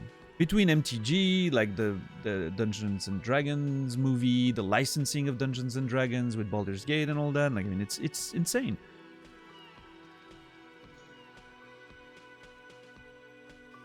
Apparently, a lot of people affected, like one of the big, like the person that was in charge of the MTG outside licensing, you know, I don't remember what it's called, but like the ones that takes care of like doing tie-ins with other franchises, right? Like the Doctor Who stuff and the Fallout stuff and the whatever stuff. That the person in Universes Beyond, I think the person in charge of that got laid off, which is insane. It's literally one of the things that's making the most money in MTG right now. But anyway.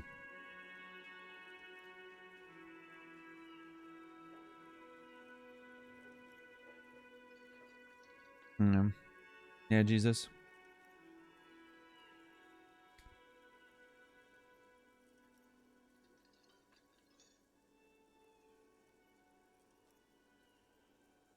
That's how Lego got themselves out of the hole, doing like tie-ins and whatnot.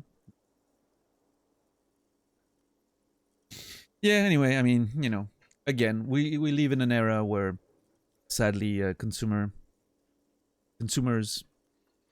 are always the ones getting the short end of the stick, you know, and artists and, you know, the people that are at the bottom of the ladder working for those companies or, you know, buying products from those companies. All that for, you know, profit margins and whatnot, while the CEOs keep racking in millions every year.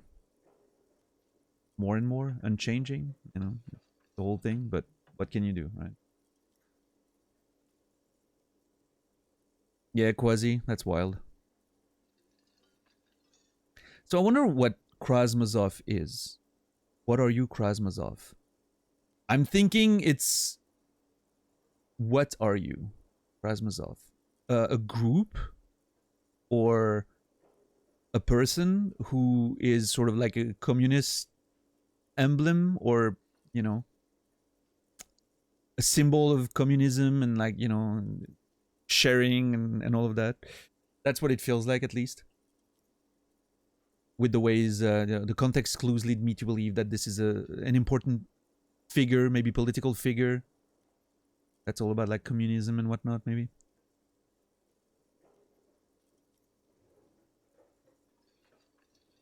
Socialism, damn socialists.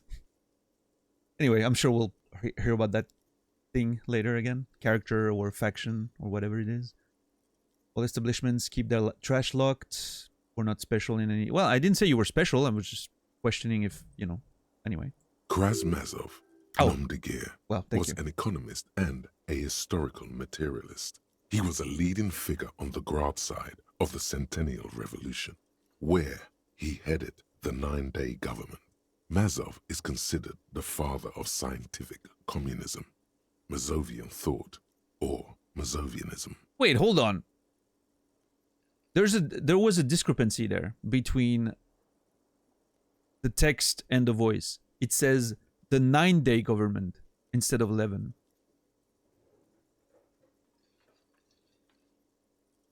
Interesting. I wonder which one is canon at this point.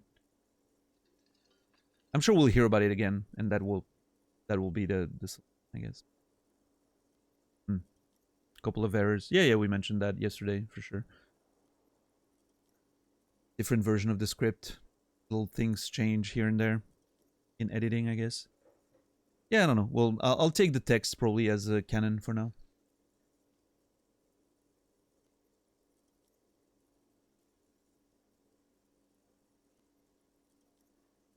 When in doubt, text wins.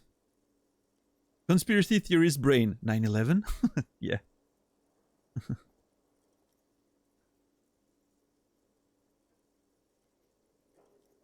Alright, Krasmazov, nom de guerre, was an economist and a historical materialist. He was a leading figure on the Grad side of the Centennial Revolution, where he headed the 11-day government. Mazov is considered the father of scientific communism, Mazovian thought, or Zovianism. Basically, Marx is what I'm getting. Which makes sense. KM, you know, Karl Marx, Krasmazov. Sure.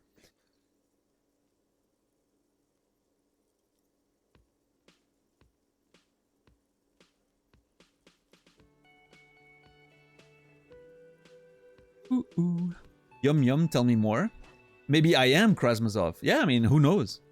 I'm no Krasmazov. Okay, that's to ask Encyclopedia for more definitions. I think I'm gonna go for it. This is to respond to Guard. Okay, tell me more, Encyclopedia. He killed himself. Oh.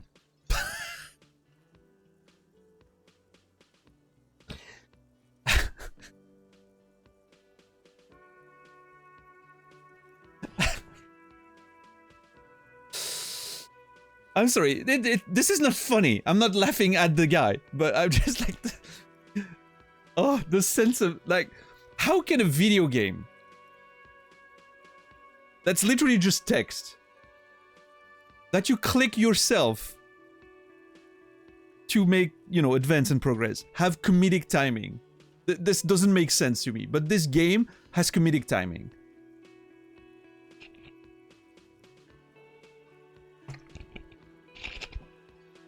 It somehow manages to have comedic timing, which is incredible. For something that is mostly written. Love it. I'm no Krasmazov. I don't think I am.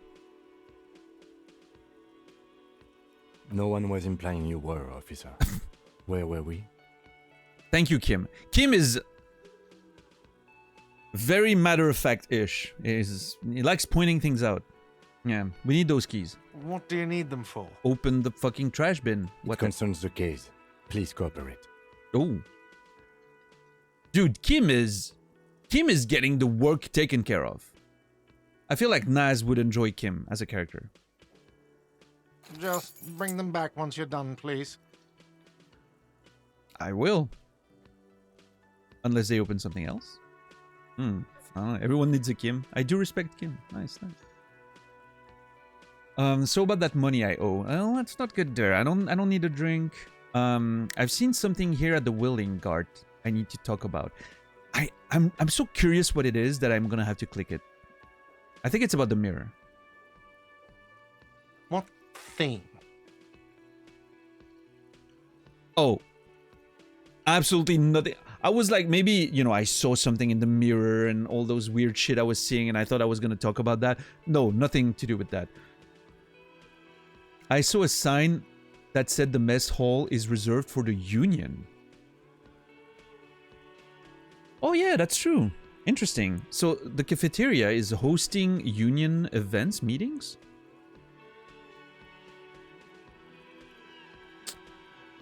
Does Guard have a side in that whole situation? Yes, not the whole damn Union, thank God. just the nastiest and loudest faction.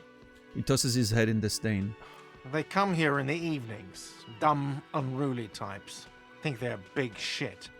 But they're good customers. They place big orders and always pay on time. Yeah, Guard is very much, you know, he's gonna tolerate a lot of shit as long as the money comes in, right?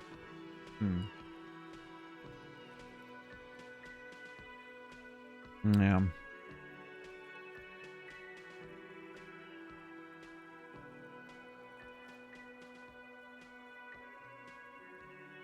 Man, I'm seeing the conversation about Warhammer, and I'm like, I wish I could play Warhammer Total War. Unfortunately, both 2 and 3 do not run on my computer. They crash every time I load the game. The world map works perfectly, but every time I load a battle, it crashes. And I've seen a lot of people mention that on forums, like I've looked into it on the internet. A lot of people were mentioning that issue on forums and whatnot, and nobody has an answer. It's never been patched, it's never been fixed. Nobody knows what causes it. It just happens. Completely different setups, computers, hardware.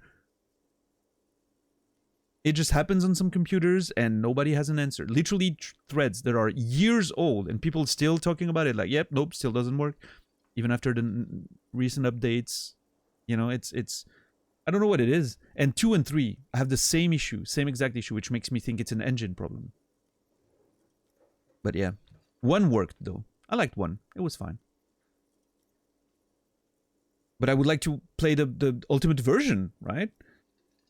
Of like the Eternal Empires or whatever it's called. Yeah.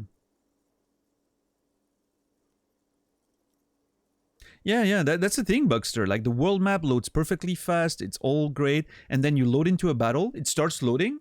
And then the game just disappears. Literally vanishes. Not even a crash, like, indication or anything. Literally vanishes. As if it never existed. It's so strange. Get a new PC? Yeah, I would like to. I would like to update my PC next year. I'm gonna have to. But, yeah, money, it's... You know, money is a concern. I'll figure something out, I'm sure. We'll see. Alright, so they place big orders and always pay on time. Sure. He hates the Union, but grudgingly recognizes its power over him. Mm-hmm. So he's directing his frustration at you instead. Retaliate. Authority is... You know what? I've never really like, I'm not following authorities' advices very often. Maybe I should start doing that. It's a shame you've got to suck up to the Union to stay afloat. Let it go. You're above gratuitous baiting. I don't think I am, actually, but... I've helped Guard... Well, I mean, it said that it wouldn't help me with my financial situation, so... You know what? I'm gonna... I like that. You know what? I am not above gratuitous baiting. Not at all. Far from it, actually. So for once, I'm gonna follow authorities' advice. Let's see what happens. It's a shame you've got to suck up to the Union to stay afloat. I don't. I'm simply providing a service, or really facilitating the offering of services to paying customers, and it doesn't matter. I don't have to explain myself to you. Hey, authority, you know, we're establishing a little bit of dominance over Guard here, which is nice. We should find out who this Lord faction is, occupying the booth. Loudness means talkative, That's and true. we need info. The lieutenant gives you a meaningful nod. Yeah, how do we find them? We don't. We have to wait. They'll show up sooner or later. Okay. Men get hungry, even striking men. If not today, then they'll be here tomorrow. Makes sense. I like that. Ooh. There are these things called days. You sleep between them. Sure. He's saying they'll come after you've slept. Just making clear you got that. I did get that logic, but I appreciate the clarification nonetheless. See, that's how you should do the tutorials. Don't give me that tutorial agent that says stuff like in a very, you know, gamey way.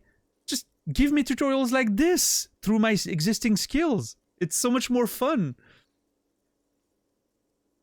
Actually, there's an option to turn off the tutorial. I may do that. Because so far, the interventions of the tutorial were sort of my least favorite part of the game, I would say.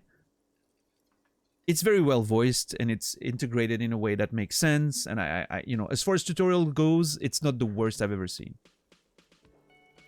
But anyway, there's something else I want to ask about.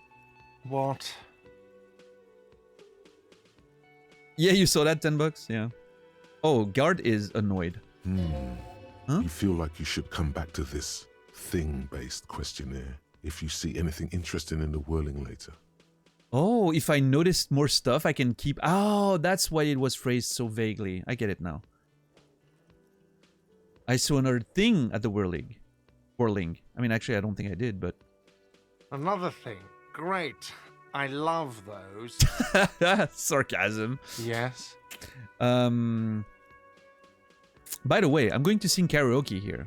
Absolutely out of the question. What? You wait and see, cafeteria manager. Yeah, I'm with Volition here. Here, you wait and see. Absolutely in the question. First we find a sad banger. Then we sing this place to shit. Inland Empire and Volition agreeing. Everyone agrees. Yes. Your body is ready, sire. Yep. Thank you, drama. Like, my brain, for once, is completely in tune. Love it.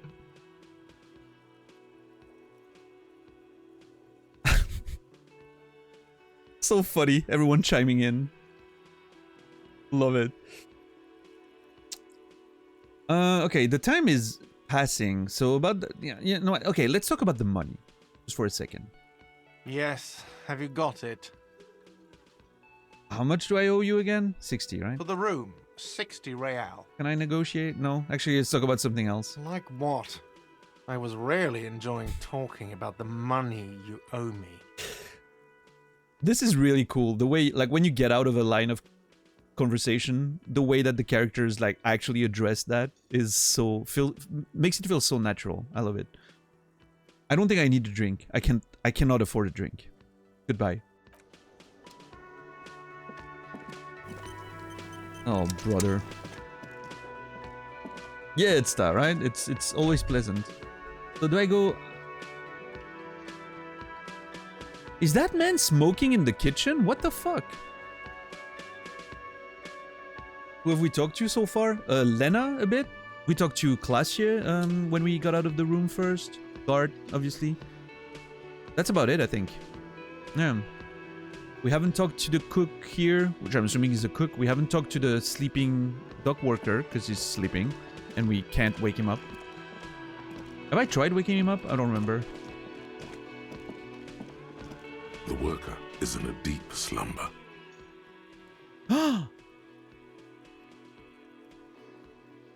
Hold on. +1 because of the ruckus talking to guard, and +1 because I crashed into a wheelchair.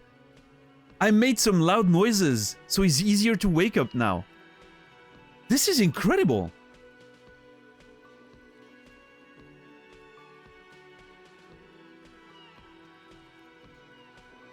Dude, this system is so great.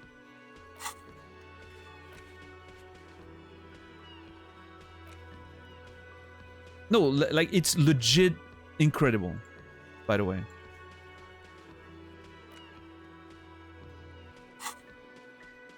That's just 28% though. Hold on. Do I have anything to increase my physical instrument? Nothing is affecting it right now. That's not gonna help, right? Can I just smack him with a... Does that help at all? No? Okay. The worker is in a deep slumber. Actually, hold on. Maybe...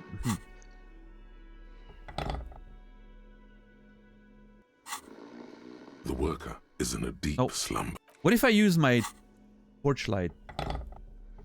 Can I, like... I'm sorry, what? You can actually... No way, dude. You can actually use the flashlight. Can I use the flashlight to... The worker is in a deep No, slumber. that would have been fun though. Like put the light in his, like open his eyelids and put the fucking torch in there.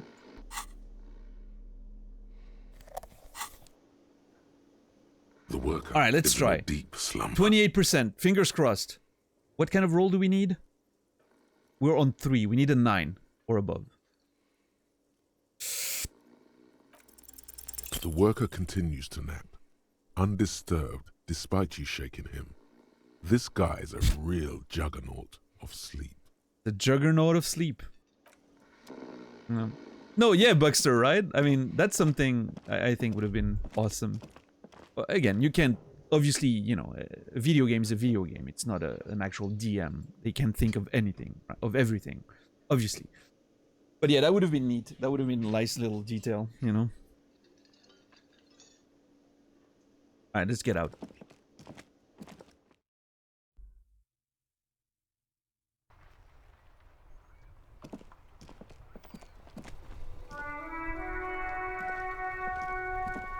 I'm never gonna get tired of that song. It's so fucking good.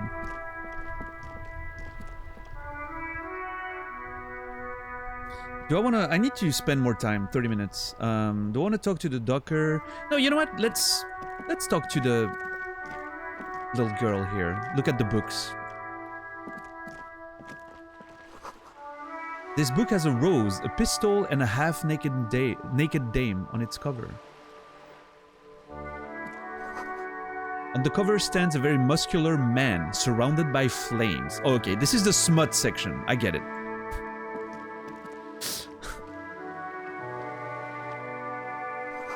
This is a book about pate? What?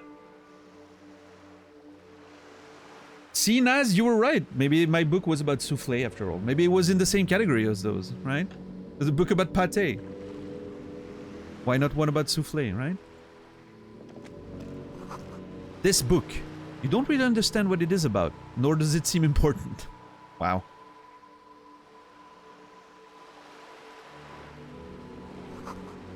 A book about boyadero culture. It promotes freedom and roaming upstream.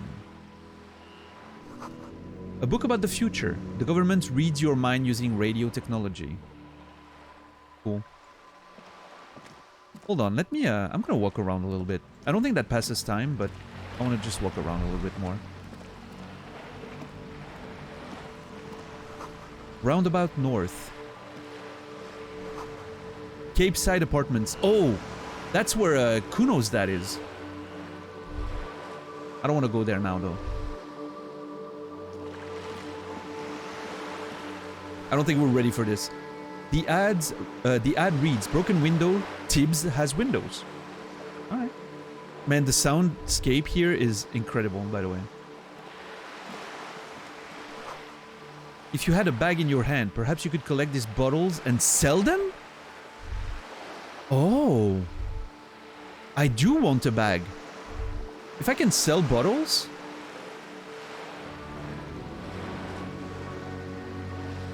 Oh, am I doing... Oh my god, I'm actually doing... You know, like, you can see sometimes people in the streets doing that, right? Collecting stuff and then selling them for recycling and whatnot. Getting money for them. Maybe that's what I'm doing? This coin-operated viewer is facing southwest. Its coin slot is full of fossilized bubblegum, rendering the machine permanently inaccessible. Poor little viewer. Pat it. Vandalism. Shake your head. Or look inside. Look inside. Actually, poor little viewer. Pat it. I'm gonna pat objects. I don't know. It's gonna be my thing. The metal feels cold and wet under your palm. It looks unhygienic. I'm wearing gloves, okay? Vandalism. Shake your head. Probably some kids. Yeah, probably Kuno. Let's look inside. A thick layer of graffito covers the lenses. You spell out the word Onug written on the other side, with N and C scribbled backwards. So that if you were looking into it, you would see Kuno. Nice. That's awesome. That's Kuno on the lens. Yes, Logic, thank you. I love how Logic so far is pretty much pointing out stuff that I mentioned just a second before. Shift your focus to the background. Under the graffito, a sea of blues and greys appear. Behind the water lies a coast studded with concrete and reeds. On it, a church on stilts, lanky weather-worn wooden planks, an X-shaped cross topping its tower. A church. Interesting. Logic is Daniel confirmed. I'm just very logical. Yeah, maybe. I've always been sort of, you know, somewhat of a logical approach to things, but yeah. Logic is the Gemini of this game. Yeah, except with a beautiful voice and excellent writing. Right, Brainy? I really love the writing in this game, and the voiceover of the narrator is so amazing. That, like, deep, beautiful, gravelly voice. Ah. Except we like Logic, exactly, yeah. Yeah, it's raining right now, Chris Link. Really cool. You know this to be the star of Pericarnassus, or the Cairo. The central symbol of the Pericarnassian church. A star, a great moral height to be strived towards. The star of Pericarnassus, or the Cairo. The central symbol of the Pericarnassian church. I'm going to take a note on that. We might... You never know when that information may come in handy, right? Pericarnassian church. Symbol, star of Pericarnassus. AKA Cairo.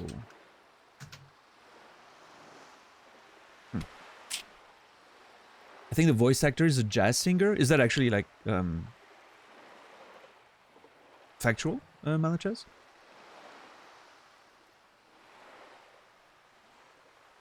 That's interesting. Not surprising. It does sound like one. It sounds like a radio host or a, you know, blues singer of some kind. I don't know. I like it.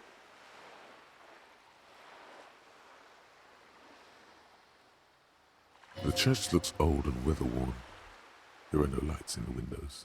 Looks old and weather-worn, no lights in the windows, so probably no one goes there anymore. How about this one then? If I remember correctly. Okay. This coin-operated viewer is facing south. The instruction manual says to insert 25 centimes and pull the handle while looking inside. Then use the focus knob to zoom in if necessary.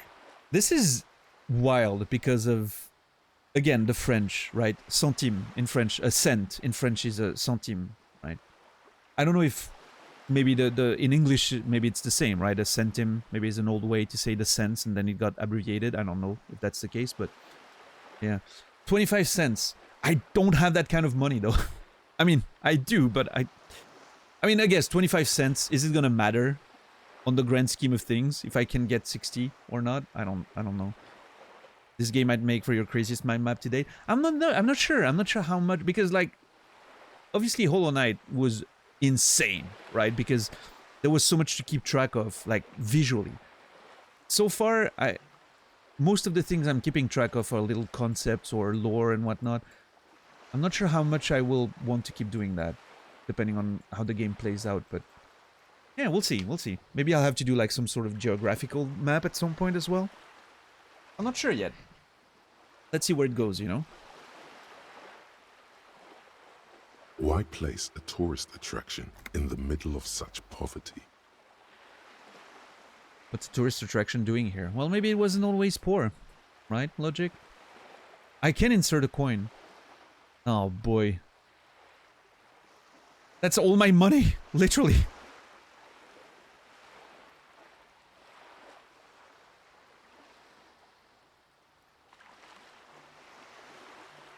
But yeah, if I can show you guys, for those of you who are new around here maybe, and don't know what the mind maps are, this is what I do when I'm taking notes, right? I use a mind map software that I'm using for writing, generally, and I'm just taking notes on random shit.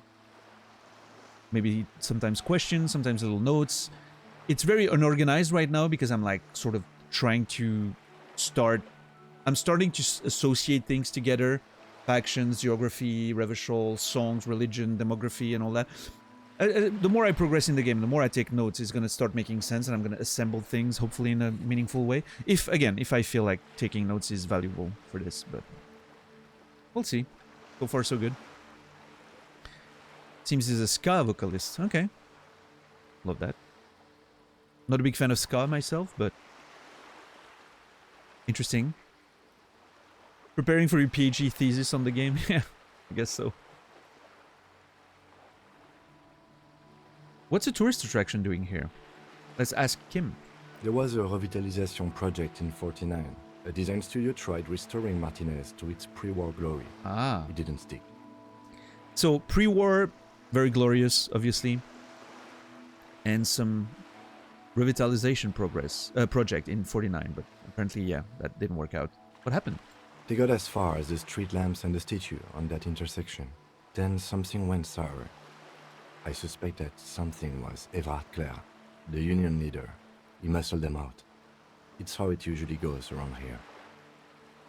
They got as far as the street lamps and the statues. Something went sour. I suspect that something was Everard Clare, the union leader. He muscled them out. That's how it usually goes. Why would he muscle out a revitalization project? Does the union benefit from people being poor and staying in that current state? Cool. I dig organized crime. It's the best. It's funny because I read that it could totally be sarcastic, right? But I'm not sure if that's exactly the way the game wants to do it. I'm not sure if it's supposed to be sarcastic.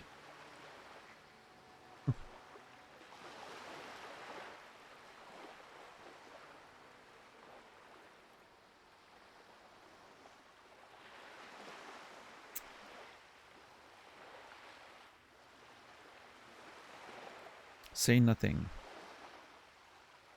Can we do something about it?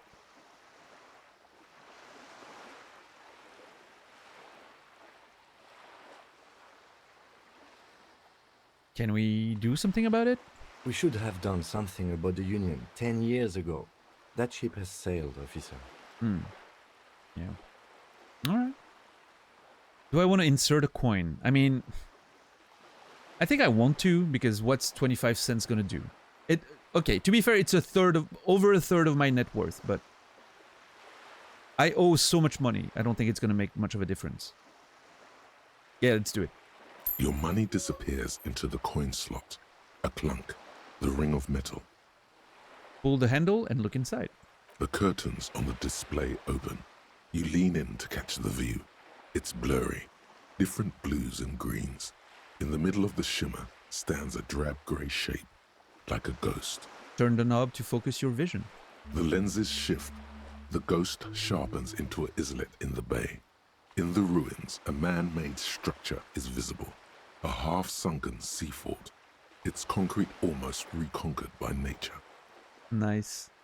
Again, I love that we're not seeing any of this, but the picture the worlds are painting is so beautiful. Also, I leveled up. Fuck yeah.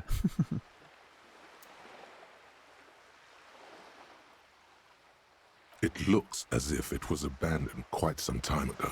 Nothing but a rotten tooth remains of the anti-aircraft tower. A lonely birch tree grows out of it. The anti-aircraft tower. Okay, so that's like war stuff remaining. Its leaves ripped from it by the winter wind. Oh, empathy. I'm having empathy for a lonely birch tree. That's amazing.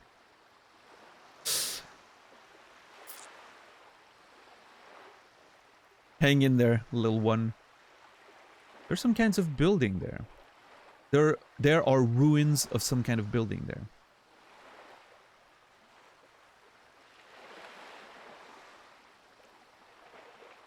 I'm gonna go with hang in there, little one. The little brave birch tree seems to wave back in the wind. Oh, this is so cool. There are ruins of some kind of building there. Really? I don't have the eyesight to make it out. The lieutenant takes off his glasses and cleans them. Alright. That's it. Alright, we can level up. Hell yeah. Okay. So again, the same question as before comes to mind. Do I want to compensate for some of my weaker stats, or do I want to push on my strong stats?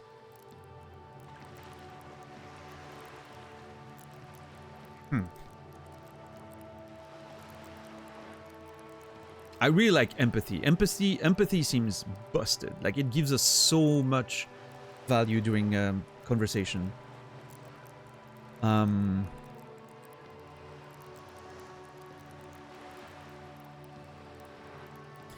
There is a world, however, where I put a point in shivers. Just a point. Just to get a few of those moments, maybe, with shivers that I'm very interested in.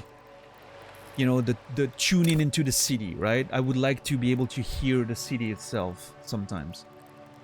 Get a bit more of that feel for, like, that instinct, that intuition. When we're just around exploring, right? As we're about to go out and explore more in the near future, I'm assuming. Man, I'm so... Like, I have no idea how big the game is, right? In terms of, like, geographical sense. How big of the land is. Like, the explorable areas are. And I don't want to know, of course, but... It's pretty... it feels like we've barely moved yet, right? We've just stayed in a very small circle. And there's already so much that has happened. It's insane. It's such a dense game, right? Such a dense video game. Obviously Endurance. We've already suffered the effects of Endurance being too low, but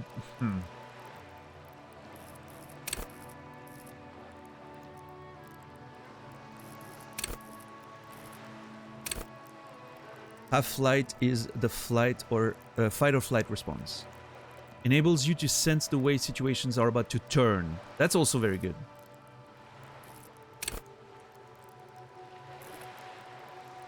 City lovers, the wisest of the streetwise, the genuinely supernatural. I do like shivers. I think an extra point in shivers, just to, you know, get it to react a bit more. Like, perception has started to react a bit more for us, which was great, right? So I think shivers, maybe reacting a few times. Maybe later we can find a way to add some more points to it. I don't know.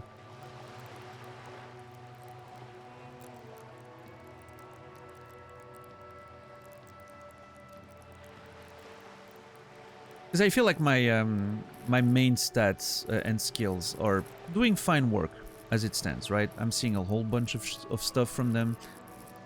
I don't feel the need to get more, if that makes sense. Right now. Maybe later, right?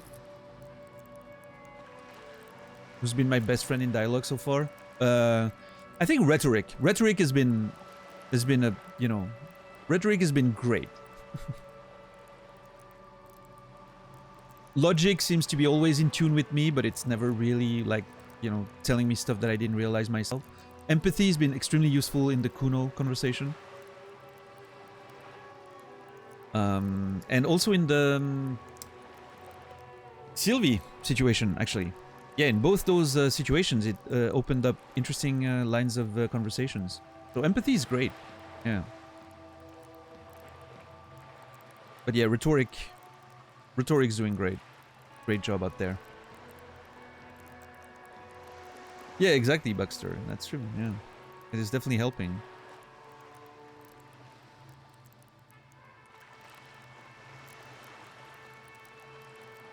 Whole lot of conversations happening, huh?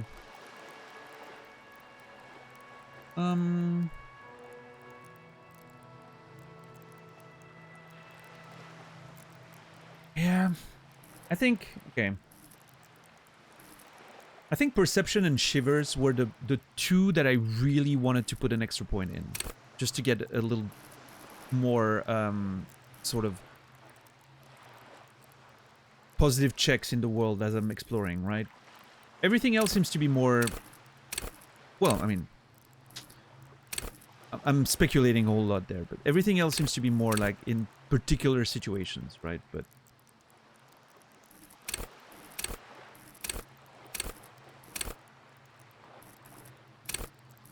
like the idea of picking up on stuff as I'm just exploring, right? Enables you to hear the city itself. Scenes across the city happen in front of you. Oh yeah, see? That kind of shit. Jeez. I would love that. Yeah, okay, I'm putting a point in Shivers. This is making me I'm almost regretting not going 4422. To be able to have more points in these. But I'm sure, you know, at the same time, I cannot complain about the great things that all those stats have opened for me, right? Those skills, sorry. They've opened so many interesting bits of dialogue, and I need to accept that I'm gonna miss things anyway, right? I am gonna miss things. It's impossible not to. There's too much. So, yeah. Esprit de Corps has also shown a few interesting scenes. So yeah, I would not want to pass on these either. But yeah, I think I'm gonna go Shivers. Little point in Shivers.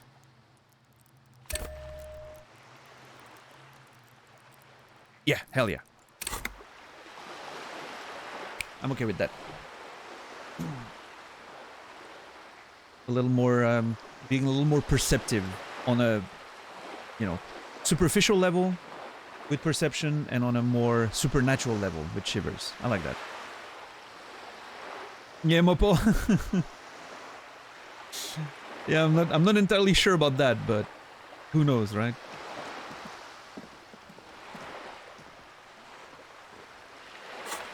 So, how are my thoughts? 4 more minutes. Okay, we need just a little bit of conversation, and then we'll be good. Well, let me talk to the girl up there.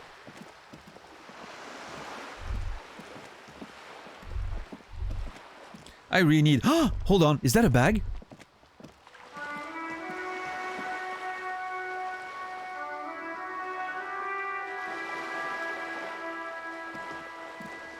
One thing Outer Wild doesn't have, replayability. Yeah, I can see replayability being interesting here. But still, I mean, I think for me personally, a big part of it is not knowing, you know, discovering all the things and the conversations and the story and all of that. But I'm not sure how much I would enjoy replaying it even with a different build. Maybe for the curiosity aspect of it, but it's maybe more something I would do off stream just to get through some of those. I don't know. Maybe not. Well, I mean, I'm talking a lot of stuff about you hear the distant squall of seabirds. Nice. I'm saying a lot of stuff even though I barely understand what the game's about yet, so maybe I need to see a bit more about the game before I can make those kinds of judgments. We'll see.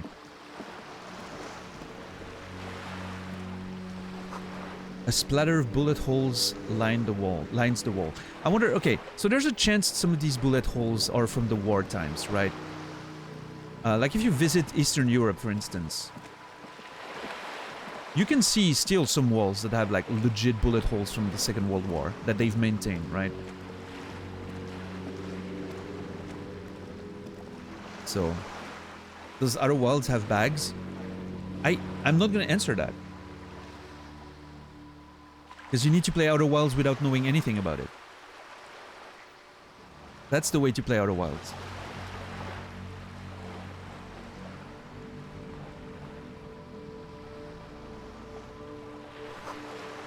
This coin-operated viewer has been banged up, inoperable. Okay.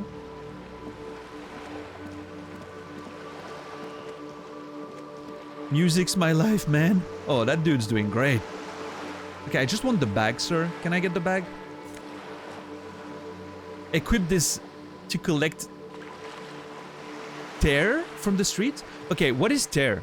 I don't know that word. I've never seen that word before. Tar? Tear? I mean, tar is... I know what tar is, so that's tear, I guess. I'm assuming from context clues it means trash, right? But...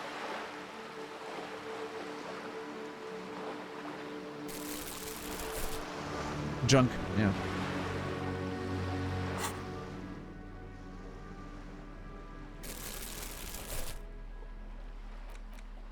Wait. Oh, there it is. Hell yeah! I have a bag of trash. I should not be that happy about it, but...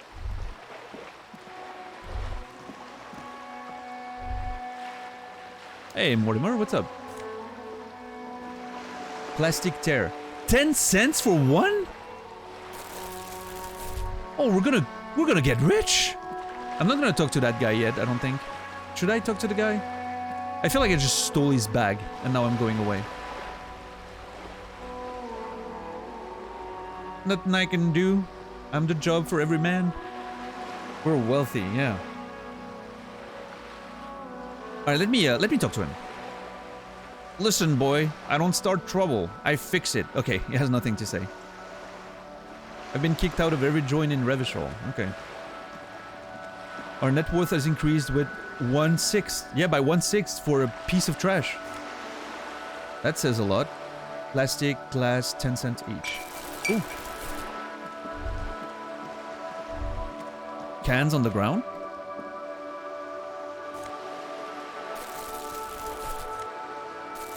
Look at us! Making bank out there!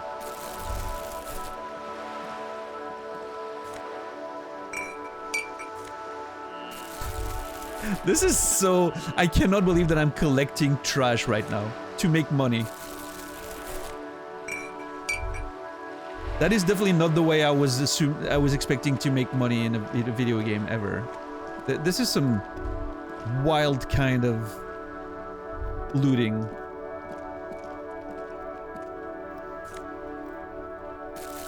I have no idea where to sell it though, but... Oh, there's a ton here. Nice.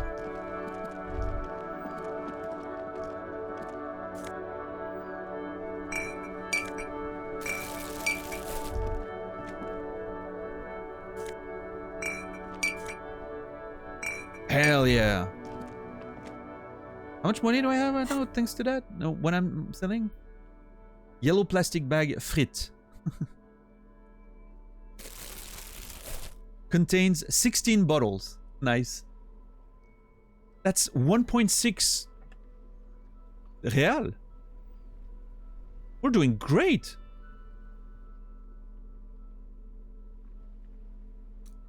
Oh yeah, Project Zomboid. I need to play Project Zomboid at some point. I've been holding out on Project Zomboid until the game's out of early access. Which I think it is now. Is it out of early access? I'm not sure. But yeah, I need to play that game at some point.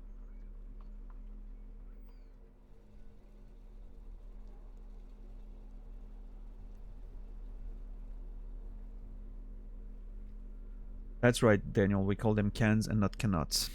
Sure. Yeah, exactly, Firdadon. Just helping, right? What's up, Sam? How are you doing today? This is the result of that defund the police movement? Sure. Yeah, Mortimer, the game's great, honestly. It's been fantastic. This plastic bag has Frit written on it in a dynamic, forceful manner that implies great prices. You crack it open, a multi gust of air flies in your face. Smells of yeast and beer. Perfect place for tear. Okay, so I guess the triple T in Frit is intentional for like emphasis. I respect it.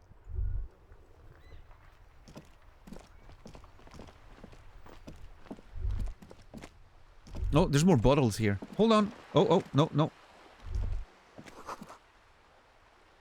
Oh, this book is titled Man from Heimdall, The Wildfire. Which book? I don't know. A book was titled that.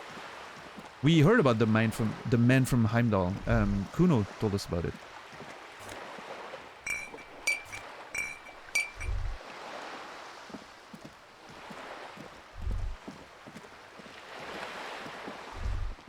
Project Zomboid is still in EA. Yeah, so it can wait. I'll play it when it's out of early access, I'm sure.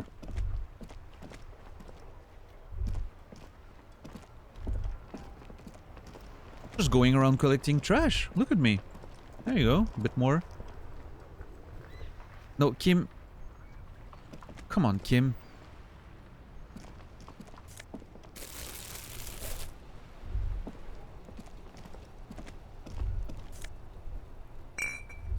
Beautiful. At this rate, we only need 600 bottles. Anytime now. I'm so fucked, by the way. I have 20 of them. And I've cleaned out this area. And I need 600. we're gonna have to find another way to make money.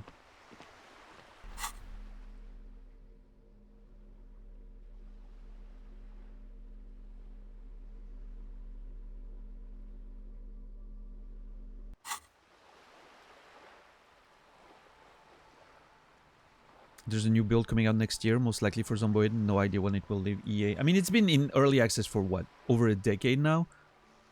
Last time I played Project Zomboid was probably in 2012 or 2013. Something like that. It's insane.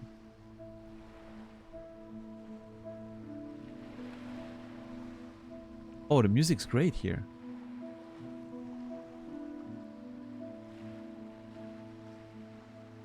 Not as bad as 7 Days to Die. Actually, it's exactly as bad as 7 Days to Die. Honestly, they started pretty much at the same time. I remember both of them coming out roughly around the same time.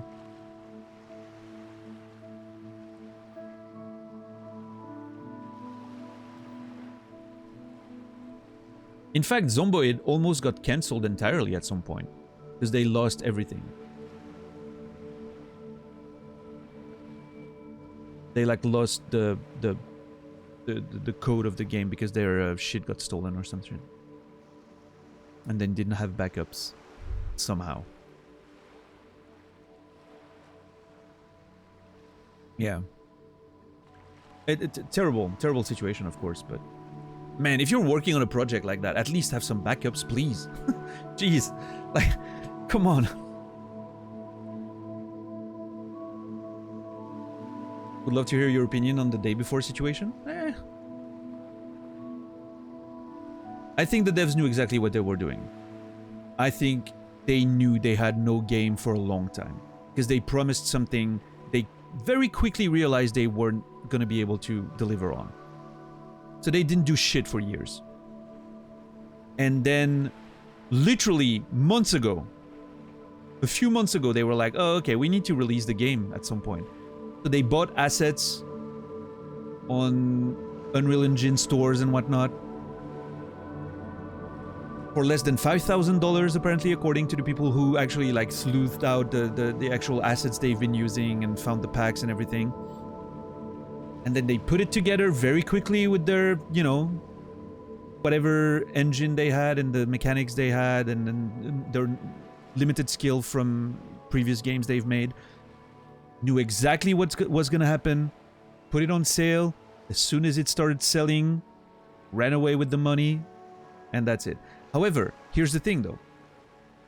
They sold it on Steam, and I don't think Steam actually delivers the money before a month at least.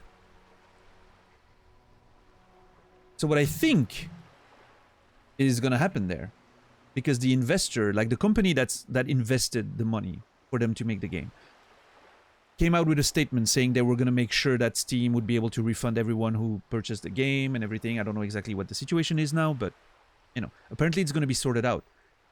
So I fear that the dev may actually make no money at all. But that's okay. I think that's okay. You know, what I mean by that is I think they're okay with that. What I think they want to do more than anything is disappear, and they're going to come back under a new name, company name, right? And they're gonna start doing the same shit all over again, right? That's it. That's what probably is gonna happen. But I don't know, hopefully the internet stays vigilant, and if they come out with a new company, they're gonna, you know, they're gonna get called out instantly and nobody will buy their product. Because clearly there was, I mean, again, I don't know. I'm saying clearly, but I don't know, right? I don't have any information that you guys don't. But it seems to me very likely that there is malice involved. I think they knew exactly what they were doing, which is why, you know, I'm not surprised by the 4 days to shutdown. It to me, just an indication that they knew exactly what they were doing. There is zero way that they release a game and then shut down a week later before anything has any time to happen. It doesn't happen this way. If someone's financing them and they have like investors, they're not gonna wait until the release of a game and then the game releases and then 4 days later, oh yeah, we're shutting you down. No, they're gonna wait for, you know, the money to come in and see what happens, right? There's no way that a company would invest up until the release and then not continue with it. It seems nonsensical. But again, I mean, you know, sounds like an insurance scam. I don't know. Maybe. I don't. You know, again, I'm not an expert, but yeah. It's just another, you know, we've seen many scams like that in the gaming space. There hadn't been one exactly like that in a long time. The last big one I remember of was War Z. I don't know if you guys remember that game. That was a big, interesting little situation similar to this one.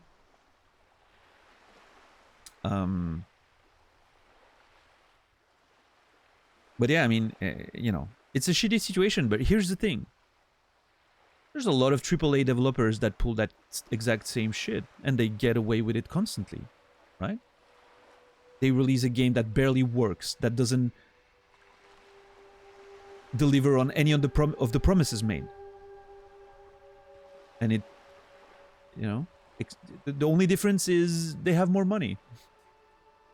But they can get away with that shit, right? They don't have to shut down. They can just keep getting away with it. And maybe if down the line they fix their game, they're getting free advertisement because everyone then is like, oh wow, that game is amazing now, you should totally play it. And then it becomes a success 4 years after the fact. And nobody remembers that literally people got screwed up. You know, got screwed because they bought the game on release. But, oh well.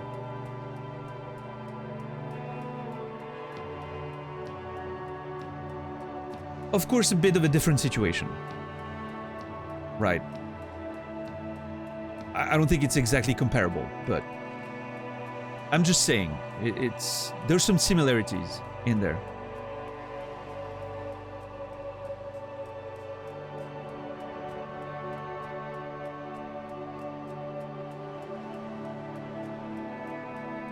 At least they continue to work on it. Yeah, no, that's true. And, you know, again, I'm not saying that they should have given up, right? I'm very happy that, you know, in the case of No Man's Sky or Cyberpunk, I'm happy they continued working on them and eventually managed to deliver on what they promised on release, but I have an issue with praising that as you know, as well as I have an issue. I don't think delivering on the baseline promise of the product you sold 4 years later is worthy of praise. I have an issue with that, right? Which is why when Cyberpunk won Game of the Year for... What was the category they won?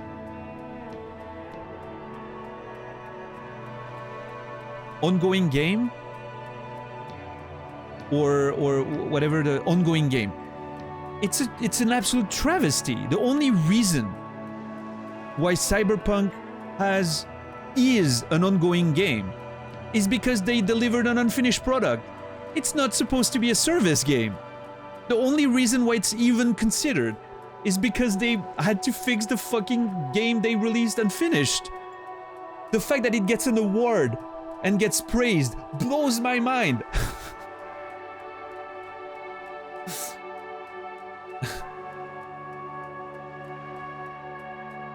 But hey, that's the gaming industry in 2023. What do you want to do, you know? Yeah, I saw that, Buckster. The poor Sean Murray. You could tell that the dude was nervous as hell. Like, that dude has legit, I'm not kidding.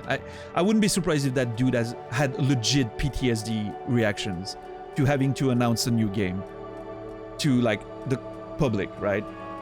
He seemed, you know, he was not feeling well on that stage. Like, you could tell the dude was nervous.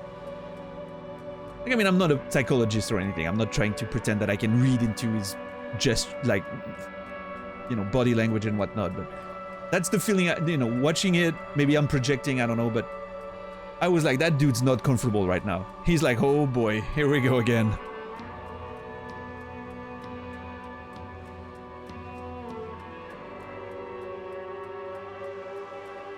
But I will say, I am excited about the game, because hopefully they learned the lessons of No Man's Sky. And hopefully whoever's publishing them, I don't know if it's Sony again, but I think so, because it's a first-party studio, I think.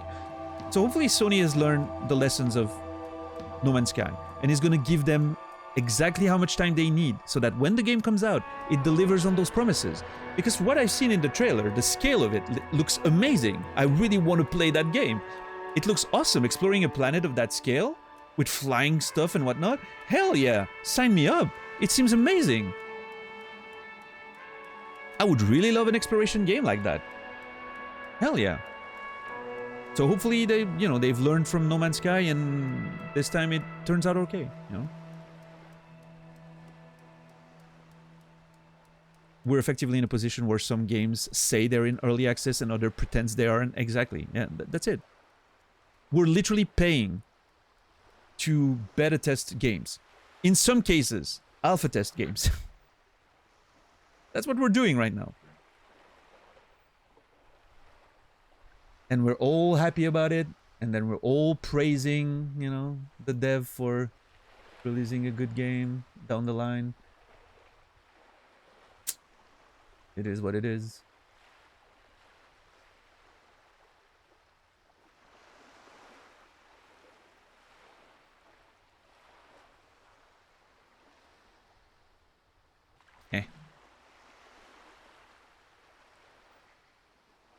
What the hell's going on here? Hold on, I was paying attention to something else.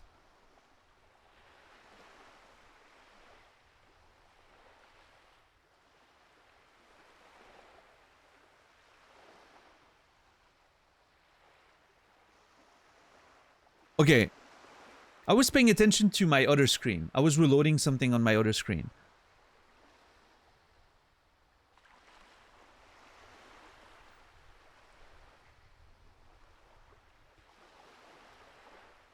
What?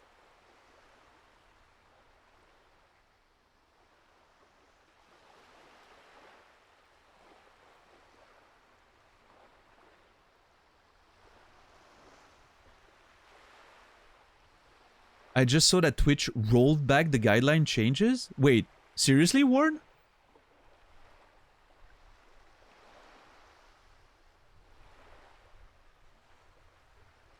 At least in regards to drawn nudity? Oh my god, dude.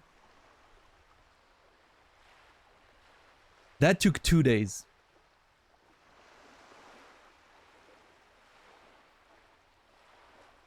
I think we even mentioned that the other day, right? Like I was saying, someone's gonna cross the line and they're gonna have to react to it, right? Well, it didn't take 2 days. There you go. What's up, Nugget? Welcome in.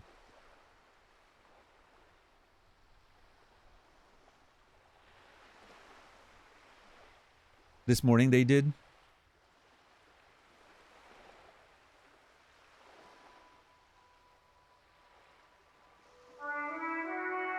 So I think what I think what they're trying to prevent, Credo, is the people who are clearly abusing the line and literally drawing porn, or having like porn drawings of their VTuber avatar. Like what I was seeing the other day, like the day the changes were implemented. There was a VTuber that was doing the whole, cutting at the nips angle with their model, and then they had literal porn pictures of their avatar around it.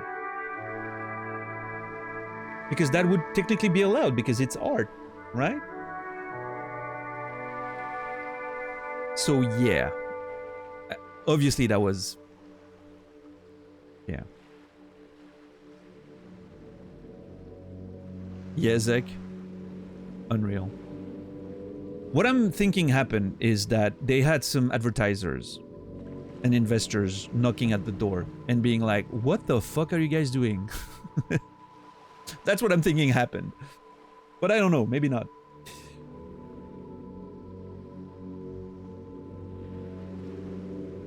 Yeah, $10. No.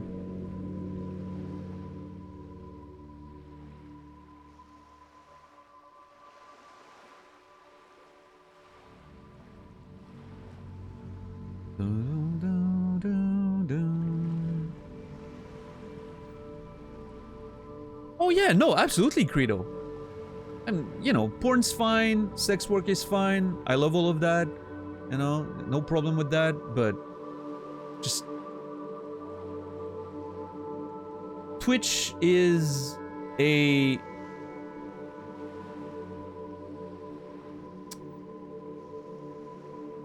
very accessible website. Which, I mean, let's be fair. Every website is accessible on the internet these days. But at least there's a distinction, right? If a kid goes on a porn website and their parents look at the history, well, they're like, oh, okay, well, we need to talk, right? If the kid goes on Twitch to watch porn or softcore erotica or whatever you want to call it, he can always say, oh, I was just on Twitch. And the parents are like, oh, yeah, it's Twitch. Twitch is video games, right? Or something, right? And it's supposed to be fine. Or does Twitch need to be implemented in like parental guidance, you know, blogs and whatnot? Like every, you know, parental blogs, do we need to put Twitch in there with all the porn sites and whatnot? You don't want that, obviously, as a company that wants to, you know, have like a broad mainstream appeal. Now, Asmongold was making a good point about that. Someone linked me to Asmongold's take on the situation. He was saying that Twitch isn't really family friendly anyway. Kids shouldn't be really watching Twitch, right? Because there's a lot of conversations and stuff happening that, even in like normal gaming streams, that are not really for kids. And I get that, right? But yeah, I don't know.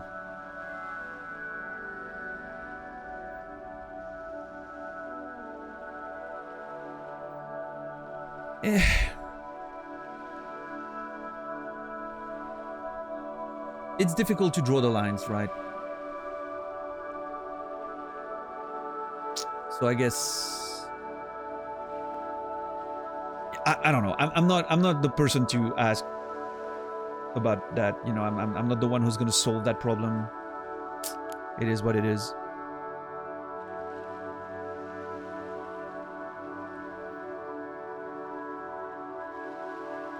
Well, I mean, sure, but they help the platform grow for sex work and like sexual content.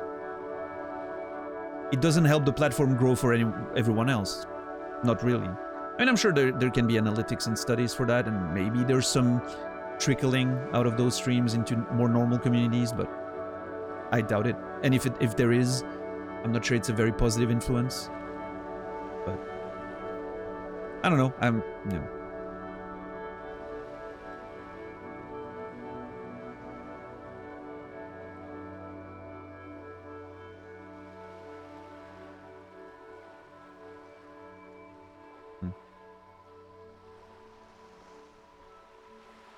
So, okay, now I'm confused. I was thinking it was some kind of idle animation, but I'm not seeing it happen anymore.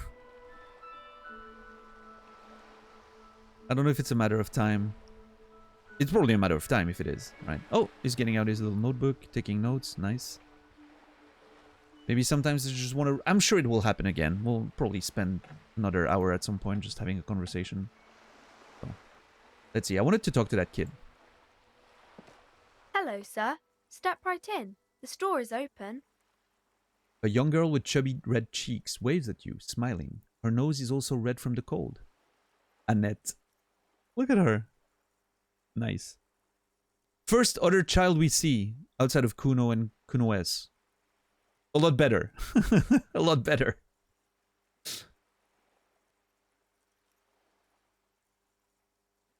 Yeah, Buckster, that's probably also a factor. Obviously, I have no first-hand experience on that, and, you know, I've seen people sexualizing normal creators, if you want to put it this way, before hot tub streams and just chatting streams were a thing. It always happened for women, unfortunately.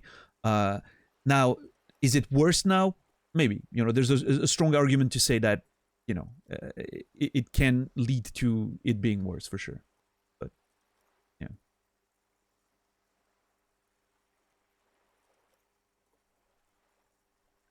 Yeah.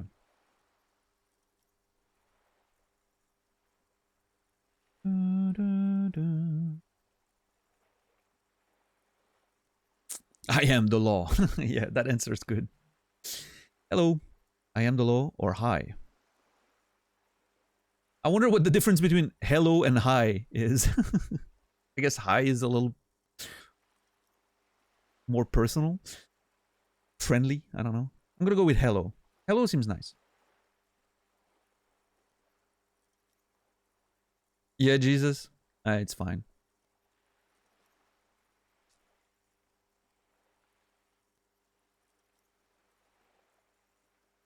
Are you interested in a new and exciting book? She stomps her feet to feel warmer. What kind of a store is this anyway? A bookstore.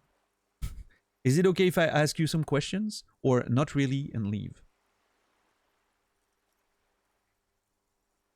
Even Daniel has showed himself topless on stream before. Well, it was a picture of, you know, old workout, transformation pictures when I was hitting the gym a lot. So I haven't shown myself on stream. To be fair, I don't want children watching my beard brush. Yeah, and I don't want children to listen to my conversations for the most part, right?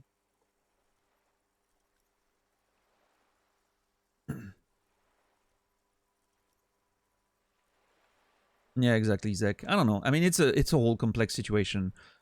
I don't think, I mean, I have the knowledge, or I don't think I'm in a position to have a very informed opinion on it, but whatever they're doing now is definitely not the way, that's for sure. Perfect definition of a difference is Elo is Obi-Wan and Hi is Anakin. Yeah, that actually makes sense. Here's me thinking the Void is the sexiest thing on Twitch. Well, allow me then, Noger. Enjoy yourself, Noger. Let me know when you're finished.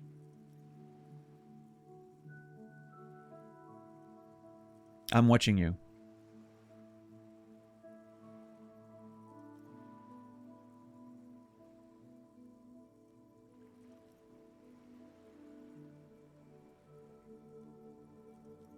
What kind of store is this anyway? It's a bookstore, sir. Sure. We sell books, postcards, and some board games. It's called Crime, Romance, and Biographies of Famous People. What a name. Board games, though. Books? Postcards? Easy. Even a kid would know all of this. Little girl, I know what a bookstore is. Books are like very long letters with stories inside them. Or, nah, it feels inappropriate to lecture this girl. I'm not gonna lecture the girl. Come on, Encyclopedia. Encyclopedia can be a little bit of an asshole sometimes. Don't be a fool. As an expert, it's your duty to tell what you know to everyone. Don't tell me what to do. Sir, are you okay? You've been standing here silently for a while now.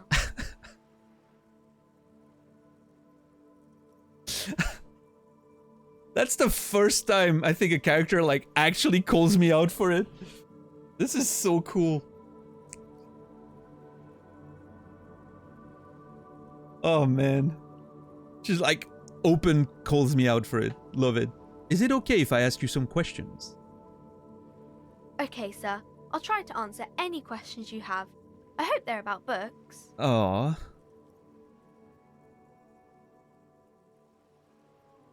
She's nice. What is your name? My name is Annette, sir. My mum, her name is Plaisance. She owns the store.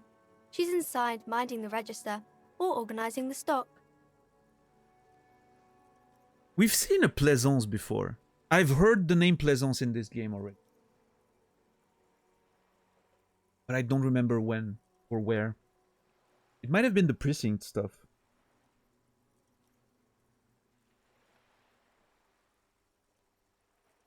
Should take more notes. I should take more notes. I need to start taking more notes.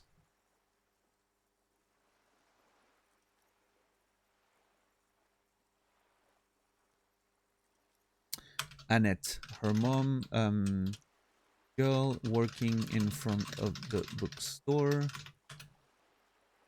Mom's name is Plaisance.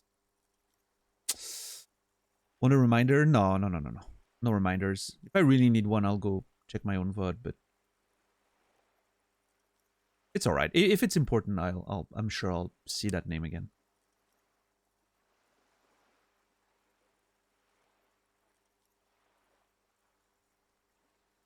Oh yeah, also I did not really like, you know, the way she said you've been standing here silently for a while now. I did not realize how much it related to the whole actually us sitting there and talking for an hour before talking to her.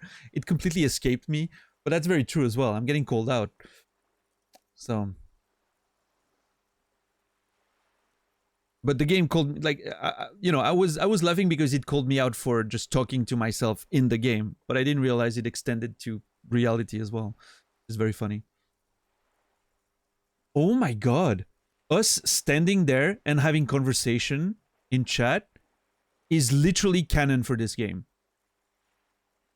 For the character, I'm just having conversations in my head with imaginary people. It works, it fits. You guys are imaginary people in my character's head.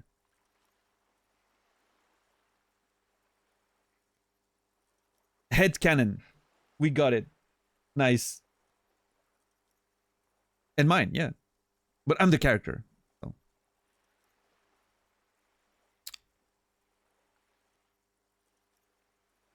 She's inside minding the register. The girl gazes at the window, suddenly jolts, her eyes wide as if recalling something. Feel free to step in and browse our wares. She was like absent-mindedly looking at her mom, thinking about her, and then suddenly like she's like, oh, I need to, you know, do my job, right?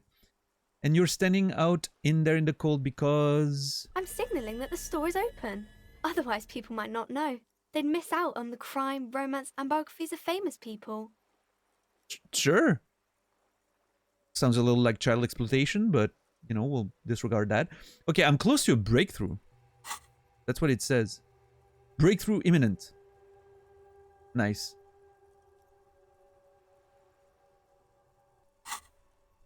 Continue. You are honored to be your NPC. Nice. Love it.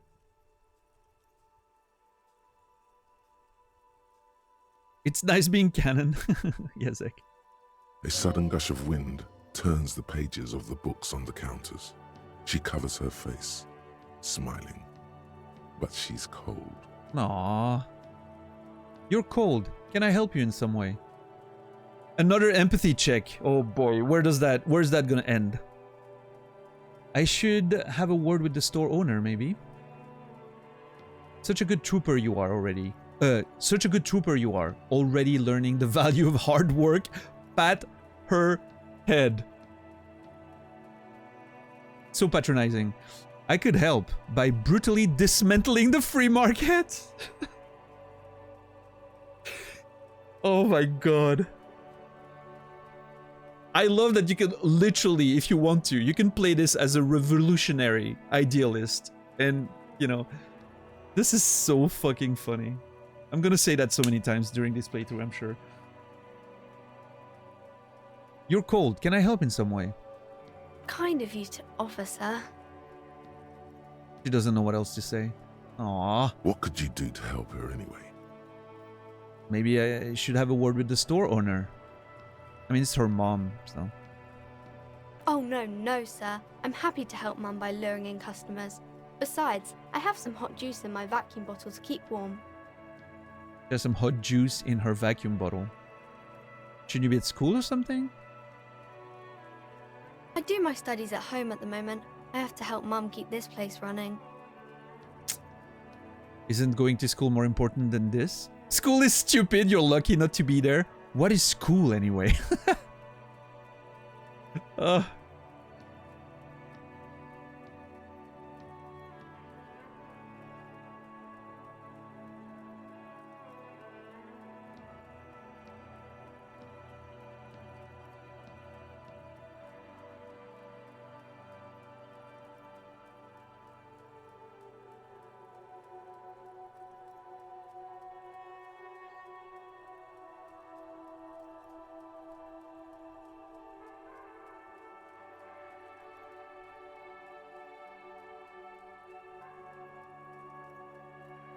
She seems bright. I wonder what she would answer to that. I don't want to be dismissive of what she's doing, right? That doesn't seem very nice. Saying school is stupid isn't true either. I don't think so. What is school anyway? Let's see what happens. School? Well, my Mine is a big yellow building on Boogie Street, and the people there run it. They say it's a charity. A big yellow building on Boogie Street. The people run it. They say it's a charity. Okay, I do have to take one of these though.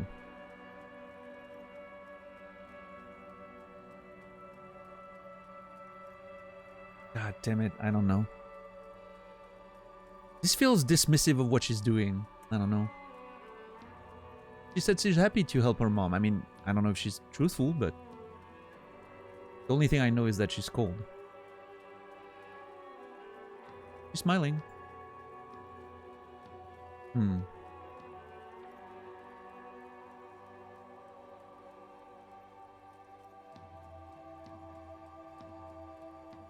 I love the idea of being so hungover that you forget basic concept. That's not really how I took it. Like, for me, it was more of a, you know, like a sort of deeper conversation about what is school, right? What's the value of school in this society, for instance. But the way she replied was very, you know, very naive, right? Yeah, well, school for me is, mine is a big yellow building, right? But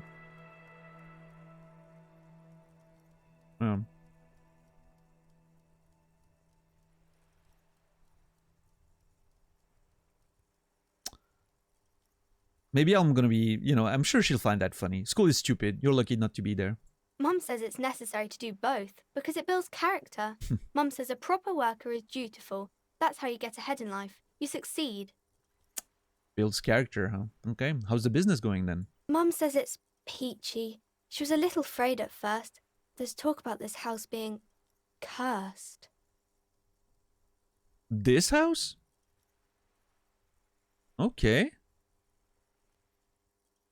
But it's peachy. Business is peachy, guys. So, at least there's that. Behind her, the window has been boarded up. You sense the boards creaking, twisting for a second, and some kind of doubt in her tense shoulders.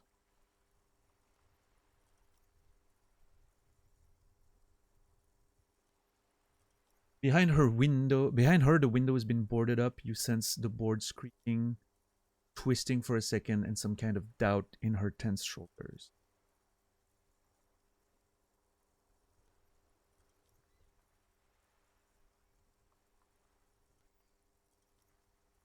Good to hear that it's going well. I'm sure there's nothing to worry about. No, I'm interested. Cursed, in what way? Cursed in the way that makes them say that no business has ever really thrived here, sir. That they all go... She's looking for the right word. Ass up, bankrupt, or say nothing.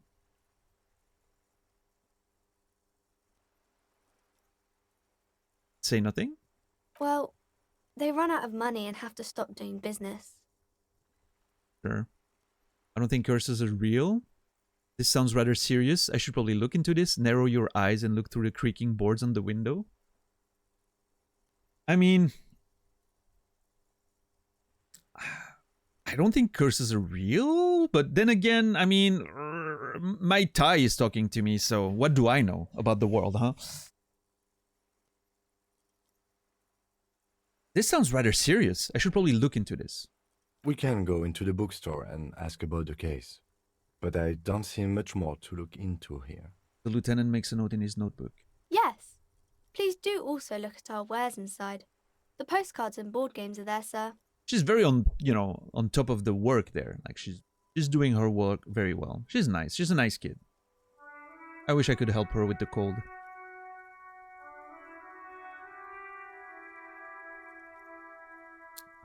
What do you know about the other failed businesses? Nothing really, sir. Mum doesn't allow me to sneak around in the back rooms or the cellar. I don't really know what's there. Oh, interesting. The back rooms or the cellar? Looks a bit disappointed. How does this curse manifest itself? It does not manifest itself in any way. It does not exist. I liked it better when we were talking about whether it's appropriate to stand out in the freezing weather. But Kim, the plasmic manifestations! Fine, I'll show you.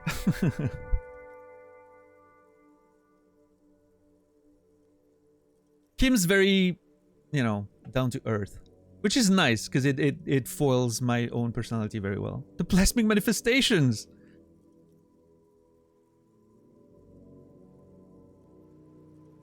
No such thing. The lieutenant stands at your side, stern and serious. Anything else you wanted to talk about, sir? Mm-hmm. Enough about the curse for now. Maybe I can tell you about some of our books instead. Yeah, sure. What is this crime business? Crime fiction is about murders or burglaries or things like that, and the work of a policeman or a private detective who's trying to solve a crime and catch the criminals. Wait, not crime fiction. I need to know what crime is. Why should anyone want to read about crime? Why would anyone? Okay, I get it. Crime murder gets the people going.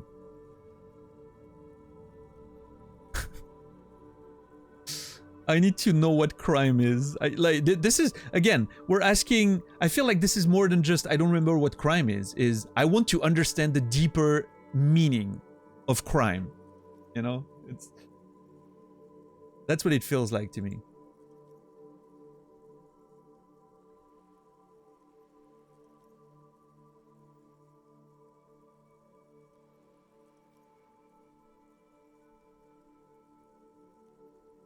Mm-hmm.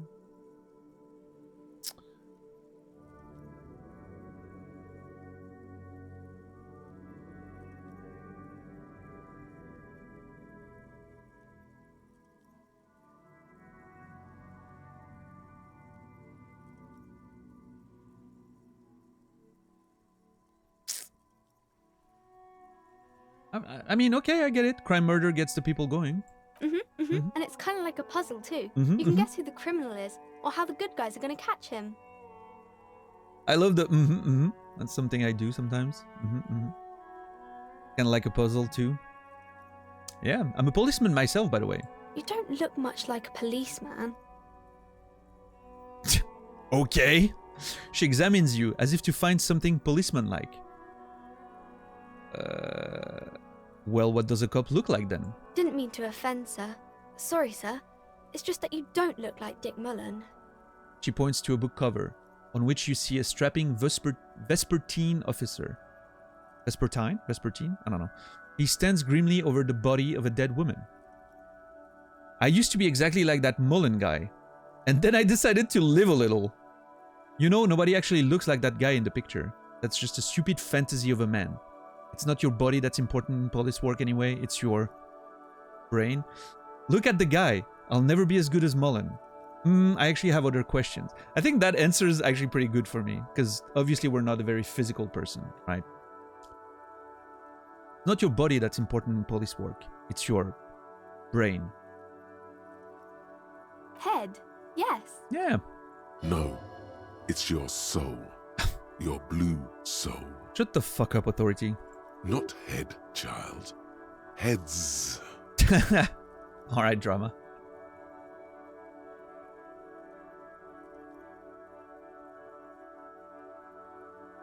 That Mullen guy looks like a Hampelman. Who could respect that face? He's not even drawn correctly. He lacks soul or flexibility. There are millions of different people out there, and you have to get into their heads. Sometimes you gotta be the killer. Catch the killer. Isn't that very dangerous? She examines the picture of Dick Mullen. Policemen live and breathe danger, little girl. Mullen obviously lacks the chameleonic skill. Unlike you, sir. He's just a fictional character. He's no match for you. Well, she's very kind. I think she's yanking, being polite, but... Maybe you can show me some real police work, sir. Like in the books. Oh, shit! I only have 2 composure, but... I do have +2. Because I saw she was cold, and I'm afraid of the curse, which helps because I relate to her in that way. Okay, I'm going to deduce something now. It's a white check, so I can do it again. You know what? Let's wait. Maybe other conversations are gonna give me other bonuses. Let's see. What is romance? I'm worried about losing the check though. You can stop calling me sir. I am but a working man. I mean, what is she gonna call me then? I don't, I don't know my name. You know what? Let's deduce. I'm gonna try to deduce something. Let's go. 42%, I believe.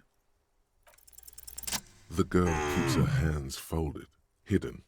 Why is that? Double 6, baby! Let's go! Actual critical success. Hell yeah.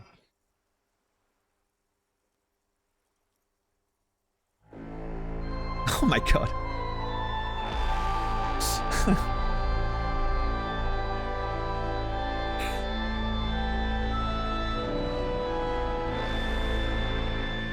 Warren, thank you so much for 5 gifted subs. 80 gifted subs total. Jesus. Warren, you're aware there's probably a lot of checks in this game if you're gonna give me money every time.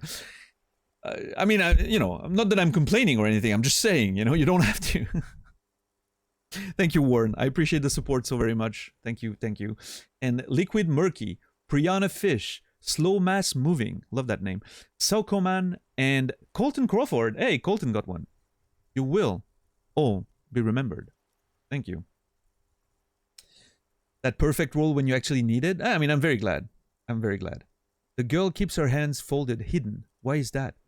Why you keep your hands folded? What do you mean, sir? He looks wary. She knows where this is going.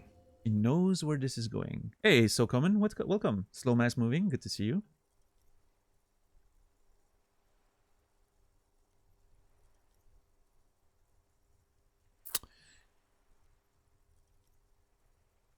You don't need to be worried. I'm here to help. You can show them to me, or actually, I'd rather not deduce anything. Every time I deduce, people get hurt. What did I miss? I was gone for a day. Okay, it's hard to answer that. It feels like you missed so much, and at the same time, nothing. The VODs are available if you want to catch up as soon as I finish the stream today. I don't know. We made our way out of the cafeteria. We started talking. We talked to the precinct and Sylvie on the phone. Then we went to examine the crime scene. We had a long conversation with Kuno. We couldn't check the body because we can't not vomit. And then we just walked around and collected some bottles. And we had to wait half an hour to check the body again because of the wind. And that's probably the next thing we're going to do once that conversation is over, because the half hour finished 10 minutes ago. Well, 9 minutes ago. And that's roughly what we've done, right? You missed Kuno, yeah. You can, as I said, you can probably check the VOD and, skip during the long conversations that have little to do with the game and catch up pretty quickly. There's a chance, I'm not sure yet, but there's a chance I will not be streaming tomorrow. Take tomorrow off, rest a bit, and then come back on Sunday. I'm not sure yet. I have to decide. So maybe you'll have an extra day to catch up on the VODs. If you need to. Yeah. I'm not sure yet. I may, there's a part of me that wants to take the day off tomorrow and just order a pizza or something. I've been thinking about pizza lately. I don't know. Every time I deduce, people get hurt. That's a very sad thing to say, right? I don't think that's, I don't know. I mean, maybe it's weird that he says that. I wonder if it's like a feeling that he has, even though he doesn't remember his past. You don't need to be worried. I'm here to help. She looks around anxiously. Her hands remain folded in front of her.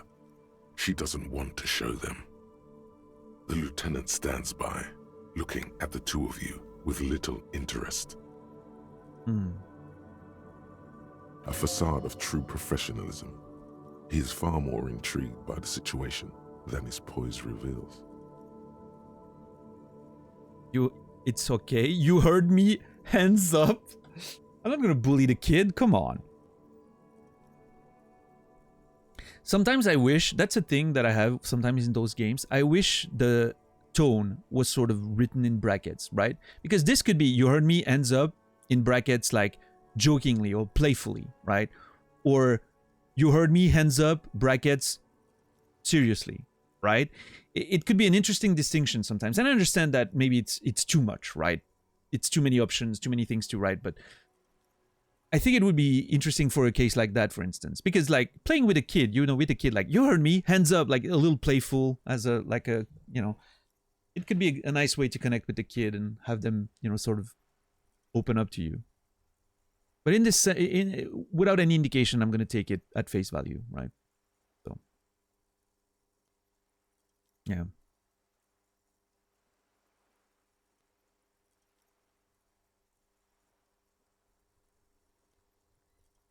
They already wrote it with a tone in mind because there's follow-up dialogue, but you could have several follow-up dialogues, right?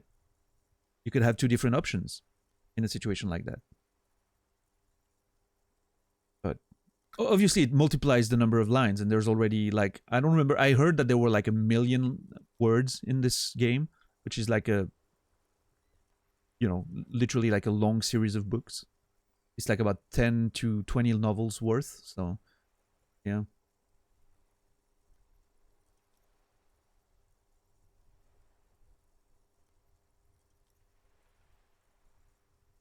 Even with single choice, would be nice if you saw the tone of number 2. Yeah, in a case like this, for instance, I think the tone could be, which is why when in doubt, I have to take it at face value, right?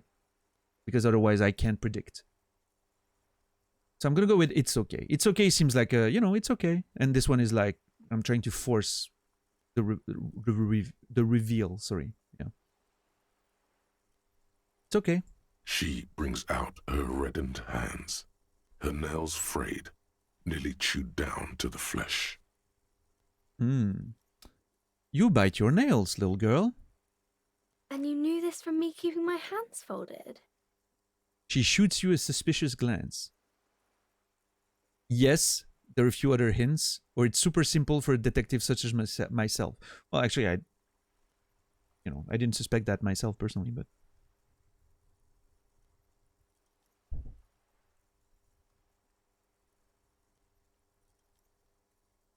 Or let the player pick it. Well, that's why I said, it should be 2 options, one with, playful and one serious, in brackets, right? But yeah, obviously it opens up way too many dialogue options, and it would literally add 30% total words to the game, probably. There were a few other hints. I'm not sure if they were. If she asks me about it, I hope the game's going to provide them to me because, she shoots you a suspicious glance. There were a few other hints. Well, that proves nothing. Anyone could do an easy deduction like that. Her eyes flash with defiance. She's not impressed. She actually is impressed. This is more like a defensive reflex. Nice. Thank you, suggestion. Want more? I bet I can figure out why you bite your nails. I got a few reasons in mind. You think so? Fine. Do better. Do something about me.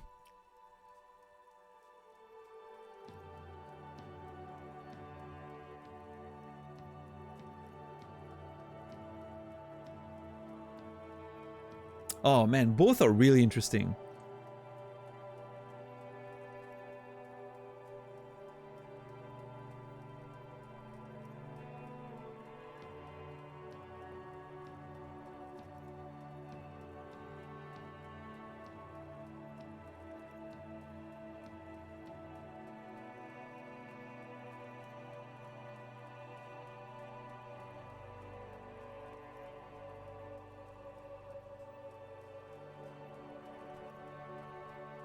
So she's on the defense, like she's using that as a defense mechanism, right?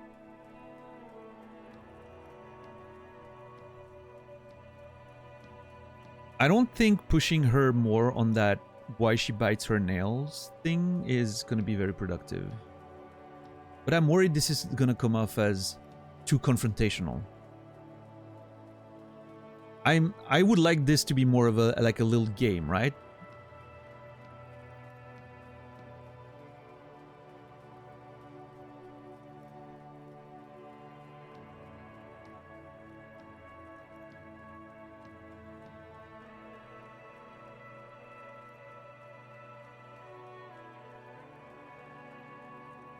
Well, let's see. Let's see what happens, I guess. You think so? Fine. Do better.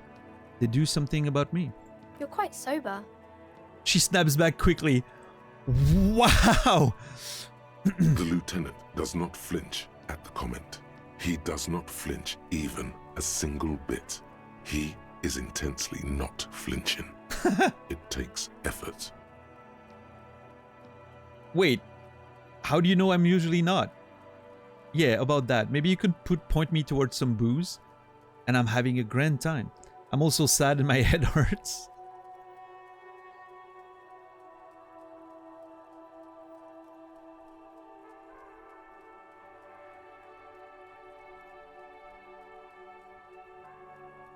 How do you know I'm usually not? Because you usually aren't. And I'm having a grand time. I sure hope you are, sir. She rubs her red nose. There she stands, swaying on her feet, assaulted by the early spring breeze. She smiles at you. The whole situation suddenly feels familiar, somehow.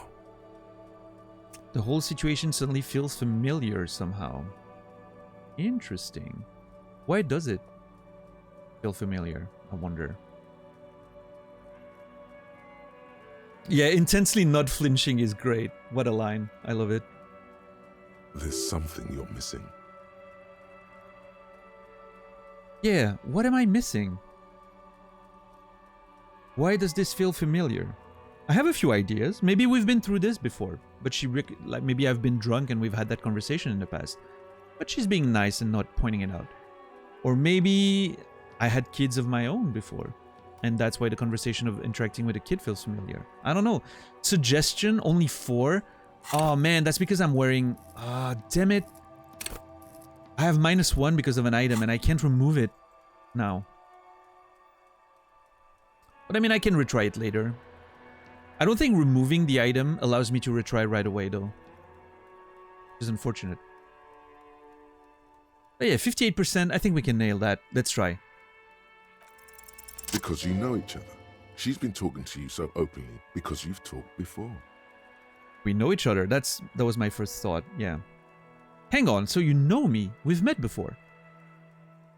On second thought, maybe I shouldn't remember. Maybe there's a reason I forgot. I don't think so. Well, I mean, because we were drunk. You know me. We've met before. Yes, I stand in this spot all the time. She sways back and forth on her feet. You've been running around all week without your shirt on, sir. Apologizing to everyone. I don't really understand what you've done wrong.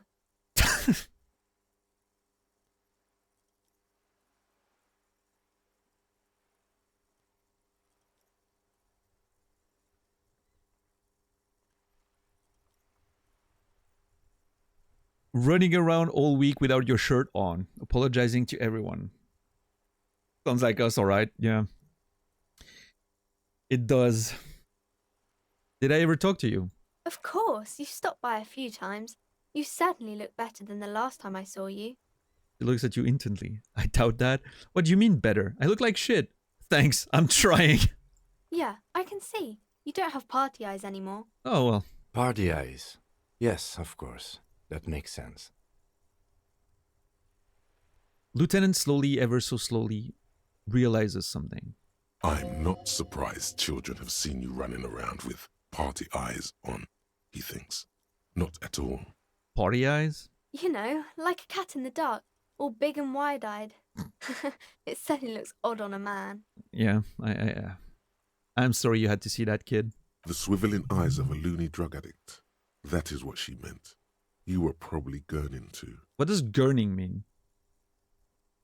Chad, you can help on these. What does gurning mean? English words are allowed. Definitions. As long as you don't include anything that pertains to the game in itself and the story and whatnot. Just like neutral definitions.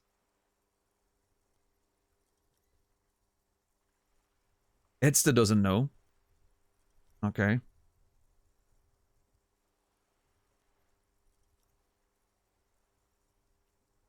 You know how uppers will make you chew? No, I don't do drugs. Clenching your jaw, not sure. Like grimacing. Make a distorted face. Okay, well, I get it. Okay. What's up, SCD? Good to see you. Yeah. Okay, cool. Appreciate it. Thank you. Fuck yeah. You should get some party eyes right now. Snap those sequins on you, boy.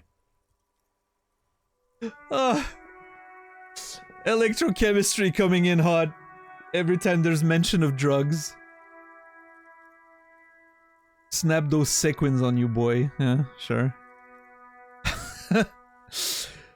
Does that mean I've been partaking in narcotics? This girl doesn't know what she's talking about. Forget about this.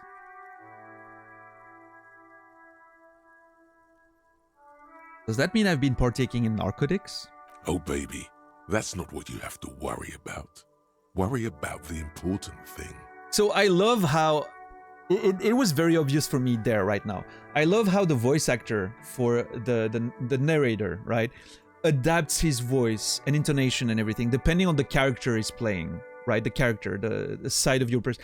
His voice, his tone, the way he's saying things is very different depending on what he's doing. And this is amazing. Like, it's so good.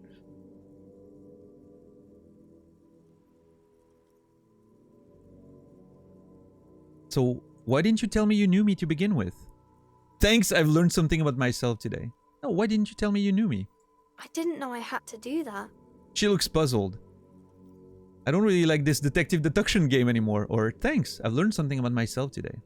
I'm glad I could help you, sir. Yeah. We're so friendly. Beautiful. Man, that was just one line of questioning. Oh my god, dude. This game's never gonna end. It takes me an hour. I was literally wanting to do that conversation real quick so I could call the stream. And, you know, tomorrow pick back up when we go see the buddy again after the 30 minutes passed. No, shit's just, you know, it keeps on going for an hour. Solution. Problem. Solution. Oh, it's only on breakthrough imminent. Oh, I guess I need to leave the conversation for it to trigger. No. Okay, what is romance? Oh my god, dude. This is gonna be a whole conversation again. It's the type of book where there's a rich lady and she has to choose between the good man and the bad man. She smiles at the thought, perhaps imagining herself in that situation. Or there could be a story about a poor lady getting a rich man. It's about man and lady business, sir. What about a poor man getting a rich lady? What about both of the men are... What about when both of the men are bad? What about when everyone is poor? What about a book where the man and lady business doesn't work out at all? Jeez, I hope I can ask all of them because they're all interesting. What about a poor man getting a rich lady? It happens, but usually the guy gets rich in the process.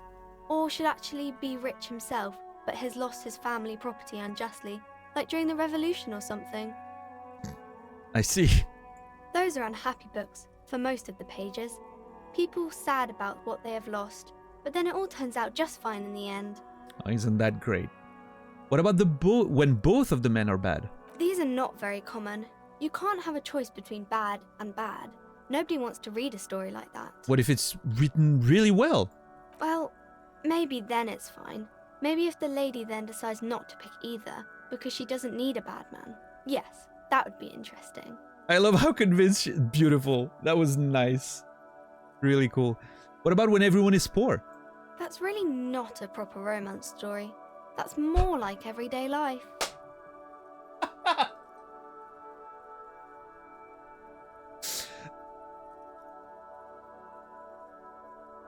A little too close to reality there, Annette.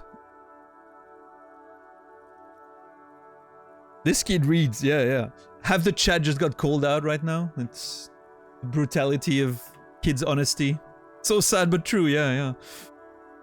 Sometimes you have to write about real life things. Yeah, poor people are boring. Oh my god. Okay, sometimes you have to write about real life things. Not in romance books, sir. These are about nice and pretty people, and everyone is happy in the end. Okay, but what about a book where man and lady business doesn't work out at all? I haven't read many of those. Maybe you should ask Mum. Yeah, you think she has one about an excruciatingly painful breakup? Or maybe I will. Yeah, I'm gonna ask. You think she has one about an excruciatingly painful breakup? I don't think it's a romance story if the main characters break up, though. She pauses, trying to figure out the appropriate answer. Oh my god. No. Think about it. One where they plunge into a torrid spiral of pain and recrimination. Only it's really long and drawn out. Scarred for life. Phantom limb. I'm just terrorizing that kid right now, if I'm going to continue on that line of thinking. Or, okay. Love it. Think about it. One where they plunge into a torrid spiral of pain and recrimination. Only if it's really long and drawn out. Scarred for life. Phantom limb. No, I don't know. She looks at you with puzzlement. Trauma dumping, yeah, just, you know. Doesn't ring a bell. Alright, I'll ask your mom. Yes, she knows books. Definitely. She nods, relieved. Continue. What was that? An idea for an unfinished novel stuck somewhere in your forebrain? I don't know, conceptualization. You tell me. You clearly have issues you need to address.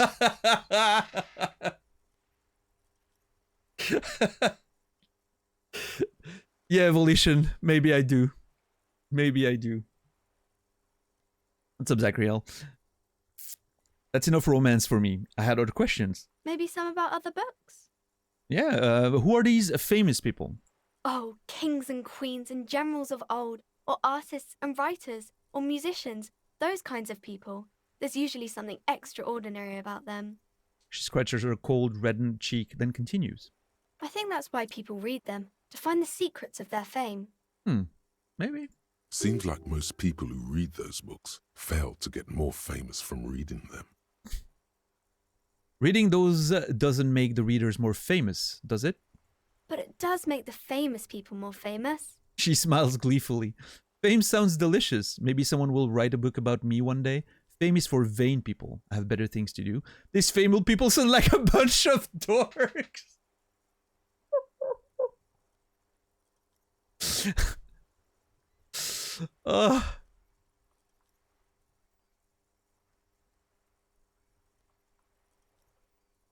Bunch of turbo nerds, those famous people, huh?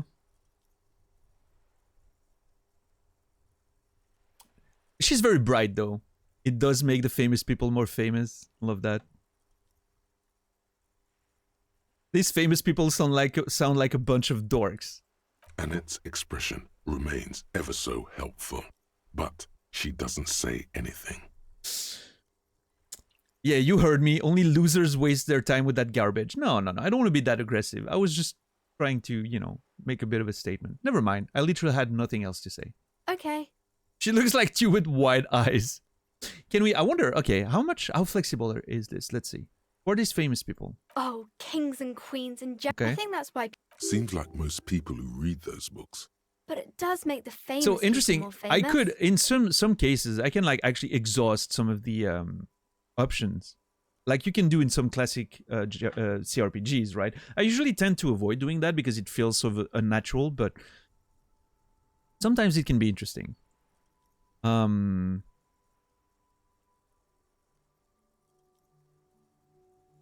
Fame sounds delicious. Maybe someone will write a book about me one day. Why would they do that, sir? Because I'll be a superstar cop in the papers and everything. That'll show him. That's so cool.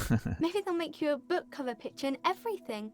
Standing over a dead body, holding a gun. Yeah, see? Exactly. She gets it.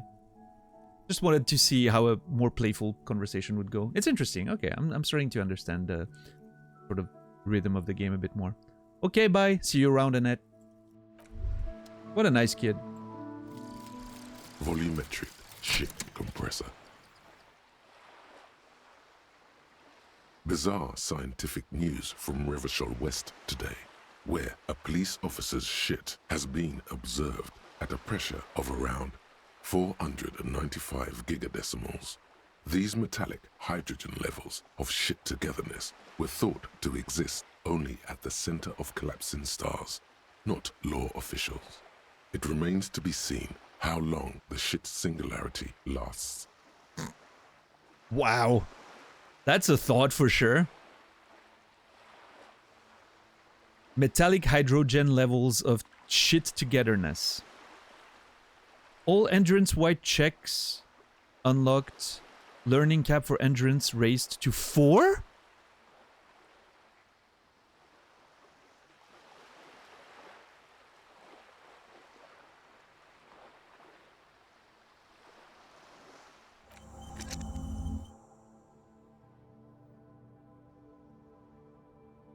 Alright, so now I can potentially forget. But I need a skill point to forget. Oh.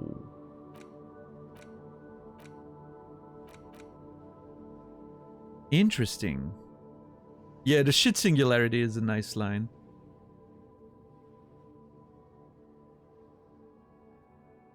So, hold on.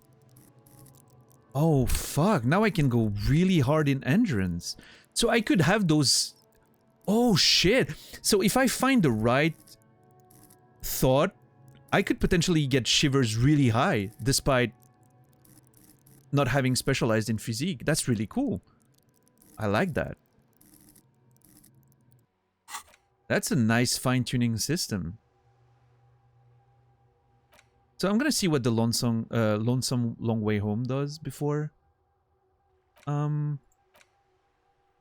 further, but the fact that it costs a skill point to forget is a bit scary. I'm gonna have to be careful with my... I don't know how it works, like... Is it gonna, like, when I get 3, I can start adding them there? Oh, I need to unlock with a skill point, I guess. Right. Cool, okay. But I'm assuming there's a limited amount of skill points I can get over the course of the playthrough, right? Because, I mean, there's only so much XP you can get. So, I'm gonna have to be careful with that.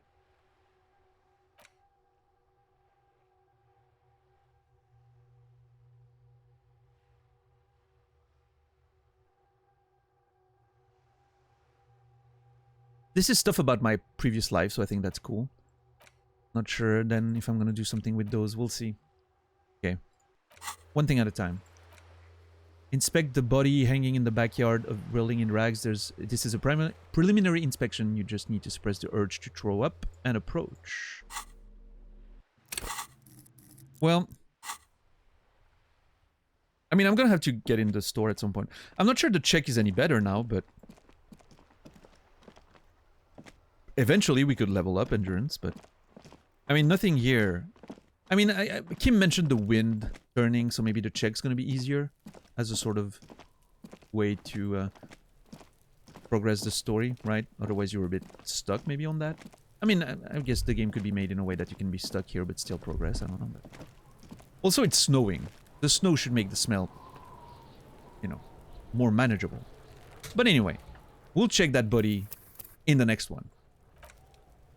Because I'm already an hour and a half past my normal ending time, which is fine. Sometimes doing longer streams on Fridays and Saturdays is fine, but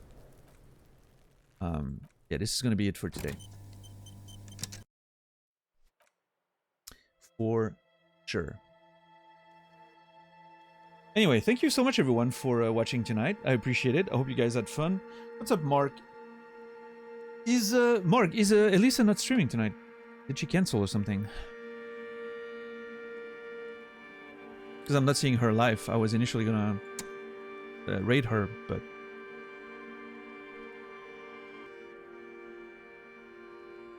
she might be. She has a family party. Okay, fair. Alright, well, I mean, I'm gonna still raid someone, so if you don't mind waiting a bit more, we'll throw a raid in someone's direction. But yeah, hopefully, you know, hopefully everyone's been enjoying the stream. I should be back tomorrow, because I'm really excited to play more, you know, Disco Elysium, but there's a chance that I'm taking tomorrow off, so I guess you'll just have to follow the channel and come and see, right? But thank you everyone for the follows tonight. Thank you for the many resubs and gifted subs and raid. I truly appreciate the support so far. You know, during this game the support's been insane, and I can only, you know, be eternally grateful for that. It's been awesome, and I'm having a blast with the game and the conversations and everything, so it's really cool. So I should be back tomorrow in about 17.5 hours. Yep, 17 and a half hours.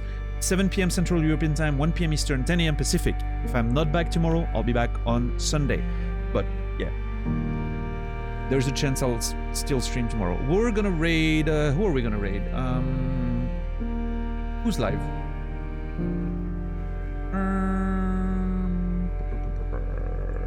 I'll raid. I'll raid Ash Monster, who's currently playing Skull and Bone. I don't get that many chances of raiding her, so let's throw her in her direction. And yeah, thank you everyone.